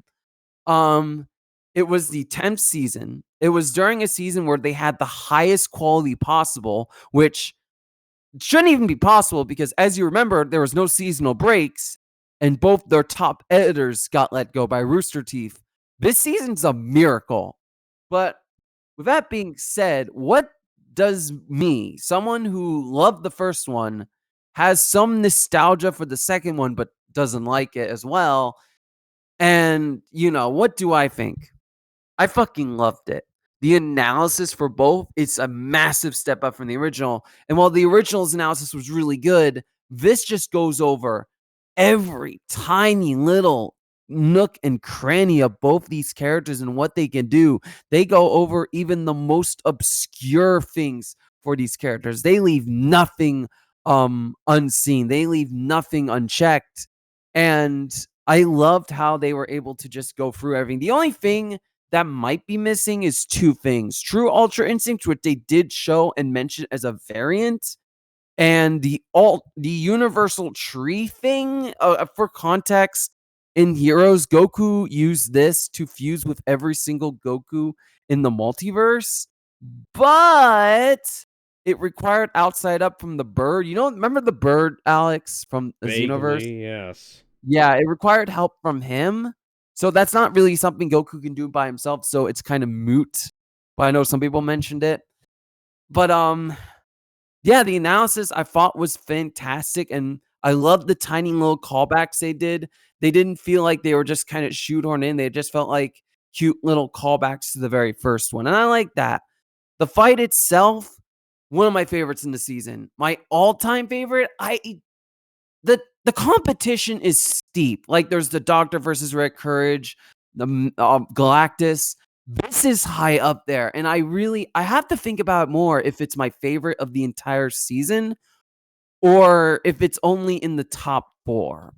Like I get the complaint that there's no opening, but I liked how it's different from the first 2 because we already had Goku antagonizing Superman and Superman being a dick, and we already had Goku challenging Superman.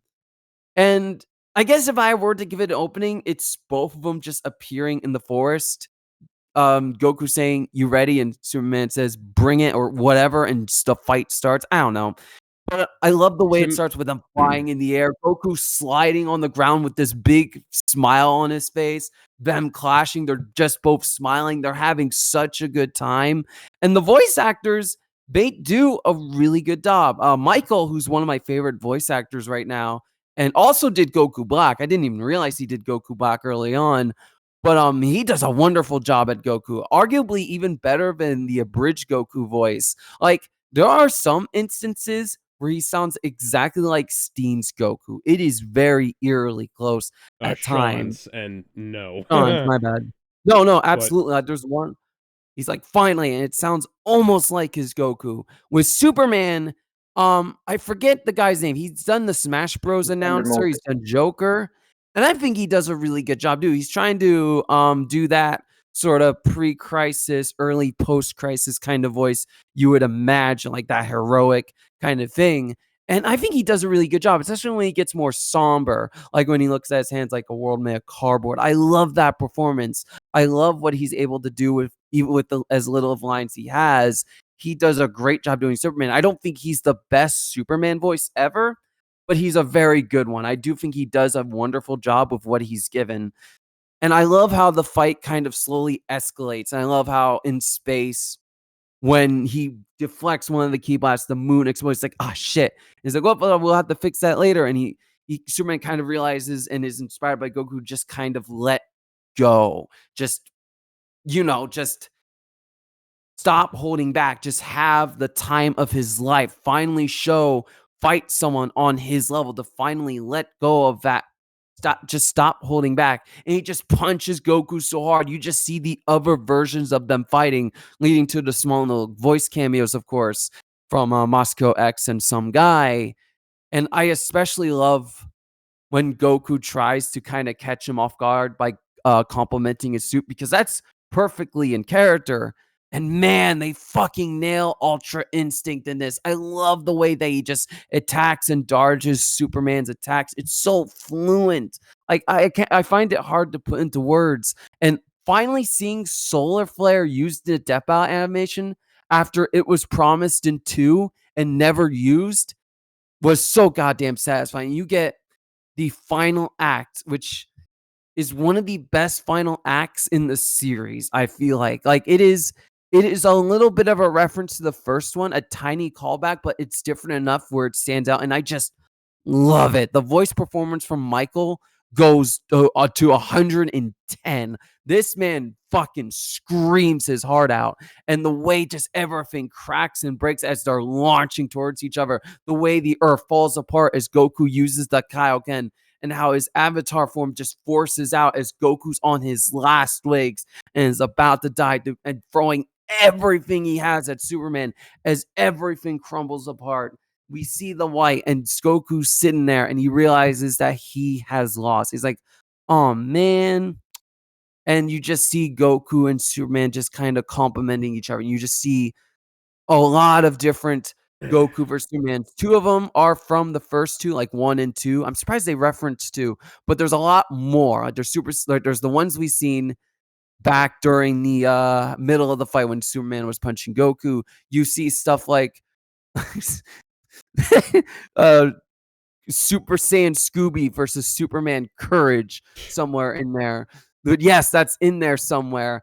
There's just a lot. There's too many that I can't name, but it's a lot of blink and you'll miss it. And it's just this beautiful love letter to not just Goku and Superman, but to just the matchup in general, just how it's kind of just like transcended beyond versus matches in general. It is iconic on its own. And I think the one thing that really does make this fight special is that they just nail both characters. They're not just fighting because they're both fucking douchebags. They're just having the time of their lives. They're smiling. They're just having I just love that. They're just having a good time, and that's perfect for their characters. I do feel like they perfected the characterization. I feel like that was one of the main goals to just make it right. And the result, I don't think the one thing I know Jedi didn't really talk about was the messaging. The messaging is not the same as the original. It's about the versus concepts in general. How they added that in. Yeah, that's that is a that that's brought me fine. That message, I'm not gonna lie, it brought me to tears. It is one of my favorite conclusions to a death battle. It's the kind of thing I used to do whenever I'd have like Spider-Man fight Lord Zed. You know, it's the shit that I did with my action figures when I was a kid. I get it. I get it. I perfectly understand. Ben, you've kind of talked yourself in circles a couple of times. I'm sorry. I'm doing a gizmo. Hang on, before let me wrap it up.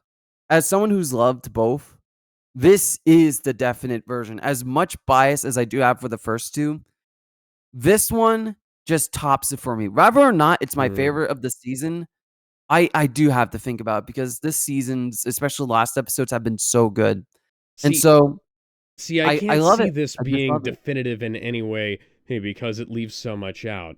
Like, to me, this is like in the past we had two great films that had Spider-Man's origin, and then we had Spider-Man Homecoming, which was an underformed pile of garbage.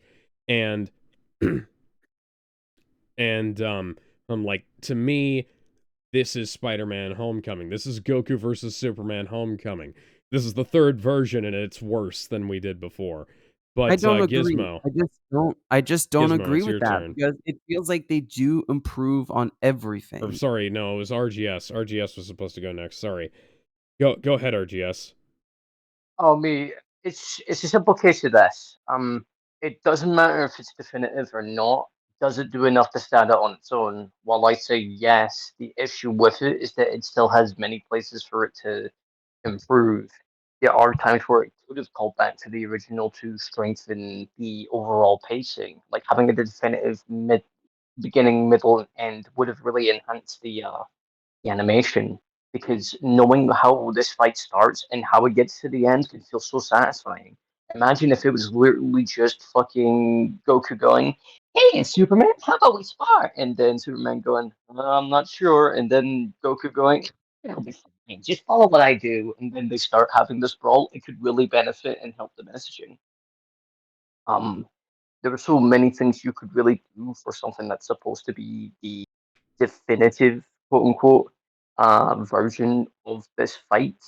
I don't think you can make a definitive version because ultimately it depends on a person's interpretation of Superman, of Goku, how you think they are in comparison to each other, how strong they are, how weak they are, blah blah blah, all that stuff. It's it's fine for what it is. It's a good length. I respect the people who wanted to do this fight and want to improve upon where they have faltered, but it doesn't mean that I have to turn a blind eye to any potential flaws and stuff. It's just a case where, yes, it's very good. It's a very good episode. I'm just unfortunately not part of the magic where it's like, yeah, I'm sorry, I gotta be a little bit, you know, I kind of have to be a bitch. All right. Is that all you wanted to say? Well, yeah, pretty much. Everyone else is given the road Gizmo. takes. It's the case where it's like I'm in the middle. Gizmo? No, this is Doug. Bork. Or Borg. I think I'm in the majority when I say, nobody asked for this, but at the same time, I'm also in the minority when I say nobody asked for this as well. You know what I mean? Because I didn't want this to happen to begin with, because it's just gonna keep on fueling the flames. Like, never mind gasoline, they're practically lacing that shit with nitroglycerin. Ever since they announced the third episode. And At the get same his motor running.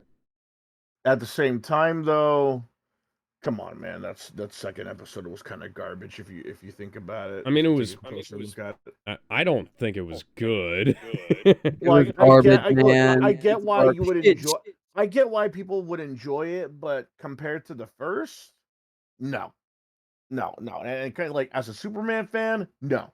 As a Goku fan, no. Also no, because the first one, Superman and Goku were indeed out of character. They were practically playing it as a joke. I mean, that's what Death Battle. That's how Death Battle does it sometimes. They treat the characters as jokes. But that wasn't until like seasons later they decided to play them off as serious as possible and as accurate to the character as possible. You know, like Alucard versus fucking Dio and so on. Yes, yeah, but where was I? Oh yeah. They were not in character in the least. Goku wouldn't just go after a guy because herder alien, and Superman wouldn't just go off and act like a dick, saying, "Dude, shut the fuck up! What the hell is with your dyed up hair? Too many hairstyles. You're a goddamn crazy motherfucker." No, I mean, like, I don't know. Well, like, even if that's we're the going kind of off shit that he did in like the Reeves movies and back in the fucking no, I don't know what kind of Christopher Reeves movie you've been watching, but he doesn't act like that. He doesn't even speak like that, to be honest. Like, he may he joke kind of a acts little. like that. Really, I mean, I don't know about that, Chief. It's more. It's definitely more so in like the Silver Age comics and stuff like that. No, Alex, That's stop it. No, that's cap. perception. That was the perception that people had of Superman. Unfortunately, like that's just like I you didn't can see say it. that it's technically out of character, but at the same time, that was the perception of the character, or whether it was real No, or not. that's a fair opinion to have, because sometimes when I think of Peter Parker in the early years, I think of this slightly spiteful, dickish teenager from the Amazing Fantasy. No, well, Yeah. that makes sense though, because he's a teenager. All teenagers are going to be at least a little bit dickish, so it's going to fit with his Yeah, character. but it's an And it example goes of and it like takes him through the how. arc of learning more about responsibility. Yeah, and I argue that, but some people might say, no, I think Peter Parker should stay just a nice kid who has to learn responsibility the other way, and that's perfectly fine. Some people No, are but like, I they think also fail Superman to should be understand. a bit of a dick. They also fail to understand that's also Parker. He is a nice kid. Sometimes when he's using his powers, he just acts like a dick because sometimes he just forgets that he has to take responsibility with all this great power. You know, Yeah, and I that's try how to tell them that, but sometimes they disagree, and that's whatever. I'm not really gonna make everybody agree on Spider-Man of all. But moving on, I think this one, while people can say it's unnecessary, I thought it was unnecessary at first because, again, replacing gasoline with fucking nitroglycerin when it comes to fueling the fire. I think this was needed. Now that I've watched it, now that I've seen the analysis, now that I've reacted to it, this was needed because the first one was good. It was great. It was amazing. It was almost perfect the way it was, despite all the fanboys raging about Goku. Super Saiyan Blue, put it up my butt. Yeah, stop dick riding Goku. Then the second one came around. Now I kind of understand where the rage is coming from. Not only is he treated more, like a bitch, but Superman is acting more like an asshole. Never mind the new 52 look he's got on. Like, he's outright he's straight up acting like a big jackass. Like, he's acting like a superhero Karen at that point. Oh, you want another rematch? Oh, you want another rematch? You realize what you did to the planet, right? Oh, another form? You really think this is gonna solve it? I mean, that's how quote unquote real DC Superman fans see him. So that's how fake Superman fans see him. if they want that out of Gunn Superman, they can fucking have it for all I care. Yeah, nah, even I don't like that. And I'm cool with like slightly dickish Superman because, you could be slightly a dick and have a good heart. When Superman is a dick, though, he has a reason to be. Like, tell Yeah, of someone course. off for doing stupid shit, saying something to or about the villain that nobody else is, that kind of thing. But if he's outright telling you, shut the fuck up, what the hell's wrong with your hair? Well, that's that's not. They were treating each other like villains. Yeah, they're treating each other like school bullies. No, this is my vacant lot. Nuh-uh, this is mine. This is my playground. Yeah. No, this is my I playground. will say they treat each other a little bit better in this. It is more friendly. I still have all the problems that I said previously. I guess we're kind of talking in circles on this, I guess. Well, We're not really I coming get to why any you'd want a conclusion. beginning. I also get why you'd want a beginning for this episode, but to be fair, what is there? Like, if you do it like the first one did, it wouldn't exactly be in character. You do it like the second one do did, it like the first one, but you can do it like, hey, like, oh, you're a strong guy, let's fight. Boom. Yeah, but that seems forced though, and that a forced intro is better than no intro. And it was fine the way they did it. I honestly didn't mind it. You think they did it okay the way they did it?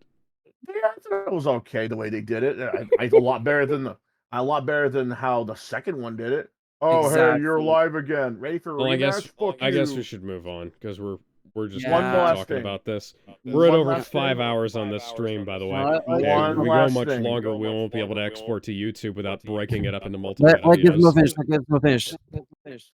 One last thing. After the death battle, when they have like a little friendly little fist bump, and the reality cracks, it's been brought up that you can see different Superman and Goku matches, but you also see different forms and different versions of Superman.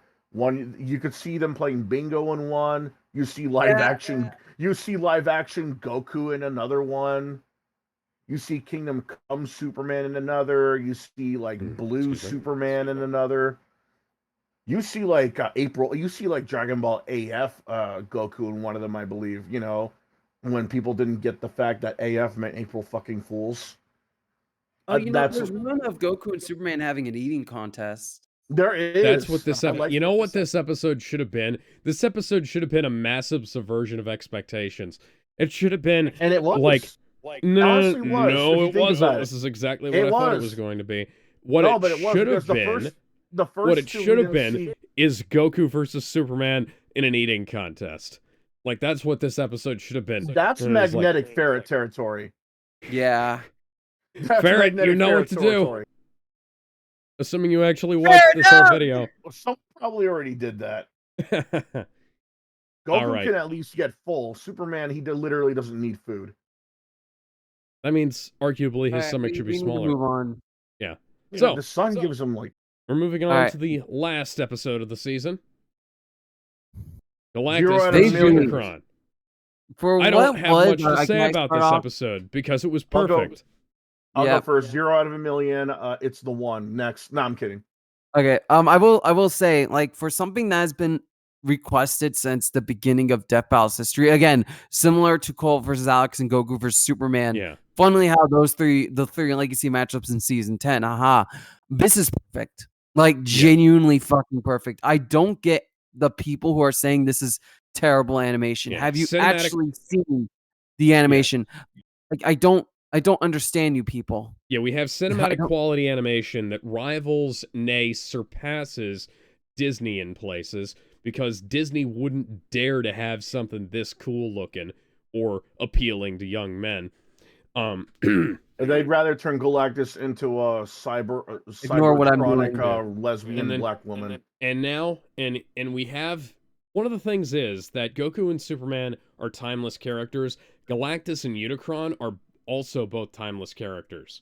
I see what you're doing. So, Galactus and Unicron are also both timeless characters. So the fact that this has been so heavily requested, I'm glad they waited as long as they did, because this is fucking perfect. They're playing dodgeball with planets. They're like scaling higher and higher and higher. And they're using outright galaxies as brass knuckles. They're using multiverses as fucking discs. Yeah, Andre the Giant can shit in a bathtub and wipe his ass with the shower curtain. These guys, they are using suns as packets of nickels so they can grasp on punch. Dude, Unicron actually grabbed a black hole. No, who else can you think of? And turned it into a black hole. No, he used a black hole as a fucking Rasengan. Oh, right. That was a different scene. Yeah, who else outside of Superman can you say that a character grabbed a black hole? So good. Right. So, I don't think we need to say much, but before we end this out, real quick, you need to say something because you've been quiet. Oh yeah, sorry, I'm usually quiet mostly because I'm worried about getting overpowered. I don't know, it's solid. It's good as shit. I like when cool things happen. It is very cool. Yeah. They could have done more, but what they have done is good. Yeah, and me as a massive Marvel and Transformers fan, I fucking loved it because you had all this shit. You had all this shit going, and it was fucking great. I will say, before we cap it off, one tiny issue I may notice is that it's a little hard to understand what both are saying. I'll need to rewatch in full again, but that's what I've kind of noticed. It's a minor issue. I cut most of the dialogue, and I had the volume turned down, so that might be like... maybe that's a me thing. Maybe that's just a me thing. For me, sometimes, like, when it comes to music, I can't understand the lyrics until I see the words for it. I don't know why. My brain just can't process it until I see the words. That's just a universal issue people have where like, sometimes the lyrics go by faster than your brain can process what the words are, or because there's other stuff going on, like, if there's other things going on the screen or other things going on in the audio track, like, you might not pick up on certain things, especially if certain frequencies are mixed a certain way. For something like this, I usually... Like, I like to have subtitles on just so I don't miss stuff like that. All right. So before we cap this off, because I know we want to cap this off as soon as immediately possible. Yes. We're not going to be able to do 5 minutes to go grab something to eat before I have to go to bed.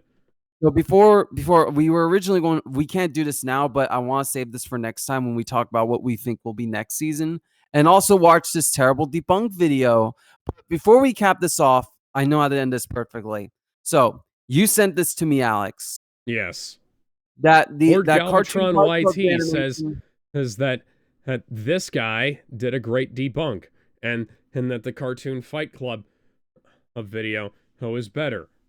The animation is better. I want to show you. There are other people in the comment section saying that too. Here's the Cartoon Fight Club video. Yeah, no. Before we cap this off, I want to show a small clip of this in the Cartoon Fight Club. Yeah. So this is the Death Bow version.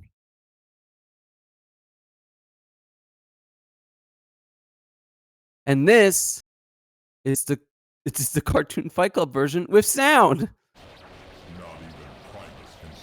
Please note that I have the audio down. Please also... Ow! God damn it, I was expecting it, and it still shocked me. Yeah, so, please note... What the fuck is this piece of shit? Please note that when I opened up this video before we started the stream, I clicked onto part of the, I clicked onto just part of the animation of the fight scene, and was immediately met with ear rape. No, Alex, don't you see? This is totally better. Just watch. I don't want... this is perfect. And, yeah. Wait. Play more of it. I want to see how worse it can get. Okay. That's a Dragon Ball Z sound effect. Oh, wait, you know what? That's not... That's actually what... That's actually kind of impressive. Is it, though? What is this? Why is it Megatron? Could you not have used the fucking recolor tool? Oh, my eye! Why the fuck? Why is Unicron a fucking upgrade suit for Megatron? That's not how that works. That's not. No, that's a piece of shit. There's a All reason why I never went to We need to Cartoon get Fight Bender Club. on so we can watch this episode. There is a Okay, reason well, I not never today, went to not Cartoon today. Fight Club, We and need to- you we have see to why end now. there. We can't top this. We need to end it now. Alex, end the fucking Give it episode. a thumbs down. Oh my god. All right, so the remember, timing on that. if you've long manned your way through this stream, don't forget to like, comment, and subscribe, and tell us about how wrong our opinions are in the comments down below. Specifically, tell me how wrong I am for not liking Goku vs. Superman 3. And, We're banned. And remember, if you're gonna keep coping and think that Cartoon Fight Club has better animation than fucking Death Battle, not only touch grass, but touch a titty. Eat No, grass. I know Jedi works for Cartoon Fight Club. He was not around when this was a thing, but god damn. He actually gave us permission and to make fun of that. I made sure This before is we a piece of started. shit. Okay, This good. is a piece Yeah. of shit. Go Oh my to God. go to youtube.com/@gizmohibiki. RGS, your professional cameo man, correct? Yeah. I am professional cameo man. The only thing I will And, say is, goddamn, that sound quality reminds me of that one Sonic animation called Sonic's Quest for Power, and it was fucking irapey I as shit. fucking hated Before that. we I end this, fucking before we hated end that this, short. if you want to check out Jedi's work on Cartoon Fight Club, check out Reline Rumble. That's the one he works on, I believe. That's the good one. Yeah, that's the good one. So check that out. As much as we make fun of Cartoon Fight Club, I mean, they're trying. Cartoon Fight Club. Before we sign off, I remember I once found a there was that, you remember that episode where I thought that I'd already seen a specific episode of Death Battle, and then I found out that I'd instead seen the Cartoon Fight Club version of it years beforehand. Yeah. Yeah. Bye everybody. Bye. Check out our Patreon. Yeah. We make videos like this, except sometimes we don't talk about Death Battle. See ya. Yep.